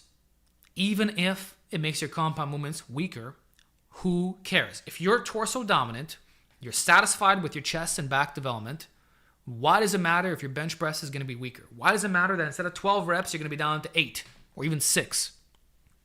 I would straight up tell you to open up with tricep push downs and freaking JM presses first. And then when you go do your bench press, do it with accommodating resistance and a close grip. So make it the least chest bias possible. So don't think about converging the upper arms. Don't do ring dips. Don't do deficit push-ups or barrel presses, flies. Like, just make all your presses as close grip and as extended as possible, so that you're spreading the bar apart. And you're trying to do compounds for your tries, and your chest is coming along for the ride. That's the mentality. Okay. So when it comes to pressing, everything tricep bias, and you would do it after the isolation work. Now, if you really don't like that, you can just run a push-pull program where the isolations are reversed, but you're still doing them at the beginning of the session. So on a pull day, you would open with triceps, and on a push day, you would open with biceps. So you're curling before you do your bench press. You're doing push downs before you do pull downs. Heck, you could even do pullovers, which work the long head of the triceps, like that classic Dorian Yates superset, right? Pullovers, open with that, lats and long head of the tries, followed by weighted pull-ups. So now you're getting a bit more overlap with that as well. Just joined, might not even keep watching. Lots of love. The audio is quite a bit, what? It's quiet? No. I adjusted it before. But yeah, that's what I would do for the arms, man. So just do your arm isolations at the beginning, continue training to failure, or reverse, change up the order a bit. And I would train your arms twice a week. So 2 compound movements, 2 isolations for arms on Monday and Tuesday and Thursday and Friday. 72 hours apart for biceps and triceps. 2 sets in a lower rep range as well, because it's possible that the fatigue from the higher reps is preventing you from even training as hard as you possibly can. It's you never know. If you struggle to train to failure when it comes to arm isolations, just drop the rep range down and just hit them twice a week and you'll be good to go. That is what I would recommend. Audio is good, just don't get away from the mic. See, the reason why I get away from the mic is because or else I'm going to have to talk like this, okay? And you're going to hear me breathing. And I like to take a deep breath sometimes when I go like this. And sometimes when I get excited, I start yelling and going all crazy. So if I'm just talking like this, it's like ASMR, man. And is that really what you want to do over here? Or maybe I should end this live stream talking like this. Who knows? Now it's lifting alpha ASMR. Thanks for your question, though, and your concern. Solution for wrist pain on barbell curl? Strengthen your biceps, man. Strengthen your... first of all, force barbell curls on you with a lighter weight. So start with an empty bar and do higher reps, just so you get used to that wrist tolerance. So if you're doing barbell curls with 80 pounds, drop the weight in half. Do 40 pounds and just, strengthen those wrists in that position. Also do straight barbell wrist extensions. Do less than an empty bar, so half of that. Start with 20-pound barbell wrist extensions. Just build up what it means to have a fully supinated wrist. Same thing for weighted chin-ups. Use the supinated, not the semi-supinated. And also, train your wrists directly in that fashion. Look up some arm wrestling drills and copy what they're doing. So if you like, nobody should have pain doing straight barbell curls. This guy also said fat grip curls. Yes, because fat grips will increase the surface area, which distributes the forces better throughout your joints. That not only for the wrist, but also for the elbow. So for someone who suffers from golfers or tennis elbow, immediately switch over to fat grips or get yourself an axle. That's that's such a good recommendation, man. Buy an axle for like $100. It's like a thick 2-inch piece of pipe. Do your curls like that. And make sure that your arms are in alignment, that they're by your side, that they're not contorted in a weird way. So there's less lateral pressure on your wrists. And there you have it. Personally, what I do also is I'll grab myself like a power twister, like something about this long and heavy enough, and I'll just do rotations like this. So when it's horizontal, I'll bring it back to vertical and then rotate it back like that. So boom, boom, boom.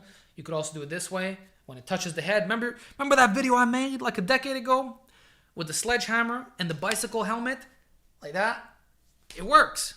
So you want to strengthen your wrists with turning motions and then just forcing in that straight bar. And you're going to be good to go. My pleasure, brother. Man's bladder is made of steel just like his muscles. Yeah, I'm able to hold it in for quite a bit, but now I'm starting to hit my limit over here. And so is my throat. I'm not going to be able to talk very soon. Alex ASMR before GTA 6. Hey, I've been waiting for a long time.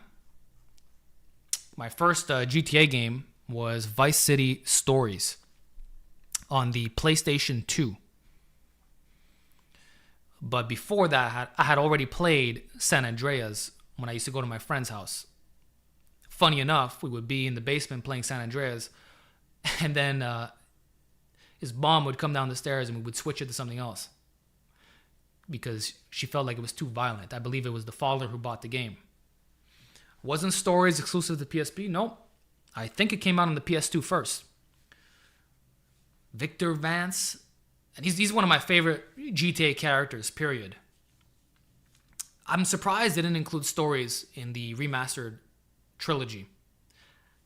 I actually think Stories was a better game than the original Vice City, but I could be biased because it was my first GTA. But, oh man, it was so good. But that's what I'm saying. I've been to Vice City. My first experience was in Vice City. So now being able to go back to it next year, then again, I don't even have a PlayStation 5. So maybe I have to wait another year. Who knows? Or my friend can lend me his or whatever. But I'm looking forward to it for sure. Anyway. How big are your arms now, Unk? Oh man, I keep getting these Unk comments. I'm getting up there. Well, I'll tell you. The games that I grew up with, that's considered retro. You guys want to see a retro console? I got a PS2 right in there. Oh, getting old, man. Want to see something cool? I'll show you. Yeah, GameCube on the wall. And that's my subscriber milestone. Yeah. Yeah. That's where I'm at, guys. The GameCube was my first console. I got it brand new. When it just came out, I bought it. Well, I didn't buy it. It was gifted to me. Yeah, Vice City Swords is $70. I have all the games. I still have all the discs. That's not retro. Try Atari 2600. You, my friend, are a young buck. Glad to hear it. No, the only, as far back as I go would be, well, I guess the PS1 games. Or the, what do you call it? The Dreamcast games, which were ported to the GameCube. But haven't really gone before that point, unless you're considering the arcade, you know, because they didn't update those machines. You should play Vice City while doing a live Q&A sometimes. man, I thought about doing a gaming channel where I replay all the games from my childhood. So you'd be hearing it from an adult perspective who's grown quite a bit. I think that would be cool, especially if you want to understand how I think the games are my backstory in a sense. Because I really used to do a lot of it when I was young. That's too much. Way too much. But that would be fun. It would be a second channel where I just live stream and talk smack, you know? Sorry you missed out on Halo by being on PlayStation. No, I played Halo 3 live because my friend lent me his Xbox 360. Imagine, he was kind of bored with the game, so I got to enjoy it back in the day. And also when it came out there was a PC, like a fan-made PC port that came out temporarily. I got to enjoy that too. But yeah, I was mostly a Nintendo and PlayStation guy for sure. GameCube, the original Wii, PS2, PS3, PS4 a little bit, and I never bought a PS5. One second. Yeah. And I've been PC since 2017. Did you play Black Ops 2? Bro, I played the original Black Ops on the PlayStation 3. And my first Call of Duty game was World at War. I've also played COD 4, which was fantastic. But I played all the original, man. The last Call of Duty game I bought was the original Modern Warfare 3, which came out in 2013, I believe. So that's, yeah, man, I go way back. Seems just yesterday I was playing the Wii, even though it was 20 years ago. I'm 46 now. Yeah, ain't that crazy? I can only imagine how it is for you. Are you looking forward to Elder Scrolls 6? Yes. I bought Skyrim in December of 2011.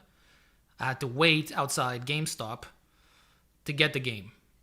It was like an hour lineup. That's how it was back then. So it's been a long time. You think you'll ever bench 200 kilos? I don't think so, unless I decide to get myself so fat that I just discard my health and I go all in on this benching specialization. But I'd rather not have to weigh 200 pounds again. I'm not interested. Okay. Forget all that FPS slop. It's time for you to start live streaming Balatro. I don't know what that game is, but I would agree that modern FPS games are not as good as they used to be. So that's why I prefer. Right now, I'm doing the 90s versions. They're actually fantastic. I like a single player FPS game. Mythical Lore Drop. Does it suck being heavy? For me, yes, because you don't breathe as well. You're strong, but I don't like the sensation health wise.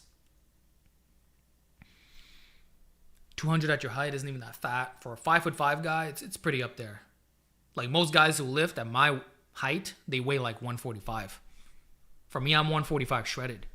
So I got a lot of size for my frame. Strong without stamina. It's basically that. Like you still have work capacity. Oddly enough, you can handle a 5 sets of 10 better when you're heavier for a barbell back squat. Because squats are just brutal, right? But when it comes to like calisthenics, it'll gas you out. So it's a bit weird in that way. Why'd you stop neck training? I honestly just stopped caring about it, man. It wasn't like I was doing 90-pound neck curls for 100 repetitions. I think I could have taken my neck extension a bit higher. I believe I got up to 3 plates or 2.5 plates. I don't fully remember. The wrestler bridges, I was doing them upside down. But I hit a point where I'm like, okay, what now? And also I had these huge traps from all the rack pulls. And I was just, okay, let's move on to something else. Thoughts on the Keenan flap? Have you ever seen... Have the goats done Keenan flaps? And it's been around for, 8 months now? Where's all the results like people promised it would do? Because that's something I heard. That was an argument. Guys were like, oh, just give it some time and guys are going to be reporting back. Well, I'm still waiting. Now, you can argue that it's like an isolated pullover in the frontal plane if we're just talking about hitting the lats directly. But I'm still not seeing the gains from it. So, does it work? Probably. But you also have to ask, like, if you're having the arm go directly over here and you're going in like that, you're going to need a very heavy stack to accomplish that, as well as probably some side support with a bench or something. Like, I don't see how I would be able to replicate that setup at home. It would basically be impossible to do. So, but pullovers, you would be able to do at home. So why not just do pullovers? Dumbbell pullovers or cable pullovers, you're not going to get too strong for those because the attachment point is higher up. Like all these, I'm seeing a lot of cuff exercises where they put these enormous cuffs, which are meant for your legs or something. They're putting them really high up on the upper arm and they're getting no range of motion. They're doing the same thing with lateral raises. But it's like, if you lower the attachment point, you're dropping the weight by like 70%. So like, just do that. Just get more out of less weight, you know? Not to mention the annoying setup itself. So there you go. Anything that is, I think I could wrap up by saying anything that is tedious to set up is, I don't want to say not worth your time, but it's not something you're going to stick to long term. You might try it out for a little phase, but it's not what's going to stick in your programming. You're always going to go back to the basics, what got you your general size, and you're going to modify them a little bit for your needs. And it always goes back to that. Even the guys who hype up these lifts, look what their training looks like. Hell, even in the science-based community, look at Jeff Nippard, his recent post. His back improved from doing what in the last year? Weighted pull-ups. He's like, all I did was got stronger at pull-ups. Good stuff. I always knew that was the solution. I've been saying that for the longest time.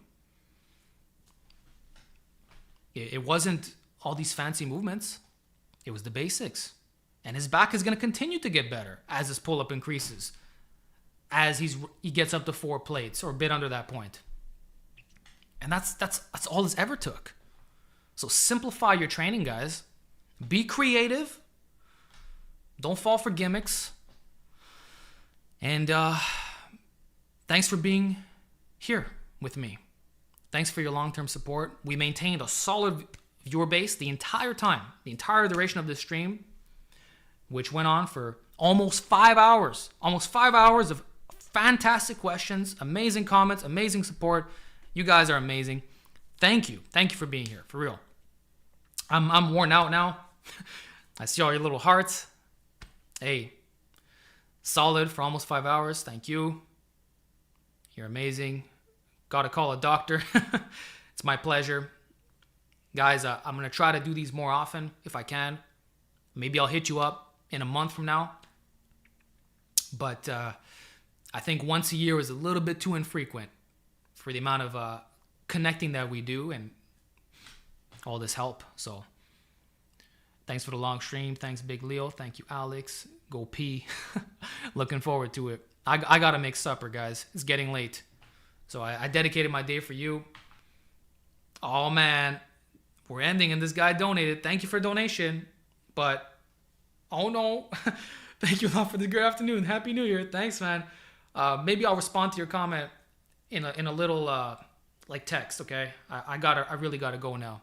But thank you guys. You have a good night. We'll talk soon, okay? And if there's any videos you want me to talk about or certain subjects or anything you'd like to share, just do so in the comment section and come back either tomorrow, end of the night. If you missed the earlier part of the stream, I will be timestamping it, okay? All right. Y'all have a good one. Good night, guys.